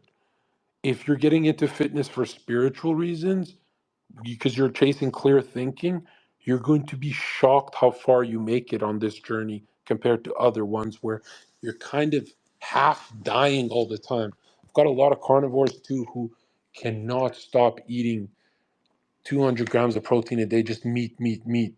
And I'm like, well, Zherka, you did this your whole life, so I'm sure it's like not a problem. But even before I had all this knowledge, I always said to my chat, guys, I think I have a lot of anger. So my diet is probably not for you. You know, do you want an angry life? I'm not talking about a beautiful forerunner of love anger. I'm talking about just an angry individual, not something you want. And so if my temperament looks like that, can we blame the diet? 100%. You look into any theosophical study, yes. Meat, if you eat meat all day, it weakens your thinking. You look better, you're leaner, all the good stuff, you're stronger, you're more aggressive, but you're trading it for thinking. If you eat oatmeal and fruits, as gay as that sounds, it's strengthening your clear thinking. And you're going to see that some days you're going to be like, I am relieved that Master Zherka said that, because I've been studying for 7 days. I've been dieting hard, in the gym, and for some reason I can't. Just my head, it's just not working. I can't remember anything I'm studying. And you're gonna eat what? A bunch of fruit, and lights are gonna turn on behind your eyes, and you're gonna be like, "What the fuck?" Because your body wants that. A lot of people are not digesting sunlight, and it's not enough to get it just from the sun. You got to eat this shit. A lot of people don't realize that you're designed like a machine, like you're supposed to be lubed up by these fruits. And this is what's the worst problem with all this is, yes, in far future humans are going to evolve to be vegan. I would probably be the saddest person to tell you this, right? I like steak. But right now, a lot of people get weak if they don't have a little meat in their diet. You have to play around and see where your energy levels are skyrocketing. That means it's more important than talking to your wife. That means it's more important than talking to your family. Knowing your machine, and when it's vital, when your dick is so hard, you're impressed with yourself, you have electricity in your bones, you need to know your machine. Your coach, your wife, your family will never tell you. They'll never tell you when you're feeling good. You'll know when you're feeling good by studying your machine. Study your machine. It's different from everyone else's. Trust me. And you can lose a lot by fucking up. Let's say I have guys who get out of shape and they're like, "Well, I'm still jacked, but I'm not in terrific shape, but I'm still jacked." And I'm like, okay, but all your YouTube videos, you sound like an idiot. You have to monitor your thinking. Is it sharp or is it weakening? And now, yeah, if 85 days pass, you should be 85% sharper in your thinking. That's how it works. It's like you never should go to the alcohol and the stupid stuff, especially if you're over the age of 28. Like I remember when I told you guys 2 years of no alcohol, it's a breeze. You just fuck a beautiful woman, all right? Why don't you trade alcohol for a beautiful woman and fuck her? Nobody wants to do that because they want to be unconscious when they fuck her. They want to do weird shit with their life like that. I'm like, bro, look, if you're gonna destroy your life, do something vital that vitalizes you. It's stuff that sink you into unconscious habits and mechanical behaviors. Let me tell you this: man cannot do anything. Man is a machine. Things just happen to him. You have never been able to do anything. You're just watching some good, some bad, some horrific shit happening to you. You're not in control of your machine. You are asleep when you're walking around on earth. This is terror. This is the terror of the situation. When you go shopping, 8 hours fly by and you cannot recall what the fuck happened. You were unconscious. You're entering trance states over and over and over again. That's why you don't remember your childhood, except the moments you were conscious. You have to fight every minute of your life with being conscious. You have to be intentional. This is more profound than any religion, more profound than anything you go through, is knowing your machine, okay? Because don't act like your machine cannot walk you off a bridge. Don't act like your machine cannot get you hopped up on Percocets in the middle of downtown Miami with shaky legs, fucked up high, fighting some gay Mexican in the streets of Miami. Don't act like, hey, the doctor gave me the Percocet, so it's fine. I can go deeply unconscious with this stuff. No, take responsibility and just ask yourself, why does this doctor want to give me these meds? Why does this girl want to give me this alcohol? Why? They're not in control. They're mechanical too. Every human you see at Walmart, they're not born yet. You're looking at the dead, and the dead are walking through them. I'm telling you, man is incomplete. I know my face looks complete, but I'm not done yet. Like the hairs on my body, on my arms, on my legs, they'll be straight up and they'll be rays of light. We are in dense materialism. That's why we're ugly. We're ashamed of our flesh, but we're beings of light. We're very divine. Not like how that LA girl that sucked your dick told you, in a way deeper way.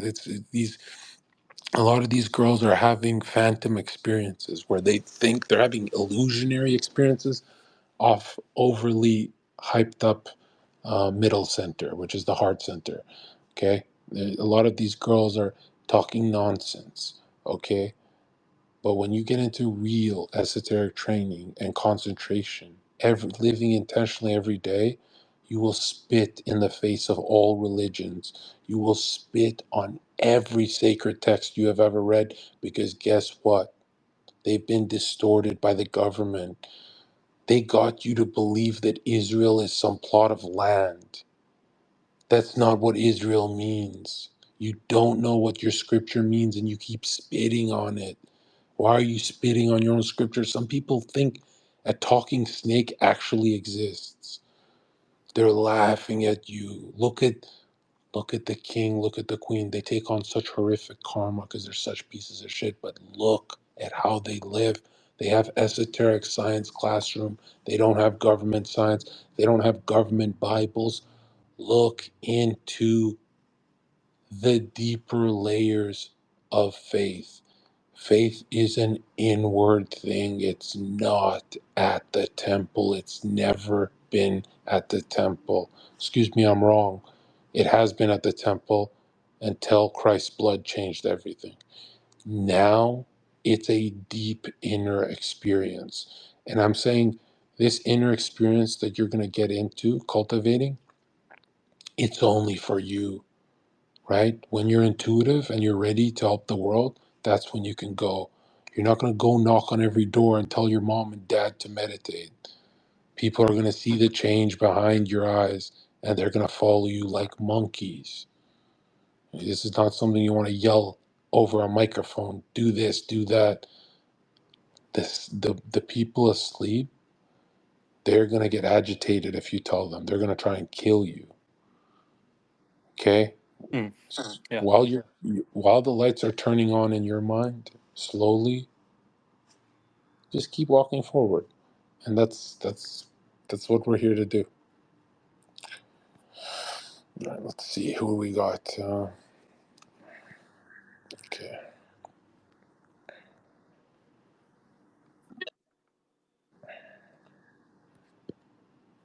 Hey, Zherka. yeah, what's up?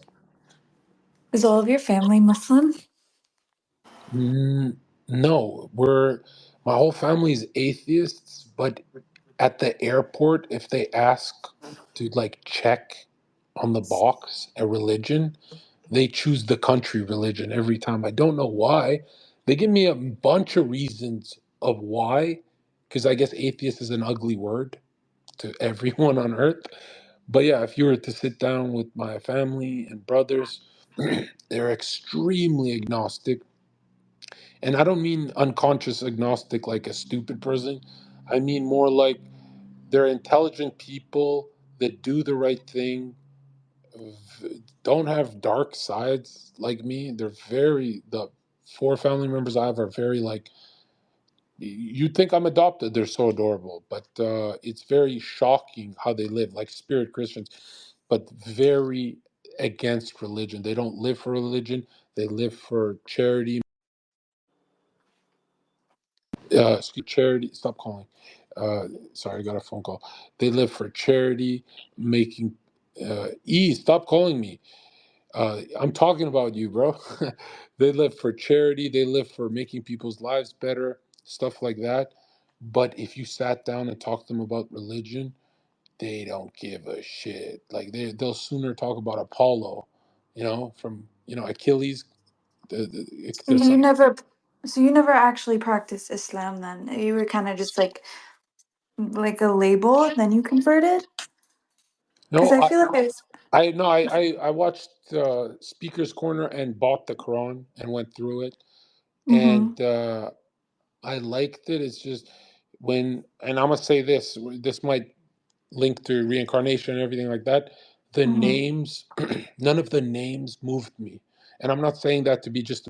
I am a racist sometimes, but I'm not saying it to be racial. I'm saying the Wait, name. wait. Then when you say names, you mean like names of prophets? What are eh, you referring to? Pretty much the whole language, none of it moved me. Now, if you Hmm. ask me about Matthew, Mark, Luke, John, I hear my brothers. If you ask me about anything in scripture in the Bible, right? Any of Okay. anything, it awakens memories in me. But if you ask me anything about the Quran, zero. I have it's like zero incarnations in that faith. Nothing close to it. I'm not saying I'm close to modern Christianity. I'm close to medieval Mm-hmm. Christianity from 700 years ago. I'm way closer to that, maybe 800 years ago. I feel like that one I can download the quickest. But now there are many faiths that I cannot download at all. For example, Shinto Buddhism, I can't download that, right? It's not Mm-hmm. linked to my history. But if you ask me about Buddhism, uh, just regular Buddhism, right? Yeah. I can easily download that information. It's almost like second nature to me, right? That's why I defend a lot of Eastern practices, not just because it overlaps with esoteric Christianity, but I can. It's a part of my history. Now, someone like Muhammad Hijab, who you probably know, right? For him, he reads the Quran, and each name in the Quran awakens something in him, like fragments of spirituality in him, right? That's super healthy. That's totally on his mission, right? But here's the problem that yes, all these religions have fragments of the truth and they waken people, they're really healthy. When Mm-hmm. you I believe that. when you put all the fragments together, according to someone who is not a Christian, he's a theosophist, Yeah. when you put all the fragments together, guess what you get? You get What do you the got? the Christ. So Okay, I have a question. at the Real end quick. of the Go. day, I don't care where you incarnated, what faith you're, using to increase your moral progression. At the end of the day, you have to submit to the Christ. Period. Bottom line. You have to. So the thing I have a hard time wrapping my head around when it comes to the Bible is okay, I was raised Muslim, as you know, and Muslims believe that the Bible at one point was the word of God, and in Arabic it's called the Injil. So, and then that man changed the Bible and it no longer became the word of God. I do agree that there's a lot to take away from the Bible, but I have a hard time seeing and accepting it as a possible truth if it's been changed by man so many times. Yeah, that's fine, but you could say that also about every, like, for example, Okay. how many Qurans did they burn? There's different versions of the Quran, right? No, there's only one Quran. That's the one thing that differentiates Mm, Islam from the other Abrahamic religions is yeah, it's an but according to Jay Dyer, there's like, I think 14 other Qurans that they burned and they killed those Mhm. niggas. And this guy's a theologian. Oh. He's a theologian scholar who debated Muhammad Hijab on this. Mm. So I don't know. You could say he's lying, right? Or he's I distorting the mean, I don't facts. know. I've never heard that theory. I don't know anything about that, but it's interesting. Yeah, I don't want to take you from your religion. I would never take a Buddhist away from Buddhism and stuff like that. It's just you have to realize that at the end of evolution will be the Christ. That's why Europeans dominate you. That's why you're attracted sexually to Europeans, even though you're probably not European. That's why all girls are attracted to European men. They have the Christ impulse. They're the furthest in the evolution. I'm not saying on their karmas, they could have a lot of fucked up situations, but they're closest to the truth. Everyone wants to be around Europeans, and Europeans will come to your doorstep, and they do a lot of wrong things too, but they are carrying the truth. Have they always carried the truth? No. In ancient times, believe it or not, ancient Indians, they were like number one. There was a time where it was Chaldeans and Egyptians. There's different light bearers of that truth, right? But Yeah. you incarnated in a European age, meaning top dog is with the truth. Now, Okay. the, without without Islam, we wouldn't have a lot of science, right? So at one point it evolved the truth, right? It helped us with one side of Mm-hmm. the world. But you have to always look at the spirit of the times. Where did you incarnate? Did you incarnate in the 1950s? Did you incarnate in 2025? Where did you incarnate? Okay. Then you immediately look at where is top dog. If we all incarnated thousands of years ago, let's say when the ancient India was ruling, we would look at the ancient Indian temples, we would see that they have all of the knowledge. Everyone wants to be like these Indians that lost their way today, right? And you would see that the whole world revolves around this ancient Indian center. Every teacher goes there to learn everything like that. You and I would not sit around with some black guys. We would not sit around with some fucking Chinese. We would literally say, let's make our pilgrimage to the masters. The masters are in ancient India. And just like many different colored people, we'd all go there to learn, even though they're way higher and way more advanced than us. And a lot of them would look down on us too, as in, like, look at these peasants. If you look at what's happening right now, it's a different time where the Mm-hmm. Europeans are at the top. And I'm not talking about just the Christians, I'm talking about who's higher than the Christians on evolution is the spiritual Christians or spirit Christians who are not religious. So, for example, these guys who want to build AI to make better wheelchairs for people who are suffering. These guys are Okay. they never talk about scripture, but they are trying to help people who cannot walk. So these are the truest, in the sense of the word, the truest Christians. Like they are Okay. the highest level. Behind these guys will probably be Nick, me, stuff like that, the Christians that speak about it. But the guys who are at the top of the evolutionary thing, they're not going to be seen as Christians, but they're going to do the most amount of good for people who are suffering, right? And a lot of people could say Steve Jobs was one because he connected us with the fun. You could say it however you want, but we look at who's helping the most. When we look at the world, Europeans are literally 1 billion times more intelligent than Arabs. And I'm not saying that Well, okay. I'm not saying that to flex, right? No, no. I'm Well, think saying about it from like, that it's their turn. It's not your turn anymore. It's your turn is over. It's a different turn. It's everyone gets a turn depending on if they're carrying a fragment of the truth that is sparking, that is like on fire. When you look at Islamic scholars, nobody gives mhm. a fuck about what they're saying for a reason. Like no one on earth gives a fuck. But Okay. Well, everyone on earth will submit to an atheist. Like Donald Trump don't give a fuck about religion, but he's carrying the impulse. He's trying to do the right thing supposedly, and he's fucking up in many ways. But the Europeans are so much more ahead of every other skin color. That doesn't mean as an individual you cannot join them, but as a collective, your people, right? You're an Arab, your people yeah, are yeah. so I'm far Palestinian. your people are so far behind the Europeans, it's laughable. It's just like if Well, it you and I, depends what region you're talking about. no, Like, if no, we're comparing, I'm saying if you and I incarnated when ancient India was top dog, they would laugh yeah, at us. They'd say, "Look, it's a European Albanian and a Palestinian girl," and they would laugh at us. They'd be like, "These guys are yeah, really low levels of consciousness.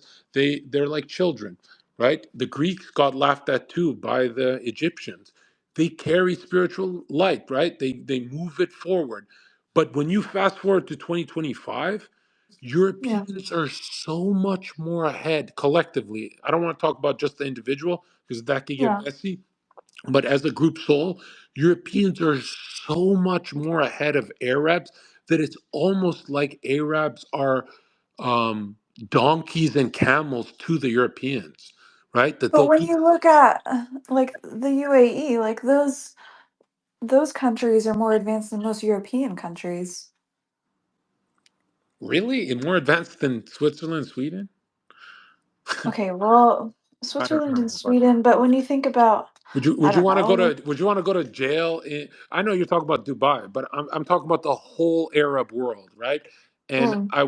and I don't think there's a soul on earth that would think Dubai is more beautiful than Switzerland. Like what the I mean, I haven't been, it's a so I fucking don't know. desert, bro. It's a fucking desert, right? And I'm not saying Arabs never carried the total truth, and they've done their part. It's just they're really behind now. Okay, and guess what? Guess who's gonna have the future impulse? It's kind of sad. I don't want it to go this way, but in hundreds and hundreds of years, next up is the people who suffered the most. It's gonna be the Russian people. They're next up, and they've suffered the most. They've been history's bitch. They've literally gotten slaughtered. World War I, World War II. They're literally the dog of humanity that gets the football that gets thrown around like a bitch. They've been bloodied and massacred. America Yeah. used them. America dominated them. And it's sad. It's like anyone who meets a Russian, you want to give them a hug. Even if you don't like them, you want to give them a hug because historically they went through a lot, right? Yeah. They're next in a couple hundred years, they're next up for the impulse. If you want to see why America has such high higher power level than most other countries is because the fragments of Atlantis are America. It's not just that whole Atlantic Ocean, it's that on the left side it'll be this piece of America. So that's why, for example, has anyone moved to America and felt different?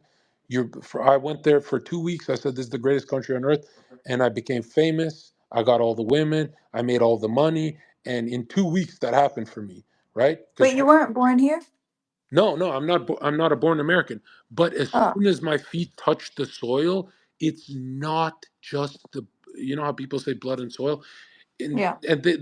I get attacked a lot for this when I say this, but it's the soil that you can get a black dude from Africa, and the electricity of the soil in America will change him, not to a crazy degree, depending on his potential. So for me, it really woke me up quick. I really went to the top quick of what I wanted to do, but it also comes with a downside that you can't stop. You can never stop. You got to keep going, going. Same with Myron, because the soil of America is from Atlantean times. It holds the most spiritual properties, right? This is why a lot of people get fucked up with this kind of electricity and think they're transgender, because the Mm. electricity, that electricity of the freedom impulse that America carries from Atlantis, this shit can make you go fucking crazy. This is why America loves cocaine. This is why America anything to go into more freedom, which is, remember, drugs doesn't mean more freedom. It means more impulses, more lower levels Yeah. of freedom. But this is why have you ever seen a woman, probably like yourself, you're what, half Palestinian? What are you? No, I'm full Palestinian. Yeah, you're My, full my Palestinian, and on your profile picture, you're literally naked. But what are you talking about? It's only I'm wearing a full dress. That is a full length dress. I don't think you could wear that back home. I think I could. I mean, there's no country there now, but I could go to Lebanon and wear that. Neighboring country, same culture, same I'm, language, same dialect, I- everything. I'm saying the soil of this Atlantean soil, America, is making you want to take more clothes off. It's a freedom impulse. A lot. Have you ever seen women who go to America and they completely OnlyFans transform? Yeah, totally. It Miami. it happens. Oh, Yeah. yeah. Now, is it sad that Europeans are carrying the impulse of, they're the closest to the truth? It is sad because it comes with the most responsibility, right? Like, God forbid what Donald Trump has to see in his death. because every Yeah. life that he inconvenienced, he has to go through that. And it's good he stopped the war, but he stopped the war when every Palestinian was dead. This is a Yeah, dead or even left. this is an extremely horrific failed incarnation, and everyone fails at the top. Like, Trump did good up until now, but Yeah. it's tough. I get it. Anyone in that presidential seat would be pressured by the fucking Jews and all that. I get that. But man, Trump has to go in Kama Loka experience and see all of the damage, which means his purification process of hell, or what Catholics call purgatory, right, Hmm. will be longer than everyone on this call's combined. This, I thought yeah. purgatory was like where you are if you haven't gone to hell and you haven't gone to heaven. It's like this middle state. Yeah, it's a purification process. You're going to watch your life go backwards, but this time Hmm. through the feelings, through the eyes, the central nervous system, in a complete way of everyone you interacted with. So it's profoundly meaningful experience. It's overwhelming. You want to cry, you can't cry. It's deeper than that. And you're going to be shocked at how many times you were telling yourself, just go a few more hours, just go do this, just go, and you're going to see how much of your life you spent hurt, depressed, anxious, and how many times you were talking to yourself, which really means you're talking to Yeah. the Christ. And I'm not saying it as a Christian, I'm saying it as like the absolute, like that is Yeah. the I am, right, the Yeah. Abrahamic faith I am.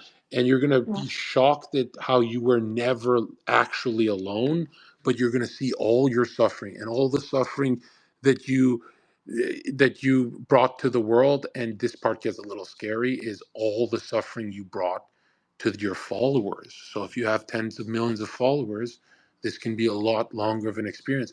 Remember, nobody wants a long experience in Kamaloka. If you have a long experience in Kamaloka, you're Wait, pretty what's Kamaloka? it's pretty much Kamaloka. you're watching your life backwards, and every attachment you have, let's say you have an attachment to tits, you're going to be burning with thirst to grab a woman's tits, but you will not have a physical body to do it.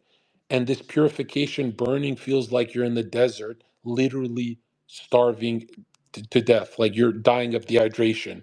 It's terrifying, but it burns off all the impurities so you can go upwards. You can skyrocket upwards after that. And, Hmm. then everything's great. You can go up into the David Kahn world, but or heaven or whatever you want to call it. But here's the problem: all your attachments have to burn off. That doesn't mean you can't be attached to something on earth that you transform. Like, you could be a race car driver, you love race car driving, but if you need to race car drive, that's an attachment. Now that's really bad. All these attachments have to be burnt off before you go up. If you're What in, attachments have you had or have? um, I think mine will be connected to anger. So Oh. it's going to be stuff like that, and I can see that's kind of personal. I wouldn't want to out myself, but Yeah, totally. I think power dynamics. You can't take. Let's say you date a girl, you can't Hmm. take those power. Have you ever had a guy play power dynamics with you, where you can see he's almost ejaculating to being more powerful than you? Like something's twisted in him, like something went wrong in his evolution. Stuff like that cannot stay with you when you're going upwards. It has to get burnt off, right? A lot of guys that are very controlling and this kind of stuff, they go Yeah. through tremendous heartbreak just to balance out that lesson. And for some reason, the stubborn male never fucking learns their lesson. Have you ever met a dude at the bar who's 60 years old and still angry, and he's like divorced and angry? Yeah, that's sad. A lot of people on this call do not get over their lesson, so they're going to have that experience. And they're not going to be able to do it sober. They're going to do it with alcohol, which is even worse, right? And remember, Yeah. alcohol is not like, oh, it's a bad thing. It's dimming you. You want things that open lights behind your eyes. That's why we eat fruits. That's why um I don't Do you drink at all? Or I no? haven't Never. drank alcohol in 2 years. I know I've done it on a stream, but I've never consistently drank for 2 years. And I think It's amazing. my progress shows too, because Yeah. I'll be honest, I don't need to drink because I have a top 1% male life. If I Yeah. was dirt broke, poor, living in Alabama, I understand that nigga. That nigga, I understand. I hate when I get messages saying, "Oh, you're stronger than me." No, nigga, you're in Alabama with like a fucking a toothless bitch at the bar. Like you have a horrible karmic Environment. past. I understand why you drink. I'm not saying that I would continue because there's no clear thinking there. But a lot of people don't realize that it's like when you look up to someone, you're not looking up to someone just stronger. You're looking up to someone who's luckier because they intuitively knew to keep their karma clean. You're gonna meet some people who are always glowing, always shining, and you're Yeah. gonna be jealous of those people. Like, why the fuck are they so happy? But it's because they navigated through their karmas correctly and you didn't. If you're inwardly angry, bro, let me tell you this, man. You need to go on a 1 year journey of a purification process. And I mean, this is more important than work. This is more important than paying your bills. This is more important than anything. If you are there's some fucking guys out of shape, can't breathe, and all this stuff. And it's like, bro, there's guys smoking cigarettes till they're, what, they got millions of dollars and they're smoking 1,000 cigarettes a day. They're always anxious. This is not life. Dude, I'm telling you, Christ is for the living. You have to practice being living. No one in this call is actually born yet, but you guys got to practice living before you're born.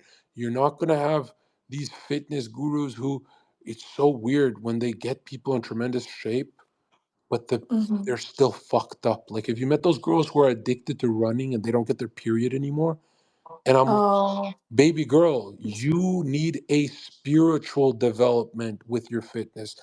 Fitness alone, just dense materialism, is never going to do anything for anyone.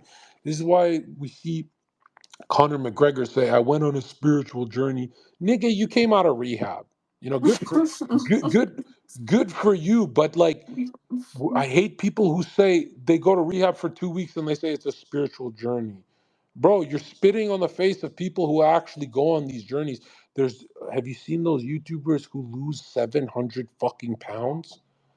All of that happens in the mind first. So that is torture. That is a real journey. These guys who go to rehab for 2 weeks, first of all, it's like, don't sell yourself short, bro. The journey's not that short. If you ever think you fix something in 2 weeks, you're a fucking faggot, right? Another thing, a lot of people speak about spirituality and stuff like that, but they don't have the right books.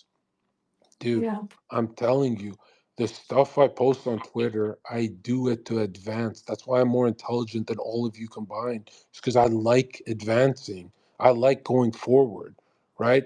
I like going forward because a lot of you guys are convinced man, look at the studies of how many people believe in reincarnation. But when they were asked, how do you live your life? They live their life like they're going to die at 80. It's like, what the fuck is the point of that? Yeah. When you deepen your study and realize reincarnation isn't something we debate, it's a fact, you're going to start really seeing an almost like a fear of eternity ahead of you, that you're really behind, right? Now Yeah. you're not behind because spirituality comes with wings, meaning when you go up, it's not like a few centimeters. It feels like a few centimeters for a few months, and then there's big jumps, like huge jumps. It's not that linear, but every day, even if you fail and do nothing all day, just because you went through the day, you went one micro percentage up. Like, it's worth it still. And there's a lot of guys who are like, "Well, this is a little overwhelming. Why don't I just kill myself?" Because you'll just Hmm. reincarnate and be back in square one with worse karma. It's kind of like you'll be angry too. And Do you? yeah, I have a question whenever I could go ahead. yeah, go ahead.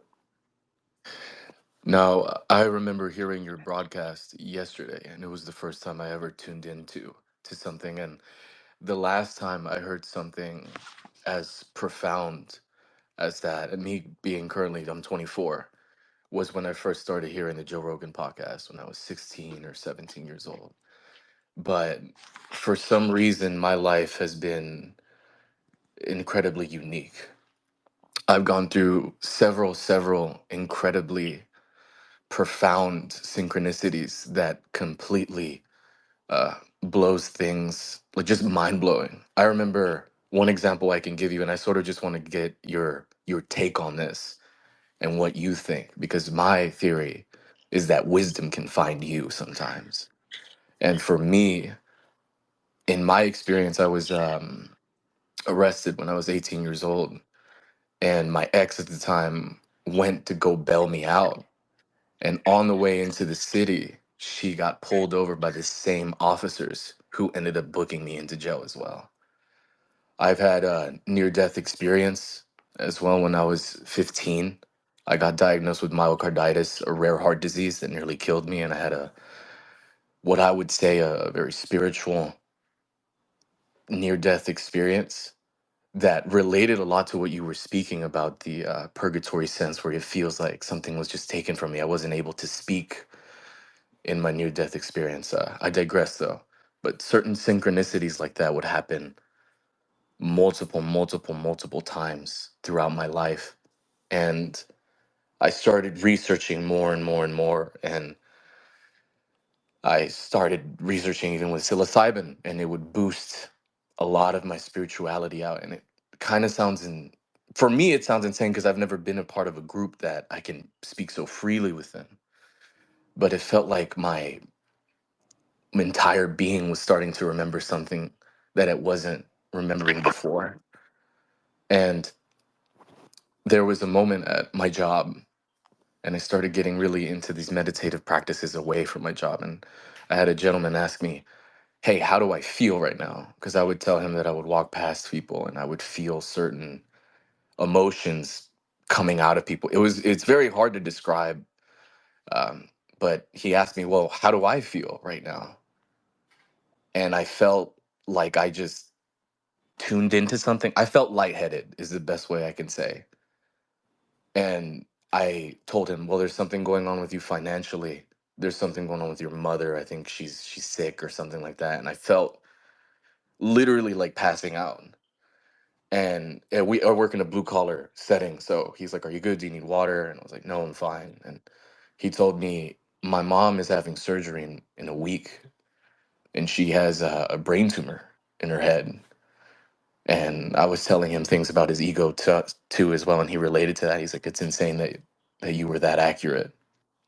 I need help, and I want your take on it because I feel like there's points where I go through some sort of spiritual psychosis." Mind you, I was already experimenting with psychedelics at 15 all the way to now till 24. So, what would you say to someone who has more wisdom, who, to be quite honest, feels like wisdom found me?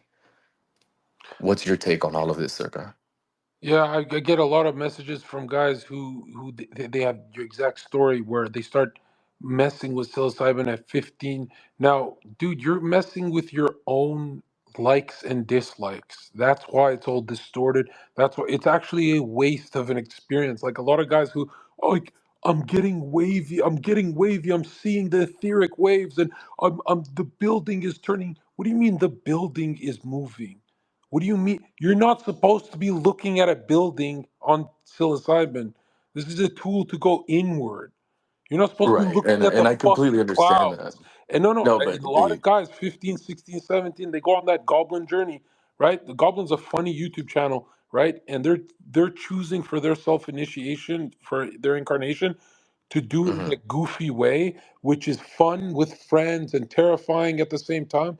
But remember, right. when you're being initiated into higher worlds and going for that, a lot of people do it with their friends as a fun experience, and they totally get nothing out of it because Mm. there's never an inward process. There's never anything they got to keep, and they're karmically they have holes in their aura. They meaning they're just kids. They're 15. They're 20. They've got the astral body that wants porn and all this other stuff. They're fighting demons. They're literally going through the good and the bad that kind of has to be skipped over to go to the above, right? It's kind of like your own field that you're fucking with. And a lot of people don't realize that, yes, you can have 7 years of immense psilocybin experiences that did nothing for you.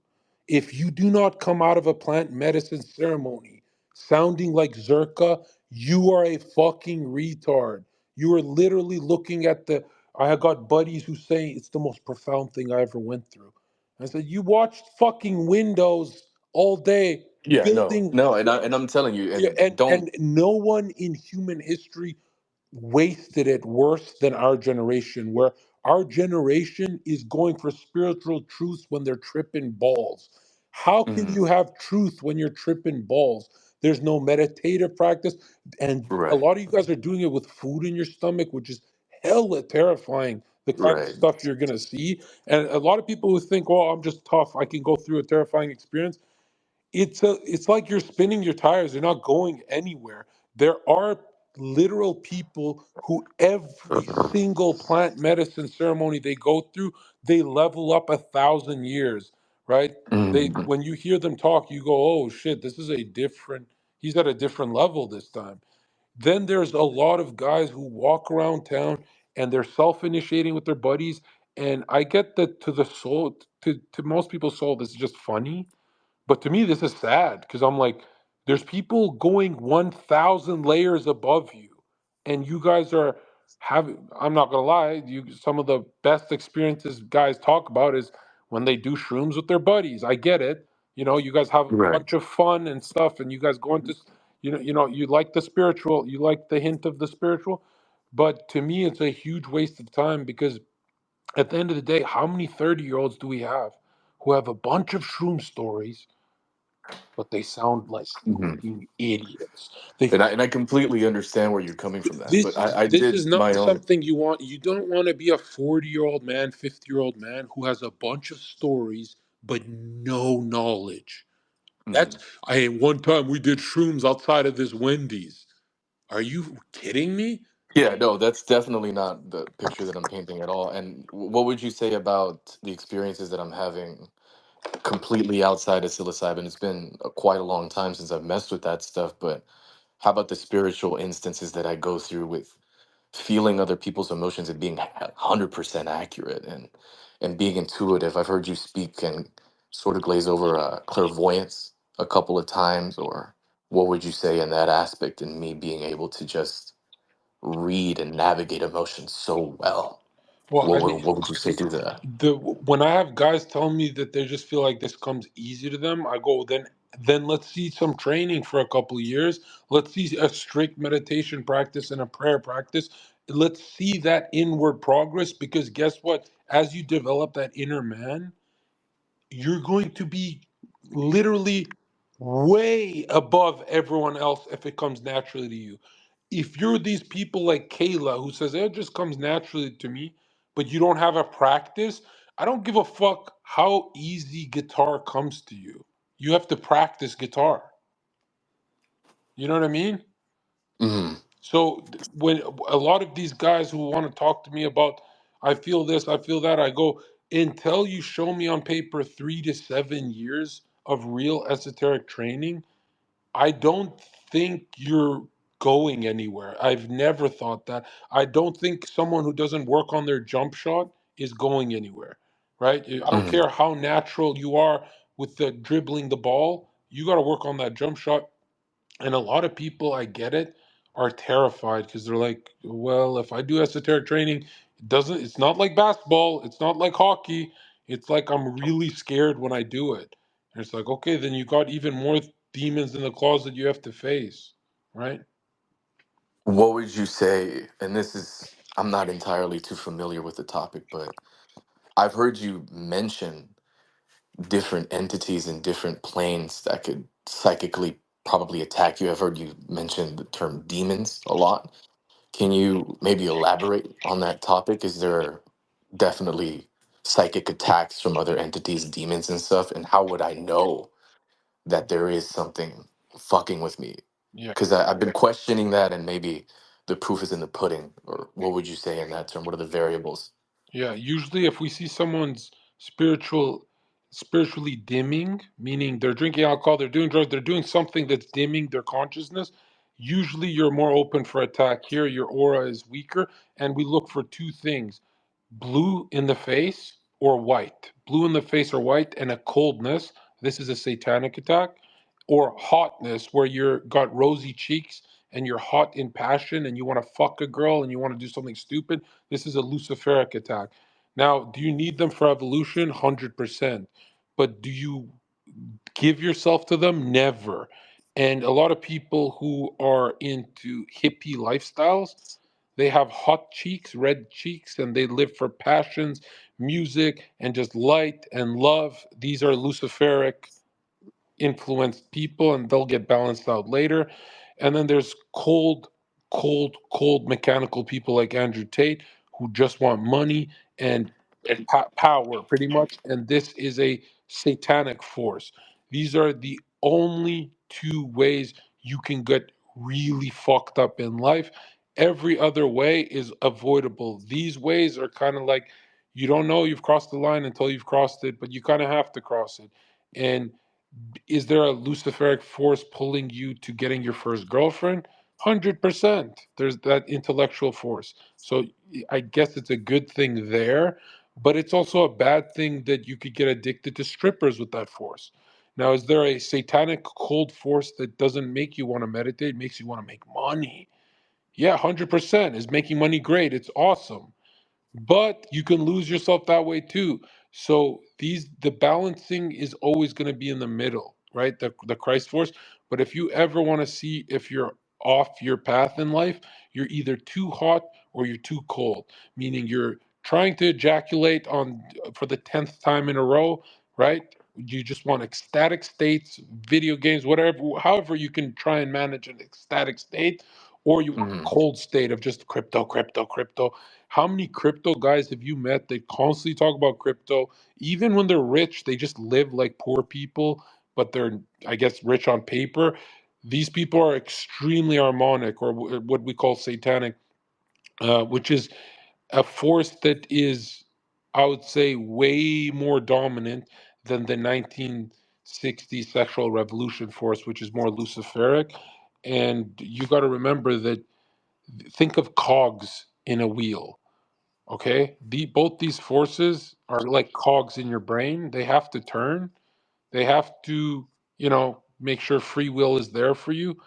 But you got to also remember, as soon as you're drunk, as soon as you're on drugs, now they're taking over you. And it's not like, sure, the satanic one is evil and loves materialism and loves hurting you, loves hurting children, loves everything that you can think of that is evil, 100%, right?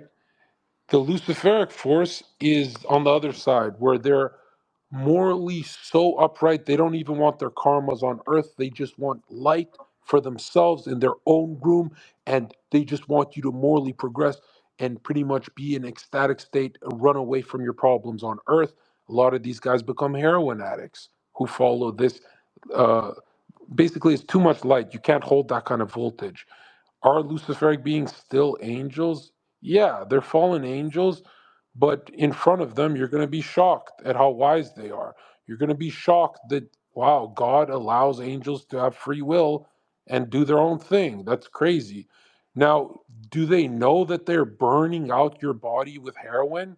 No, they think that your physical body is stupid. It's a waste of time. Just come up here, stay with us. It's not like the Luciferic beings are doing this to be evil. It's more like they don't understand why you're suffering on Earth. There's higher worlds. Just leave that cycle. That's stupid. And they've pretty much made up their own system for themselves, right? A lot of people love going to them because some of the brightest ideas you have is like the lights turning on in your mind, and this intellectualism comes from like it feels like a luciferic light where it's like knowledge you shouldn't have and stuff like that. And a lot of times this corrupts you if you don't share it with the world. Like, for example, luciferic light will be, do you remember when hippies were saying end the war, right? Hmm. That was a Yeah. totally Luciferic experience where they wanted to automatically, not through inner nature, but automatically just turn everyone into a peaceful person. Here's the problem, though: when you make all humans peaceful, they get dominated and killed by other tribes. So there has to be a balancing for it. This is why the Christ is the pillar of strength, freedom, love, everything. And these forces are kind of like, they would make sense, but the voltage doesn't make sense. You like, imagine burning out your subtle energy body doing heroin all day. The Luciferic spirits are like, okay, you're up here now, you're static, right? Stay here. And they don't realize that you're literally dying on Earth and you're not evolving. They don't want you to be a Charizard. They don't give a fuck about your evolution. They want you to evolve like them, just beings of light, Promethean light that comes down too early. Well, here's the truth. Nobody wants that, right? We want the crown of creation's powers, what was destined for us. We want human powers, because when humans become angels, we're the 10th hierarchy, but we are going to be at the top. We're going to have the best powers. And um, a lot of these other forces are, they don't give a fuck about your evolution, right? Only Christ cares about your evolution. These other beings do not care. They don't give a like a satanic being. If they can get you depressed on your bed for 99 years, that is like them literally jacking off all day. They love doing depraved shit like that, right? And it's from this not understanding your path. Now, when you evolve completely into the Atman, when you're all the way up there, when you're going up the angelic hierarchies with unique powers, then these satanic spirits and luciferic spirits are going to freak the fuck out, right? That's, you're going to have the sword of discernment from Mikhail. You're going to be ready for war. Then they're going to get really panicky and they're going to be like, okay, this is a way different problem. Right now, you're just seen as like a child in a sandbox.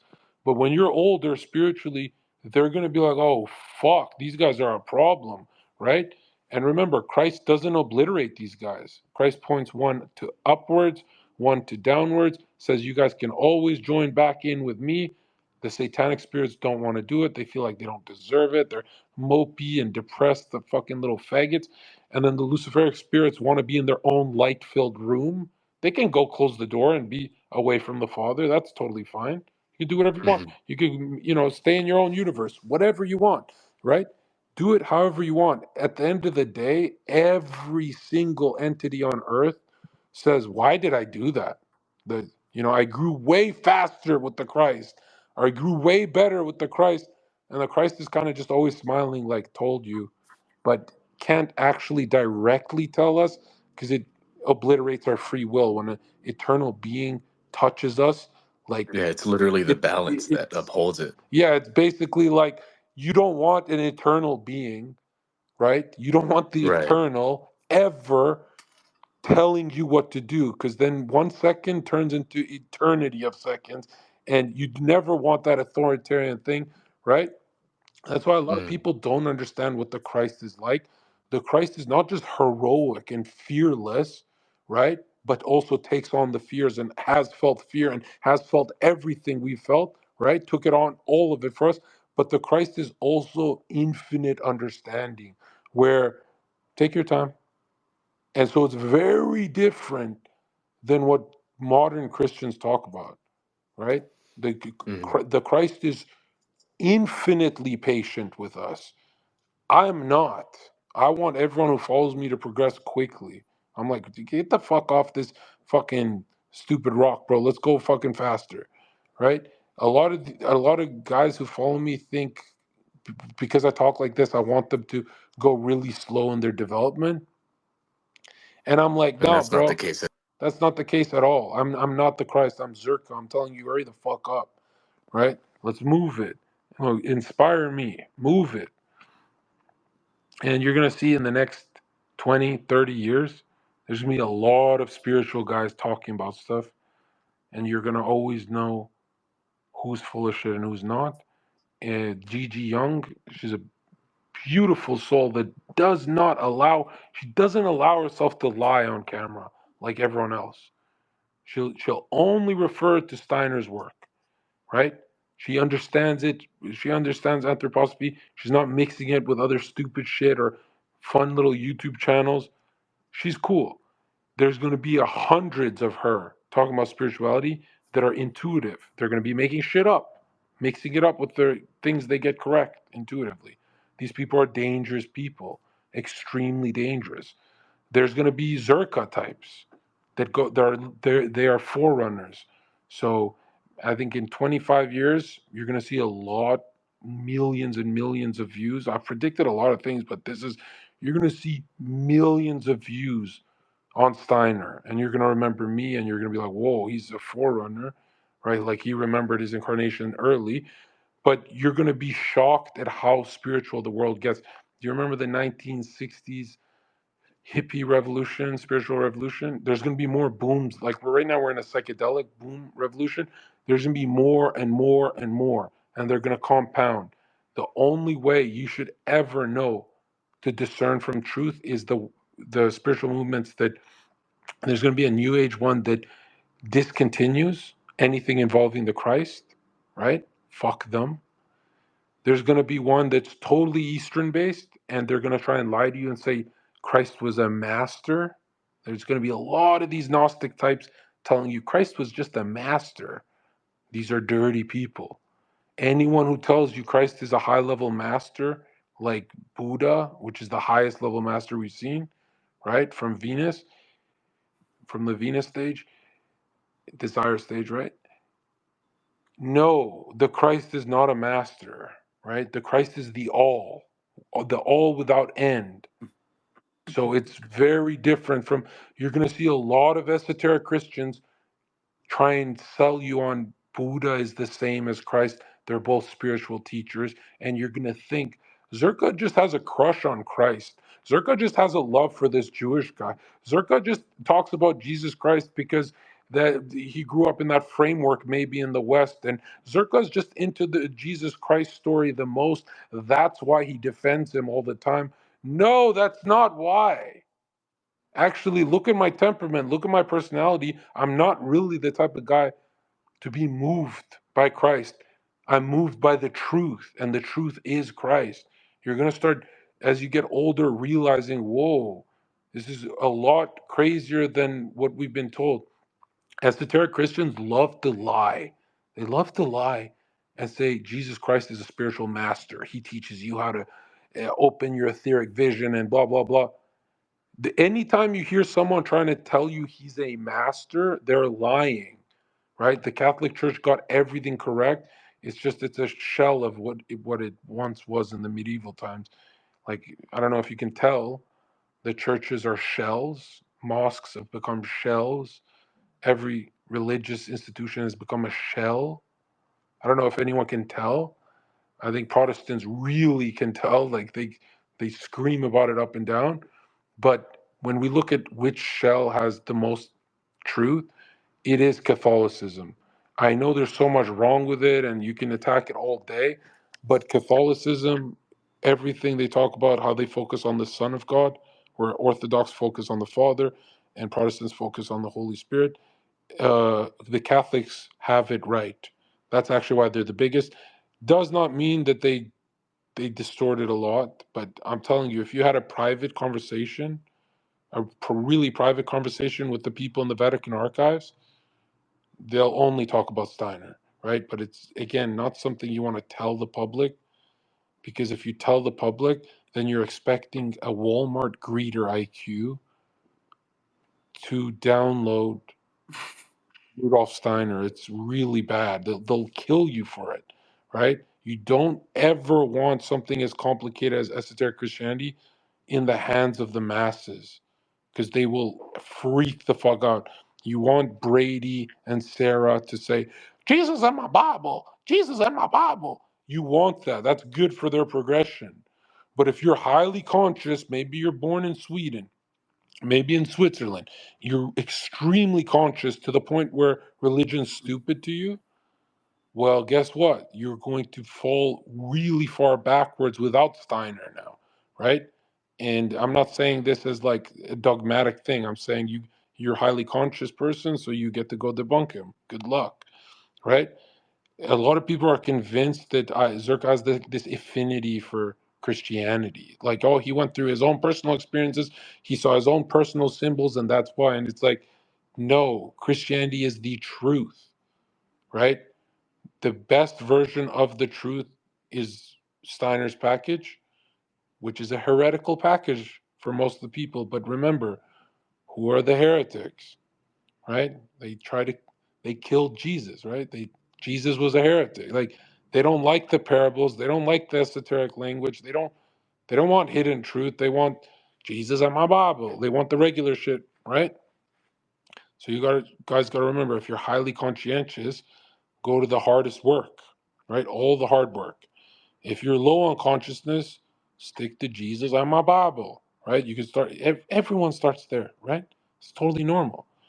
Now, another thing, if any spiritual teacher tells you that you have to just have faith and not question anything, they are demonic. Question everything, test everything, test what I'm saying if it's true, every single word, right?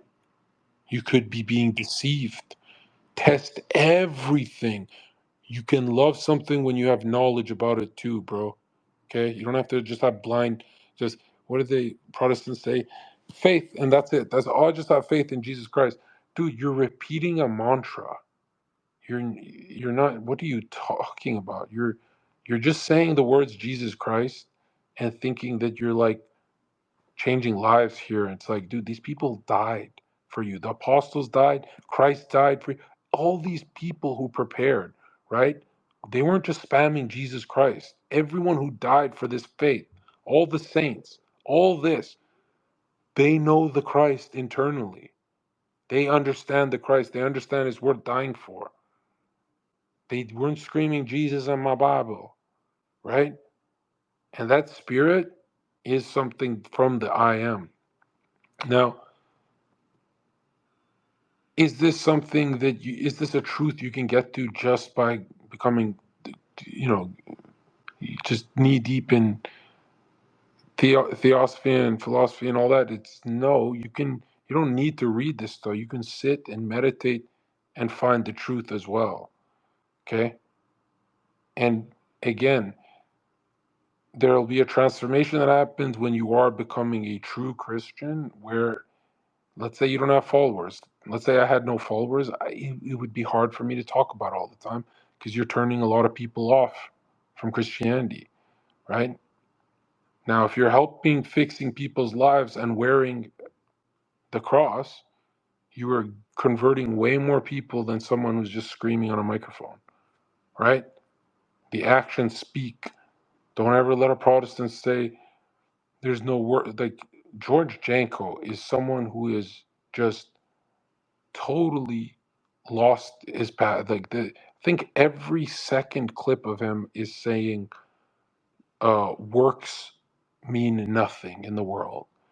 And it's like, dude, look how you've structured your own face, Bro, right? it's feminine, right? Because they don't want accountability. They don't want to be like, what did you do today? You know? Look how humans structure their own faces. That's from deeds. You want to work towards the beautiful. I'm not calling the guy ugly. I'm just saying, don't think you're complete right now. You're evolving through deeds. Okay? Spamming faith only to people, it just seems like you're going to sit on your couch all day talking about Jesus forever. And it's like, have you structured your subtle energy body through thinking, feeling, and willing? Because if you're not doing this stuff, when you speak, I guarantee you there'll be a point where no one's inspired. They're just kind of just sounds like you're memorizing scripture. It's like, no, you want to move people. You want to move people. They're deeply asleep. Like, they're in the depths. And again, Christianity is not something that's my favorite. It's not like I clicked on it because it's my favorite or anything. You can get to these truths. You can go take your life seriously and get to these truths. And I guarantee you, you're going to laugh when you realize that, oh, an Arab, a black guy, they all know the Christ. They just forgot. They all know the Christ. Okay? Now they'll call it something else. Like, a lot of them will call it infinite love, infinite mercy, There's so many different words for it. But when we're done Earth evolution, it has one name. It's the Christ. So, sounds crazy to say, wherever you incarnated, right? You're a Buddhist, you're a whatever you're going through, that's for your own moral development.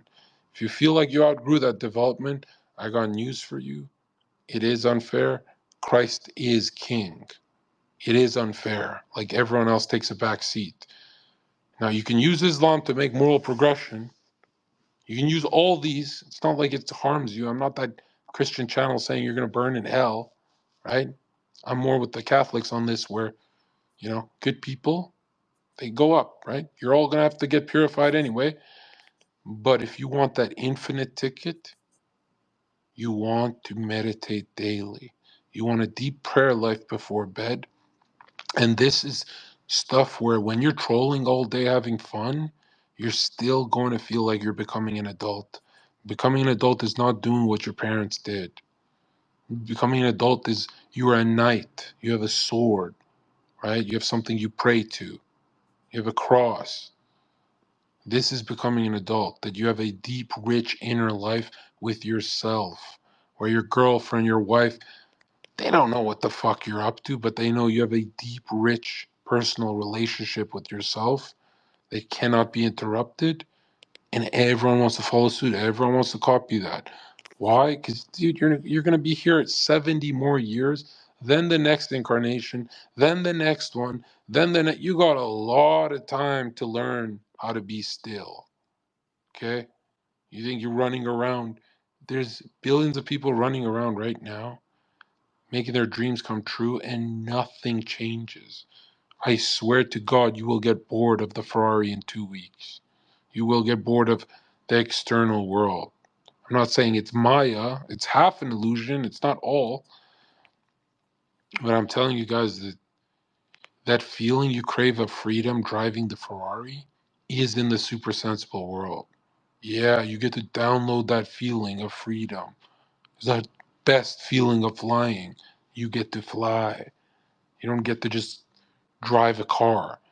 Another thing, why, when you're looking at a Ferrari, why it's so magical in this materialistic world is because it's not actually the car, it's that you're seeing a lot of sharpened, concentrated wills and minds put together in a group soul to build that car through blueprint after blueprint, history after history. So you're seeing a lot of mind put into materialism, into the car, and that is what's attractive to you. Now, all is mind. What do you think is in upper worlds? Way more mind, infinite more mind. So if a Ferrari catches your eye because you're seeing a bunch of group souls who put their concentrated thinking together and it's like affected you, what do you think's above? It's going to feel like 1 zillion beautiful Ferraris, way more than that. You understand that it's not the materialism, it's the mind, right? We love seeing human teamwork. Teamwork is getting prepared for angel work, right? Group souls, many eyes, eyeballs on one angel, right? And if you ever want to know what an angel is like, they dance. Yeah, like a rave. Go look at the stars, dude. They are partying. They are singing nonstop, and they want you up there. Okay? And I don't know if any of you have had an experience of being really high, but have you ever walked in a party where you see your buddies and you're high? You feel like a spiritual thing. You're high, and your buddies are happy that you're high, which is kind of gay, but they're happy you're high and that you're on their level. And no one wants to be high alone. Everyone wants to be high together.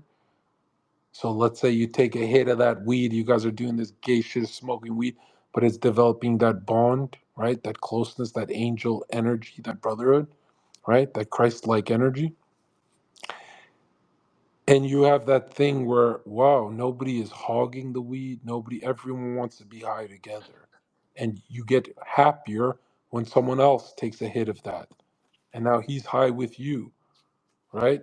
That's exactly how angels are, that they want you up there high with them. Now, you have some black guys in black communities who they don't let go of the joint. They keep smoking it up, right? These guys are becoming inwardly selfish And this is how you go to inward hell. They have a lot of problems. But you're going to see that the more you morally progress forward, the more you're going to want to see people do good in life. And it's a euphoric feeling. It's a radiant will. It's something that's so powerful about wanting to see people do better in life. It's a great feeling. It's an amazing. You just want more and more of it. But again, it's not something you can force. Like I got a lot of people saying, "I've been a good person for 20 days, nothing's happening." I was like, "Bro, you got a lot to go through, right? You can't force being a good person." It's like, bro, I don't even recommend you give a homeless guy a sandwich. Don't even do that, right? If it doesn't come out of your inner giggly, warm nature, not hot, not cold, just warmth, then don't even give them a sandwich. Fuck the homeless guy. How about that? But if it's coming from inward, like from you, from freedom, holy, you want to cultivate that flame. You want to keep that flame going, right? Balance out all your karmas, do everything perfect. And look, at the end of the day, imagine how much higher level I'm going to be than 8 billion people on earth. Because I take this shit serious, right? All right, let's see, Joel, you got a question. How many hours is this?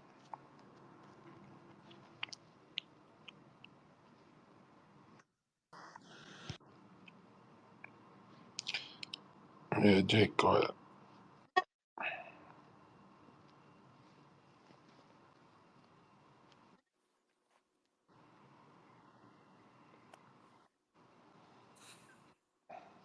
Yo, Zherka. Hit me. So about these Jesus in a Bible type of Christians, like I don't know if you've seen that guy Bryce Crawford, Is that like the UFC fighter? or no, not fucking Bryce Crawford. Bryce something. He's like the Oh, the young other kid. white. Yeah, I saw him. Yeah. Yeah, what do you think of him? Because I see him. I saw he brought like Togi on his podcast and shit, and it Yeah. makes me I like like, him. I think he's genuine. Do I think that he's going to convert millions and millions of people? No. Do I think he's going to convert a lot of people? Yes. But his approach isn't made for the masses. yeah, He's not thinking of agnostics. He's not thinking of atheists. He's not thinking of anyone even outside of America.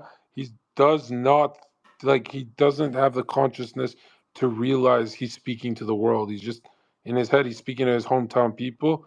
I guess that's noble, yeah, but I guarantee you he's going to look back on his incarnation and say, "Ooh, I could have done this way better, way faster, way sharper, way." And you can't blame these Protestants. That's Protestants will speak from their heart, and Nick Fuentes will speak from the intellect center. A Protestant will speak from the heart center, right? And it's they're never gonna totally get along. Like I could imagine. I can imagine that they have totally different versions of Christianity in their heads too, right? But yeah, do I think his incarnation, he's doing it? Yeah, that he's doing his incarnation. That's good, right? Do I think he would read Steiner and start crying and try and kill us? Well, I don't know about that, but I don't think you give him a little, you give him a heretic's right, and give him a little deeper Christianity, and he looks like the type of guy to self-combust. He'll explode. yeah, He's way yeah. It's uptight, way too uptight, right? Yeah, way too uptight. And I feel like, because, yeah, I feel like it's good. It's like an overall good, but it's just like kind of words. Like, even how you did it on Bradley Martin and shit like that, like, that's how I found you and saw, like, Yeah, I knew. I actually. remember I said, "What's my audience?" Oh, Zoomers. This should be easy.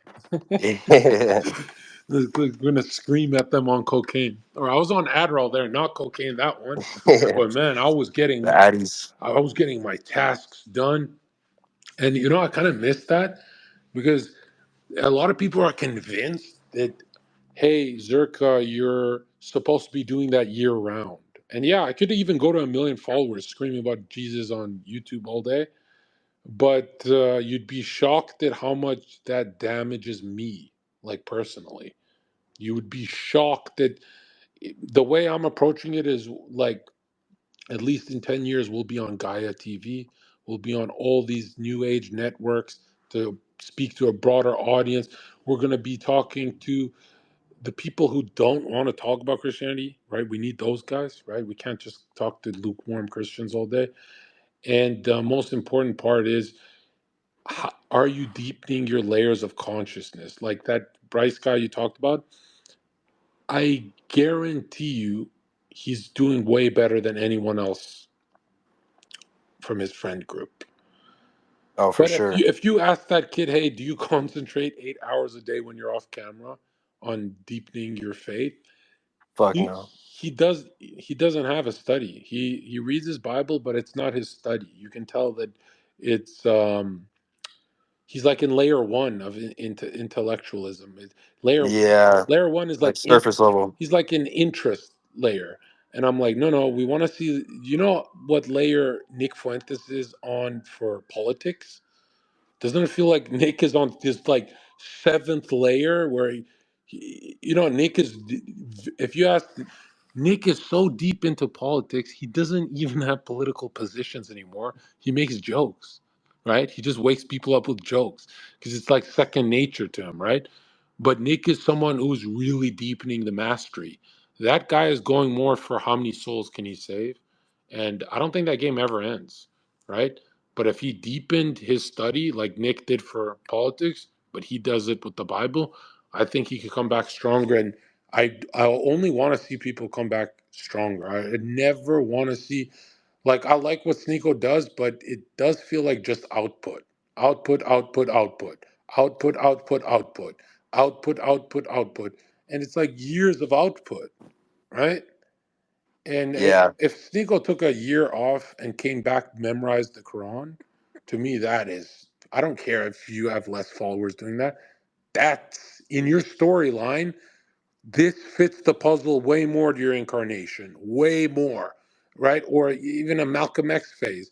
But if Sneeko does output, output, output, YouTube, hey guys, Pokimane did this, up until he's 80 years old, in my opinion, on Earth, that's not a waste. But as soon as you're dead, you're gonna be like, holy fuck, that was a huge waste of time. Like, it's gonna feel yes, like you had 10 years of light when you could have had 80 years straight of just yeah. knowledge, you know? Sneeko seemed like I love Sneeko. I mean, I saw He's an Sneeko before I output monkey. saw you. He just loves putting content out there. It's like if Sneeko was an artist, he'd have a painting every day. To me, Yeah, I've never known art like that. I've always thought art is like you go away, you do an album, you come back, you take a couple years off, and you develop into a new suffering package. I always thought it's like that, and I think I convinced a lot of people too to do it my way because people can tell it's like no human on earth would want a 2025 or 2022 Zherka versus a 2025. Both based, but it's not even comparable. It's like shocking. It's like you would think I'm not in this dark hotel room. You'd think I'm reading my notes right now. This like sounds like inspired genius, but it's only because we're compared to old Zerka, right? And now imagine what I sound like at 45, especially on TV. And we're pushing the envelope more and more. We have to, the higher levels of consciousness, you can just move mountains better. YouTube consciousness is you're getting a lot of followers, a lot of money for, I guess, talking about Pokimane, and I don't think there's a level of I've never seen a YouTuber post content for 10 years and they look like a master. They always look kind of like a junkie by the end of it. Like Moist Critical, I like him. He's Year of the Dog, right? But it seems like he got burnt out after 10 years. It's like, no, you look at history, masters get better over time, not like burnt out, not tired, not talking. Now he's talking about Benjamin Netanyahu, and bro, the YouTube game is vicious, where it's like, worst case scenario, you're successful. Everyone just calls you a successful faggot. That's fucking crazy. In medieval times, people would say that's a swordsman. That guy's this, that guy. There would be literal mastery. People would have mastery over the skill sets, right? And yeah, I tremendously look down on output junkies because I don't think, let's say 31 to 41 years old, a shit ton of YouTube output. I don't think your car gets better. I don't think your house gets better. I think it's slightly better, but it's not that much better. So it's not a material. You're not answering a material problem, are you? Right? It's not like is or man, I really didn't want to shit on this guy because he's like he was good to me when I met him, but he's a good example of Steve will do it. That why does he keep talking about depression? And I'll say this, a lot of people say he's away from Jesus if he just reads the Bible. No, he's away from his individual incarnation task, right? Which involves free will, which is the I am, right? Like bathing into that light. And so you get really depressed with millions and millions and millions of dollars. And it's not a regular depression, it's the kind of depression that doesn't go away for 30 years. Why? It's not because like you made money and this is what you get for it, but you didn't come here to do what you wanted to do, right? And let's not let's just be totally fair. If you're doing what you came here to do, you can still be extremely depressed, but you're gonna have bursts of beautiful art that comes through that keeps you going. For example, the Lincoln Park was a Chester.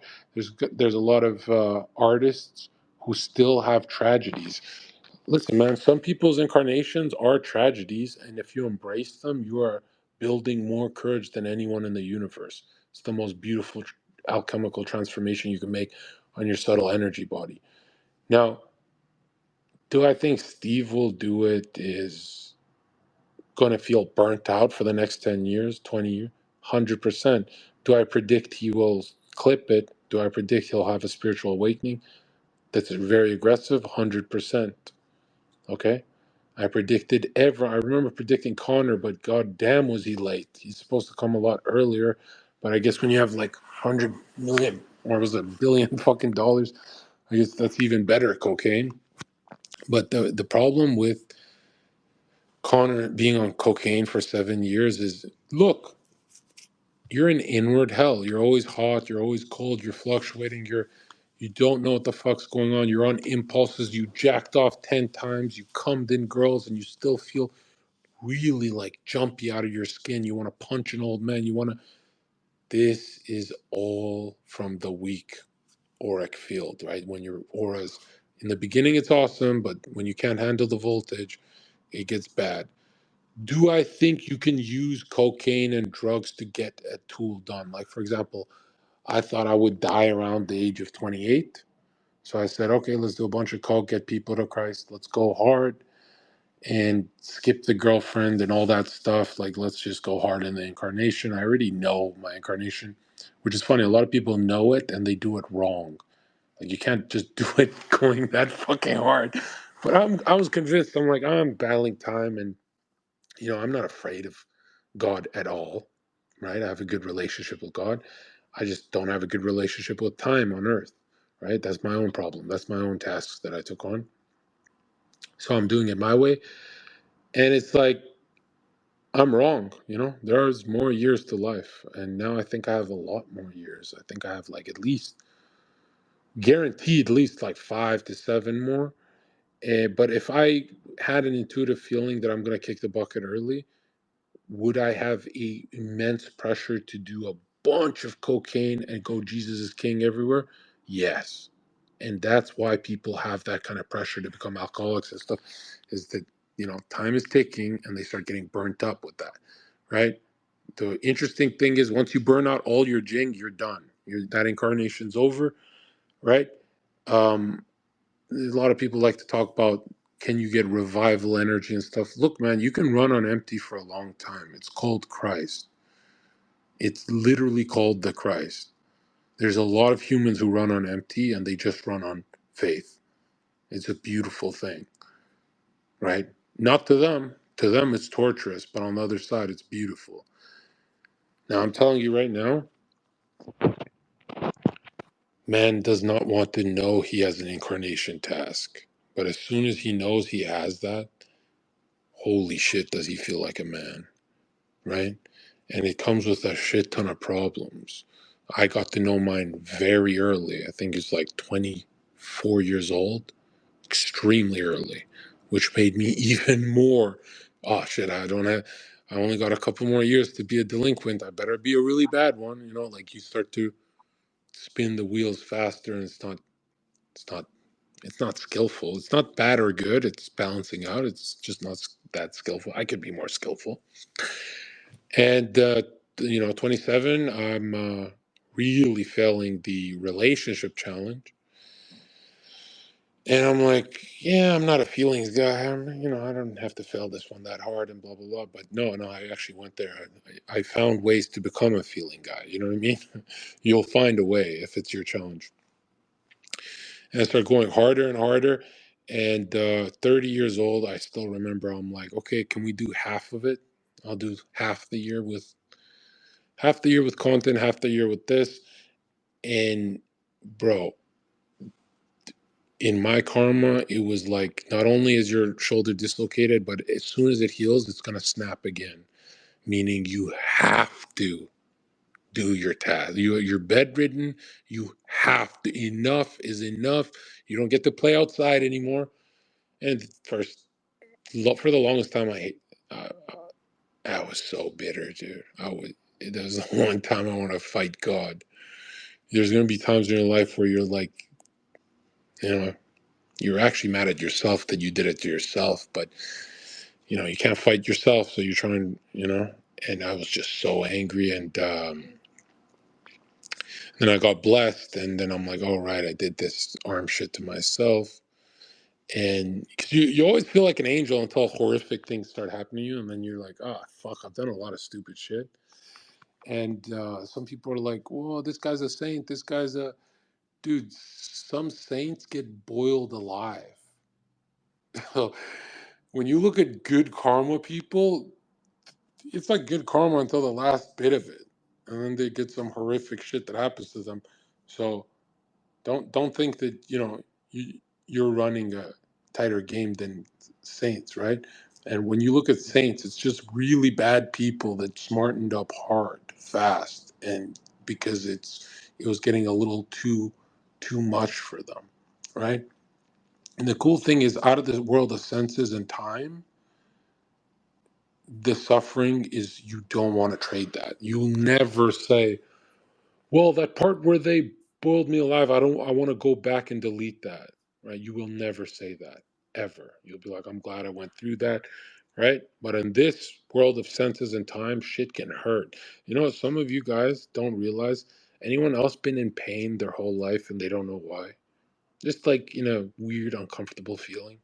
Just like the body doesn't feel like it fits correct, and feels like there's impulses and electrical signals and weird nervousness and irrational hotness and coldness and weird feet are cold but hands are warm and everything's just off, and it's like a transgender. I don't fit in my own body, uncomfortable even though I do. I went to the massage and my mind is fucking with me. And yeah, all of that comes from being compressed here. When all of that's off you, you skyrocket like pain free. It's incredible. But all that is like dense material world of senses that kind of feels like clay on top of you, right? Now, on the other side, through a solar gate, you want to take on the world's challenges. You're like Super Saiyan 3 Goku. But as soon as you start going through the spheres and coming down here, it gets heavier and heavier and heavier, and you take on your karmas, or your physical body, which is a physical representation of your karma. And you go, oh fuck, like you're destroying your temple with steroids and shit, your liver with alcohol, and it's just, you're doing a lot of damage to your body, and you're taking on the damage you've done in your past life. And when you see how resilient you actually are from all this, you're like, whoa, I'm surprised that little flame of I am can go this hard. And each flame's color is different. There's 8 billion different colors on that side. It's very unique. So you're going to be a unique affection to your Lord, like how he wants you to evolve. But man, you're going to be shocked at like, oh, that little flame of spirituality is everything. It's like the only reason I kept going. Well, I thought it was because of the food I ate and this and that. None of that counts. Go 40 days without food. You can still go little longer actually. It's fucking mind blowing. And all these attachments you stick to on Earth, bro, they're gonna sting when you're purifying. It's gonna sting when you're like, what the fuck? I can't have that anymore. Like people with eating disorders, bro, you're gonna go through hell in Kamaloka when you're seeing all the food you can't grab with your hands. And that purification, I think, is smarter if you just balanced out your eating habits on Earth, right? It's like, dude, you can overcome a lot of things when you realize that it's a trap, like 100% trap. Especially when you start realizing that your temple needs the nectar of the gods. It needs fruit. And none of you will eat healthy because your dad tells you to eat healthy. You guys will eat healthy because it's esoterically accurate, right? Like, how many people DM me and said, I never listened to my grandparents and parents about eating healthy, but I listen to you, Zherka, because it's scientifically accurate, right?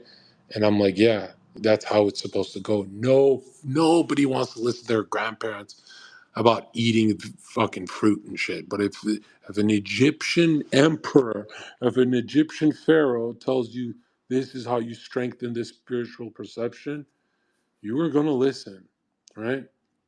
And it's not like you want to make life easier for yourself. You still have karmas you're taking on. Humans don't want an easier life. They don't want different karmas. They don't want softer challenges. They don't want a weaker tragedy. None of that. They just want the next spiritual buff, right? As soon as the lights turn on, you're like, oh, that's what's supposed to happen? That you will fight a dude with a sword on the streets when you know you're getting a spiritual buff with that.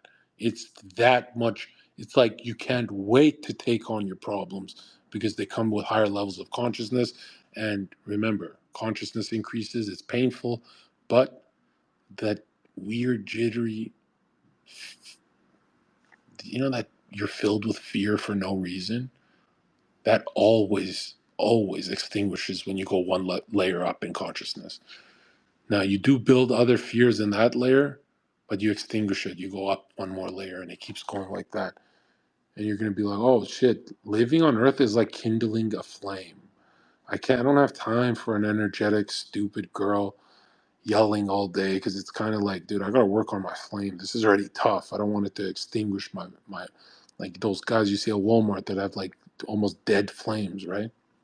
You don't want to do that. And you're going to be like, oh, shit, this calmer life is kind of making me into a mature adult, which is could be a trap too. You don't want to lose your sense of humor like a lot of people. I know men who were much the scariest guys you meet who were eventually on the right path, and took them a lot longer. And when they were initiated, they never made one joke again. They were scared straight. And which is like, yeah, you don't joke, you don't laugh for a long time after that kind of trauma, right? And for anyone who's been through something like that, but there are people who never laugh again going through that. And that's been written about since ancient times too. And I think that's wrong because you look at the Christ's example. He walks by the dead wolf. There's a dead wolf on the ground, and all the initiates turn away from it. And Christ says, what beautiful teeth he had. And they all look at him like, whoa, this radical positivity is how you're going to move in the world of suffering. And it's not like to be a hippie, it's because it's effective. Like, that's how you move forward. Like, whoa, that's insane. That he's showing you the way to move. Now, I would rather just say that wolf looked like it smelled like shit. I'd much rather stay in a lower tone of vibration. But the older I get, the more I go, this is kind of, I've already done the negativity. It doesn't work. We all know, we all have cousins and friends. And how many people do you know who live, every second word is like negative that comes out of their mouth? And then you go, well, is it that Christ-like to not be this fucking annoying? Like, this person cannot stop complaining. And bashing people. I've always had a weird problem with girls complaining turning me on. Not women on podcasts or any of that, but like a woman I'm dating, something about her complaining tells me she's alive. It sounds so fucked up. It sounds really fucked up, but I don't mean like that. I mean, that's what makes me sound like a serial killer. But something about her complaining is like, oh, you're human. I thought you were just who I picked up or whatever. But again, if it unconsciously makes me start complaining, and maybe I don't say it out loud, but I'm just thinking it, well, what you do in thought, you're doing in the real world. Like, there's no difference from grabbing a woman's tits and thinking about grabbing them. Okay? In initiation science, this is the same thing for one reason only. You're training to be bulletproof. Okay? You're training your mind to be bulletproof. And a lot of people are convinced that you're just supposed to like be suffering away from boobs for the rest of your life. No, no, dude. Many esoteric masters had wives. That's a secret that no one will tell you. Yeah. And the really higher up ones never had sex with their wives. But those guys are so far upwards in evolution that it's like almost they have different organs. But when they were at your level of evolution, yes, they had sex with their wives and cultivated love and built their wings and went on to higher worlds, reincarnated with their powers to help us. Yeah. You really think they overcame it without having a marriage incarnation and all that? Like, are you stupid? You're going to have many marriage incarnations. You're going to learn to be in affection. But when you're really high up there, like extremely high up there, or someone who's remembering his abilities, a lot of saints, before they're saints, they fuck all the sluts at the brothel. And then they have a insane awakening, self-remembering process. And then it's not that they get tempted, but they transform the temptation. They go upward. And that transformation keeps them so elevated. So, I don't want to say the word high. It's a radiant will. It's like, have you ever felt powerful, extremely powerful? And it's always when you're sober, like really powerful when you're sober, healthy, just clear. When you have those moments, you're going to be like, wow, can I extend that for more than 10 minutes? I want that for like at least 24 hours. Yeah, that's the trade off from the sexuality. Of course, they're doing it for that reason. Do you really think they're just suffering? No tits, no tits, no tits for no reason? No, there's a bigger trade off, right?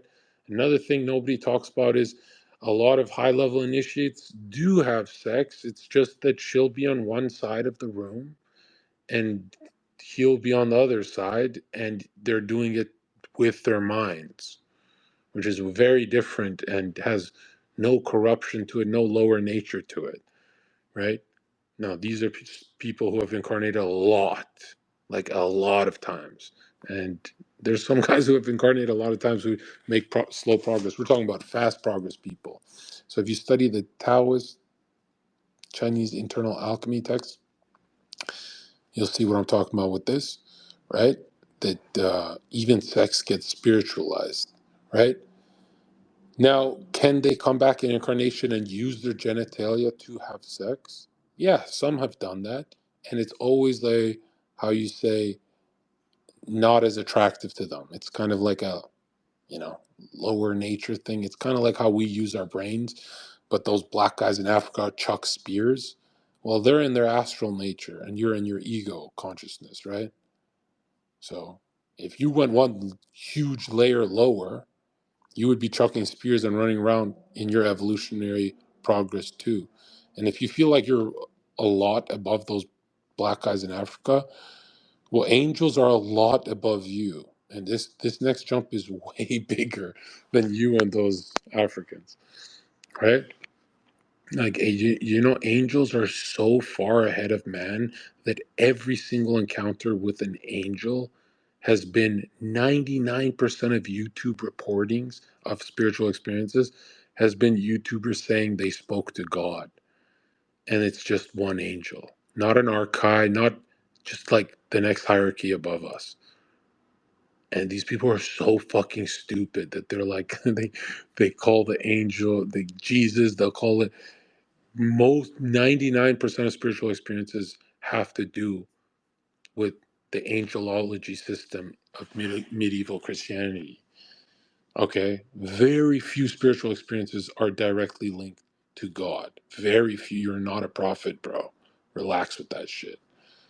But yeah, when you see the angel's light, which literally fills you with knowledge, different kind of download, instantaneous download, that does feel like it's directly from the Lord. Like it doesn't feel like it's their power, right? It's not like us. We're gonna have our own power. We're not connected uh, to the hips like these angels. We're gonna have connection, but we can also separate, right? We're gonna have ego consciousness. We're having a very different upgrade, and which is like if you think about it, ours comes with a lot a lot of problems too, if you think about it, right? There's like a lot of people going through this love and breakup stages on earth. Like some guys will go through 5 divorces to learn to structure their subtle energy body correctly, and they keep fucking it up. That's brutal. Nothing goes to waste, by the way, right? You have 5 divorces, and your next incarnation is gonna, transform into high level shit. But it does involve a lot of unnecessary suffering. And remember, bodhisattvas and all these masters that promise to keep incarnating until every human's up there, which is like, wow, these guys are really kind people. Like, imagine being that connected to the Christ that you want to do that. That's like a really long time. But even they'll tell you that uh, outside of space and time, you're going to be like, oh, time is nothing. On the other side, you're going to be like, oh, it's nothing. It wasn't that bad. But right now, here, it's like, it's pretty knee deep, right? And nobody would want it any differently. Like, I had a lot of students tell me they hate their lives. And I'm like, would you want me to, let's say I had the power to wipe away all your suffering, but everyone else on earth has to go through it. And every one of them looks at me like, wait, what's the catch? I'm like, okay, let's say I could do that. I could just touch you and wham, just fix everything. Would you want me to take away all your suffering? But everyone on earth has to go through it. And they always freeze like, whoa, but I don't want to suffer anymore, Zherka, but I don't want to miss out. And I'm like, exactly. You don't want to miss out. All the suffering is necessary for this transmutation. You don't want to. It's like when you tell someone, do you want me to take away the ability for you to lose your parents? Let's say your parents live forever. People hesitate immediately because as tragic as it is, they want to go through that, right? Every human wants to go through that tragedy. Not that they want to, but they know that it comes with what they need, right? Now, if I said it for your girlfriend that left you, do you want me to take it back? Let's go back in time. She doesn't leave you. Everyone wants that, except here's the problem. You're always wondering, what am I offsetting here in my evolution? And the more you meditate on how your life went, the more you go, damn, that stuff was supposed to happen. Now, a lot of guys in my circle that no matter how high advanced they get, they always get one thing wrong. They think everything in their life is going according to plan. It's like, no, dude, if you've been in your fucking house, you don't have a job for 5 years, guess what? You've had a lot of angelic opportunities you ignored. And if you want to see it, the truth and how it is you have a plan laid out with your angel of what you're doing on earth. And by the way, they don't get angry when you let them down, right? They're smiling nonstop, and they hurt when you hurt, but they're laughing most of the time. They're laughing through a lot of your pain because they know it's good for your evolution. So it's whatever. They don't want to see you make the same suffering mistake all the time, so they try and help as much as they can. But I'm telling you right now, you lay out the plan, the execution is up to you. So some guys had plans to be NBA players, and it was a sound plan. They got the right parents, they got everything correct, all the right tragedies, everything, and they failed. They never went to the NBA. These people become alcoholics.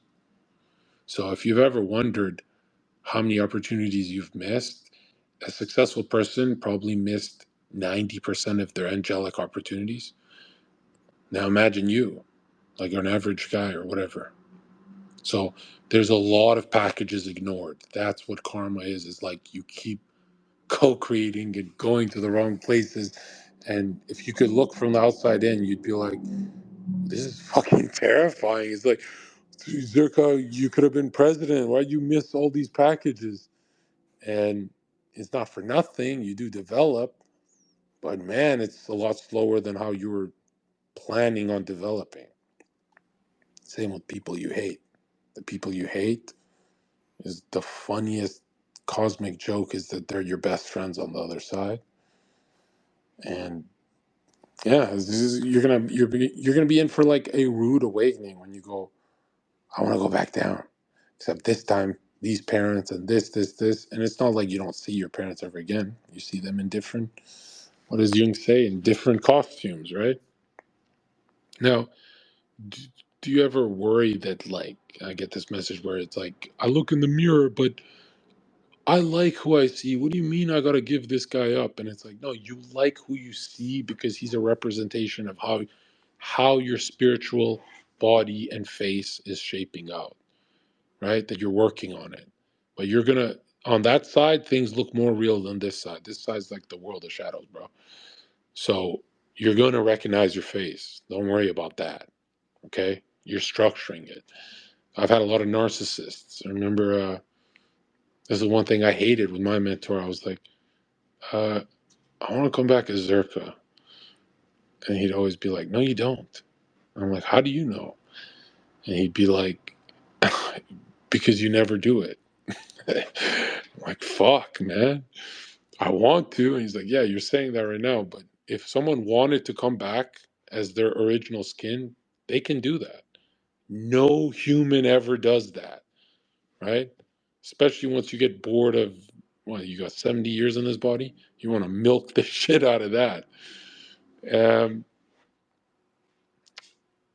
like a lot of people think he'll Mike. He's been around with a lot of women. His attachment is, he's going through a nasty purification of, imagine being addicted to sex or whatever the fuck that guy's going through. And like he's coming from his eyes when he looks at women. He's like really attached to that. And you could blame the Scorpio thing, right? You could blame whatever you want, his incarnation, whatever, but he's got some things he's working through. And for Mike, it's going to be a relief not wanting to fuck all the time, right? So a lot of people are like, Mike's going to want to come back to being Mike. No, he's going to be relieved. He's going to want, you know what I mean? Now that desire is not, if it's strong enough, which it usually is, he's going to incarnate as maybe a porn star, someone who gets to have even more sex, right? A lot of black guys, a lot of black porn stars, they pick their incarnation for those lower impulses, right? It's like a different way to go about it. You gain powers with that, but different powers, right? You look at someone like Elon, you're convinced that this guy's done a lot of spiritual work. He's a billionaire, it's his turn. And yes and no. You can also see on his body, his temple, that he's off balance, right? What we're looking for usually is a extremely fit person as well. I'm talking about like mind, body, and soul, not a materialistic greed kind of in that kind of sense.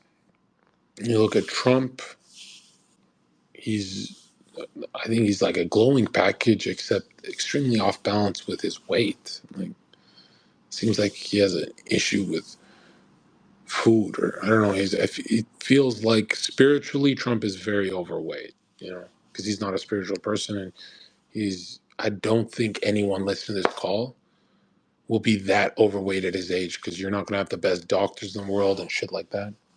And here's the problem with doctors is they're going to want to inject you with things to fix karmas that you did in your past life. So if you just, inwardly withholding affection and being a piece of shit, you're building something inside of you that's going to show up, right? You're consciously building a subconscious problem in a next life, right? And they're going to try and give you needles and try and fix it externally, but it's actually an internal thing that you should be doing your prayer life and esoteric training and moral progression so you don't have that fucking cancer. It's brutal. Now, if you have a loved one who gets cancer, do you give up on them or no? You fight for them and make sure they fix whatever they got going on tooth and nail. And through faith, many people do this. There are a lot of people who just give up. Like, there's people who just intuitively know if someone gets sick, they blame them, right? It's like they know. But here's the problem: you can't blame someone who gets sick and just say, "Oh, it's just their karma," because you're gonna get sick too, right? Now imagine someone says, "Fuck that person, leave him in that bed." You're gonna be like, "Whoa, what the fuck?" It's gonna cause you to make a subtle energy body imprint of anger.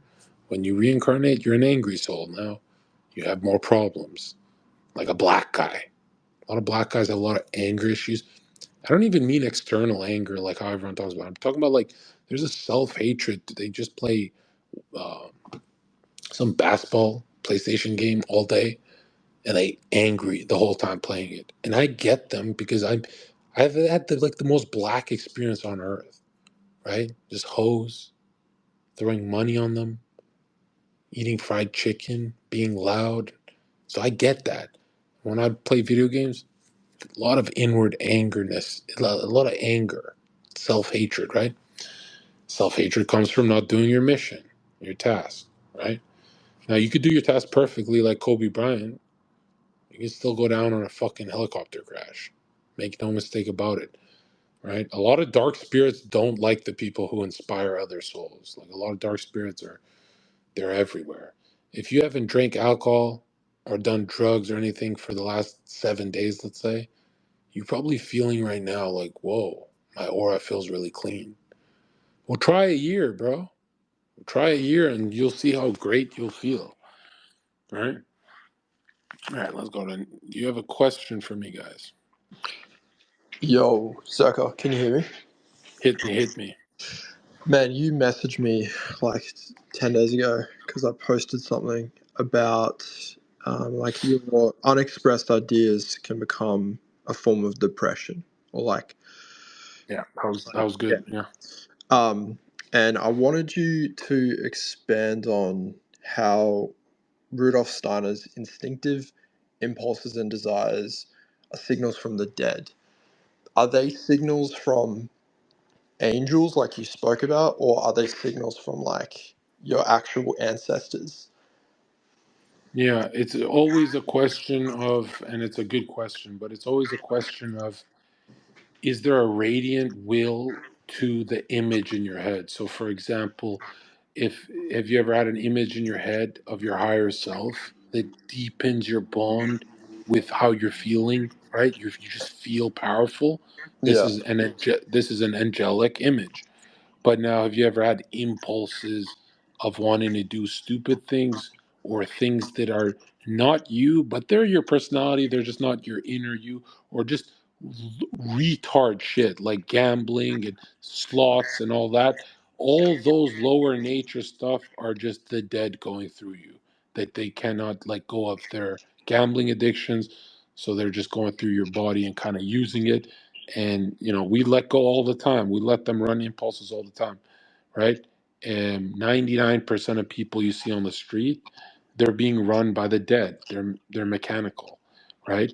If you watch Zherka walking down the street, is he being run by the dead?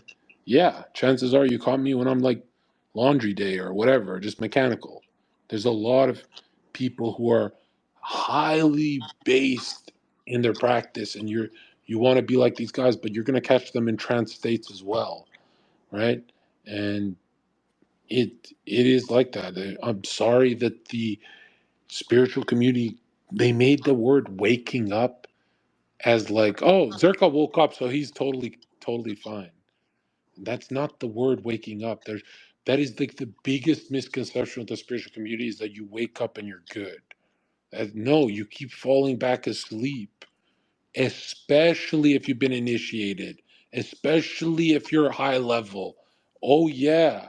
Do you really think there's no temptation with people up there?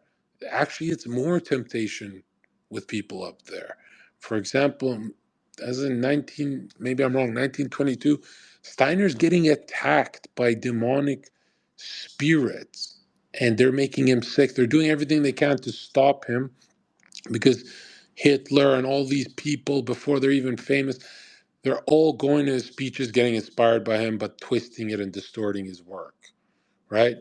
That's like how Hitler understood about the Aryan race and all that is Steiner's work, which nobody on earth knows about, which is kind of like I get Nazis messaging me, well, I know Steiner's a Catholic mystic, but he's actually born in a Jewish family, so you're pointing me to a Jew, and I'm like, he inspired Hitler.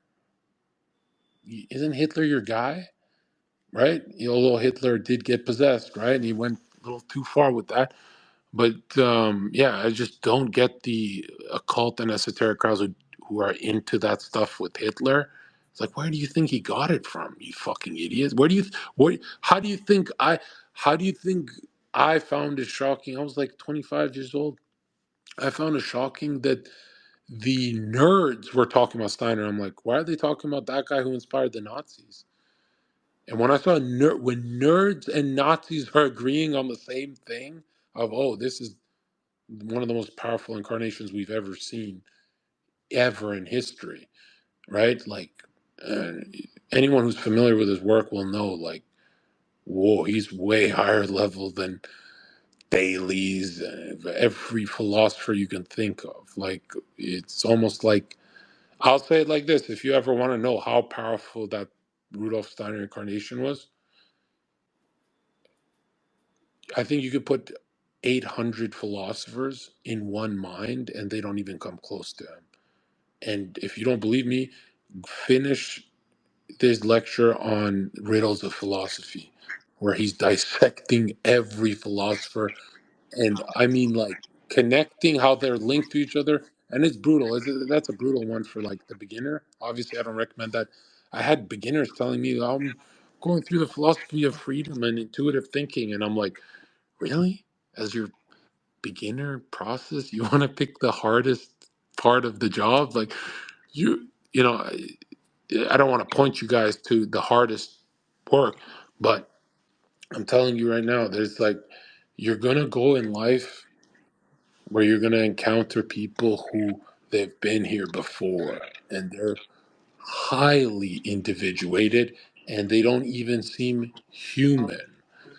And these people, these inspired geniuses, you're going to compare them to your Jordan Peterson. And you're going to have a panic attack because you're going to be like, why was Jordan Peterson someone I idolized when he's probably on his, like, Peterson's really low level. Like, when I say low level, I mean Peterson would be considered a Walmart worker compared to these guys. And so when you start comparing levels of intellect, you're going to start seeing, oh, wait a minute, the guys who are morally progressing forward are always hyper intelligent. This is going to shock you. Like, even Helena Blavatsky, who's into just following light from Lucifer, she just wants knowledge for her team and herself, and that's it. She just wants Luciferic light. She doesn't want to do anything with the Christ. So Steiner has a huge problem with her, like a huge problem. And so when you look at her, read anything she talks about, everyone's like, she's a Luciferian, she's evil. Actually, what she teaches is you cannot get to any spiritual powers like hers without immense moral progression. So the Luciferic bitch is telling you you got to get right, right? Again, because they turn into like moral automatons with Lucifer, right? They're not free, right? You want to be a free moral agent. That's the key, freedom, right? Love and freedom. But yeah, why is she telling you you'd have 0% chance at gaining any powers in any incarnation without moral progression? Immense moral progression. Why is she saying that? If she's with Lucifer, bro, there's not one incarnation on earth that has powers without moral progression. But Zerka, what about like black mages and stuff like that? And these people are not that high level. They're being used. We're talking about high level, right? Evolution goes forward. Okay. Now you can, I think I said it yesterday, I never explained it, so I'm surprised no one called me out on this. I never explained the Sphinx thing. I talked about a Sphinx and nobody understood what I said. I guarantee you I didn't explain it because I remember listening to a bit of that. I'm like, oh shit, I just expected the whole chat to understand what I'm saying. The Sphinx has the body of a beast and the head of a god king because that's your midpoint. That's where you're at in your earth incarnation. That you're either going to go up into an angel rank or going to go lower into a beastly nature. Not that you'll become an animal. A lot of people think reincarnation has something to do with man becoming an animal. No, none of that. Okay? But your beastly animal natures are linked to it, right? So for a man who can't get over aggression, well, where is his dead nature of his obsession with aggression? Well, you see it in the tiger, you see it in the lion, you see it in all sorts of animals, right? And then he's like picking his pieces up, trying to incarnate again, right? But it's not like he is an animal, right? It's just he's dispersed. He's dispersed, right? In pieces, right? In animal, human, plant, and mineral pieces. And so, why am I like beating a dead horse with all this? Is because you're going to notice that Andrew Tate, Sneeko, they're going to say be a good person, but that's it. And it's not going to do anything for any human because is Andrew Tate being a good person? I don't think so, right? How Scammers University. But when you have a bunch of channels in the future who are going to be copying my message and they're going to say, hey, it's not just spiritual perception, but you're going to be opened up to the super sensible. You ask anyone on shrooms what that's like, it could get awesome if you have clean karma. But you're also going to gain superpowers. You tell the youth this, they start sprinting towards a better life, a prayer-filled life. Not that they do good deeds and then things happen, but through prayer life, they understand why they're doing those good deeds, right? They're solo choosing that, right? This is why ancient Egyptians would be like, everyone sit down, meditate, and no slaves ever revolted. They knew their karmic role. They had some horrible karma, so they want to spiritually progress. So they were perfect slaves. And a lot of people are convinced that slaves weren't happy back then. No, they had like a group consciousness. They went to work, bro, like a beehive, bro, like some bitches. And some of you guys listen to this call were slaves, right? And I can see it in your faces. But I'm telling you, the youth in 10 years, when you see a bunch of channels come out copying my work, right? And I call it my work because I put the bow tie in this bitch. You're gonna start seeing that the channels that copy my work, God bless their soul, like they're doing a karmic task for me and for themselves and for the world. That's great, right? Unless they're just reposting me talking about cocaine. That's not that healthy. But if you're posting this kind of stuff and it's like spreading, they're doing great. You're gonna notice that kids love superpowers. It's the fastest way to get them to act right. In society, they show us movies of these superpowers, but they never tell you why Superman tugs at your emotional strings. Like why is the Power Rangers so much to the clairvoyant child who's imaginative faculty is connecting with the Power Rangers and he's going crazy when they're on screen, and there's a reason for all that, right? And Unfortunately, Elon Musk doesn't know anything about this. You can tell. That's why his body looks like that, his temple. I'd say Trump intuitively knows he has a mission. He's just blurry about it. He had a good Kabbalah teacher, but again, that doesn't mean that much. I don't. I guarantee you, Trump knows nothing of the Kabbalah. He has practices to keep his energy up. That's about it. You have pretty much. This sounds cocky, but every single YouTube channel on earth about politics, God, and religion got it wrong. That's scary because imagine like they have fragments of the truth, so you can't really say they're wrong, and they're helping millions of people with their channels, so that's good progression. But you ask someone like me, they're going too slow. They're going way too slow on their progression, right? And you're going to see in 10 years, 15 years that most people are going to only want this kind of message, right? They're going to say, hey, that Christianity where the lion pops out of nowhere, then the tiger, then the gazelle, then the zebra, then the human, then the, boop, boop, boop, boop, boop, boop. Like modern Christianity, how they explain how creation happened. Yeah, that's all wrong. No.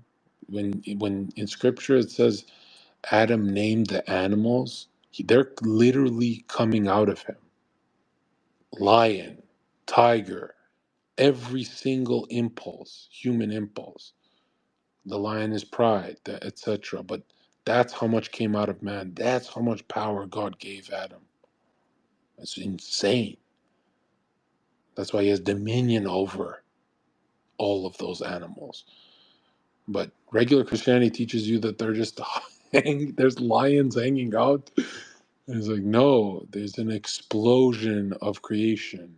But we don't call it creation. We call, we call it co-creation, I guess.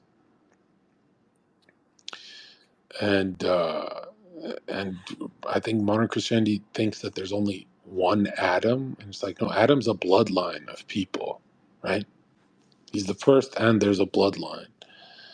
And a lot of people don't realize that the flood is the great catastrophe of Atlantis, and not like Disney Atlantis, not what Alex Jones Atlantis, no, in Atlantis in Theosophy.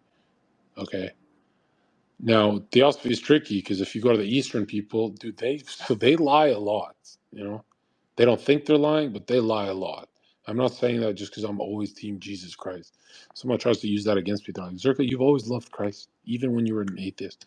True. Yeah. I don't know. True. But not in the way a Christian loves Christ. A Christian loves Christ like, Daddy, help me. Daddy, help me feel safe. And for me, it's more like, no, there's truth to that. That's why I defend Christ. It's the truth. I've always resonated with the truth. It's not like when these Christians have like a high death drive. That's why they're like always talking about Christ. But it's like, no, this is literally the resurrection force. Like, this is what you want to be linked to. Because there's nothing else. You can go every which way. You can turn into a godlike angel and have your own world, and you're still gonna want to go to the Christ. Trust me when I say there's a lot of fucking detours. Am I gonna take detours? 100%. I want to see all the astral. Are you gonna take detours? 100%. Does 8 billion people on Earth take detours? 100%. Did Steiner take detours? No. Like, he just saw through it. He's like, I don't want my heaven. I want the higher. There are people who just go straight up, man. There are forerunners, right? Like John the Baptist is the highest level forerunner we've ever seen. And that is like damn near closest to, when we look at just the humans they incarnate on earth, who did it better than John the Baptist, right? If we can't say Jesus, right? All the initiates were phenomenal. Like, You know, a lot of people want to be like these initiates. Bro, these guys get tortured and killed. Like you know, this is a huge, huge thing they're doing for the Christ, right? For the truth. Most people can't do that. Now, Zherka, you're a heretic. I don't like your temple. What do you have to say to that? Okay, you're a fucking heretic. You're not a Christian. We hate you. Okay, here's what I say to that. The modern Christian today, if Jesus came back, they would literally kill him. Okay. They would literally kill him. The modern Christian today would literally kill Jesus. Everyone knows that. Okay? And then you'll have someone like Steiner who he says, never tell a lie. You're killing in the spiritual world when you lie. It's like, whoa, whoa. It's like, you want to really morally progress? Never tell a lie. And yeah, there is just some, what do we call them? The new prophet, right? Steiner's like, he said, don't call me a prophet because a lot of people tried to, but he is like the new prophet. He wrote the fifth gospel. Now, a lot of this stuff is dense to get through. It's hard to get through. So, what's the best way to wrap up this whole podcast? It's if you're going to do one thing right in life, don't even listen to what I'm saying. Just do the 6 basic exercises, right? Which pretty much means don't lie, don't be a piece of shit. And in 10 years, you're going to be like, yeah, things got different. You're going to see it in this lifetime, not just other lifetimes, right? And it is 9:55. We'll wrap it up there. I think I went 6 hours over. Should we take some questions? No, we should wrap this up. Dude, you're a legend. Thank you for that. That answered my question Yeah. perfectly. Okay, guys, join thezerkofficial.com. Join my Yes, temple sir. for more of this, so I don't have to. I mean, we're done. We gotta be done with Twitter. We're giving them too much. And you guys just remember one thing: tomorrow, next tomorrow, it might feel like 70 years from now. You're still evolving. Just keep going. Right? This is a pilgrimage. Right? There's a boulder on your back. Just keep going. Just keep going. And if you ever doubt yourself, just remember there's like little girls in the world who are continuing. You know, if you've ever felt like I want to get depressed and just lay down and give up, there's little girls who take on their karma better than you. Like there's 6-year-old girls, there's 15-year-old girls, there's 20-year-old, there's 25-year-old. There's little bitches on earth taking on their karmas, and you're fucking complaining to me. You know, I think that's a good way for men to see it. Is like, I know black men in prison would be like, "No, fuck this shit," but I'm telling you right now, man, if you ever want to get competitive, just realize there's 8 billion niggas taking on their karmas. The only difference is they're doing it mechanically because they're asleep. You don't want to do that.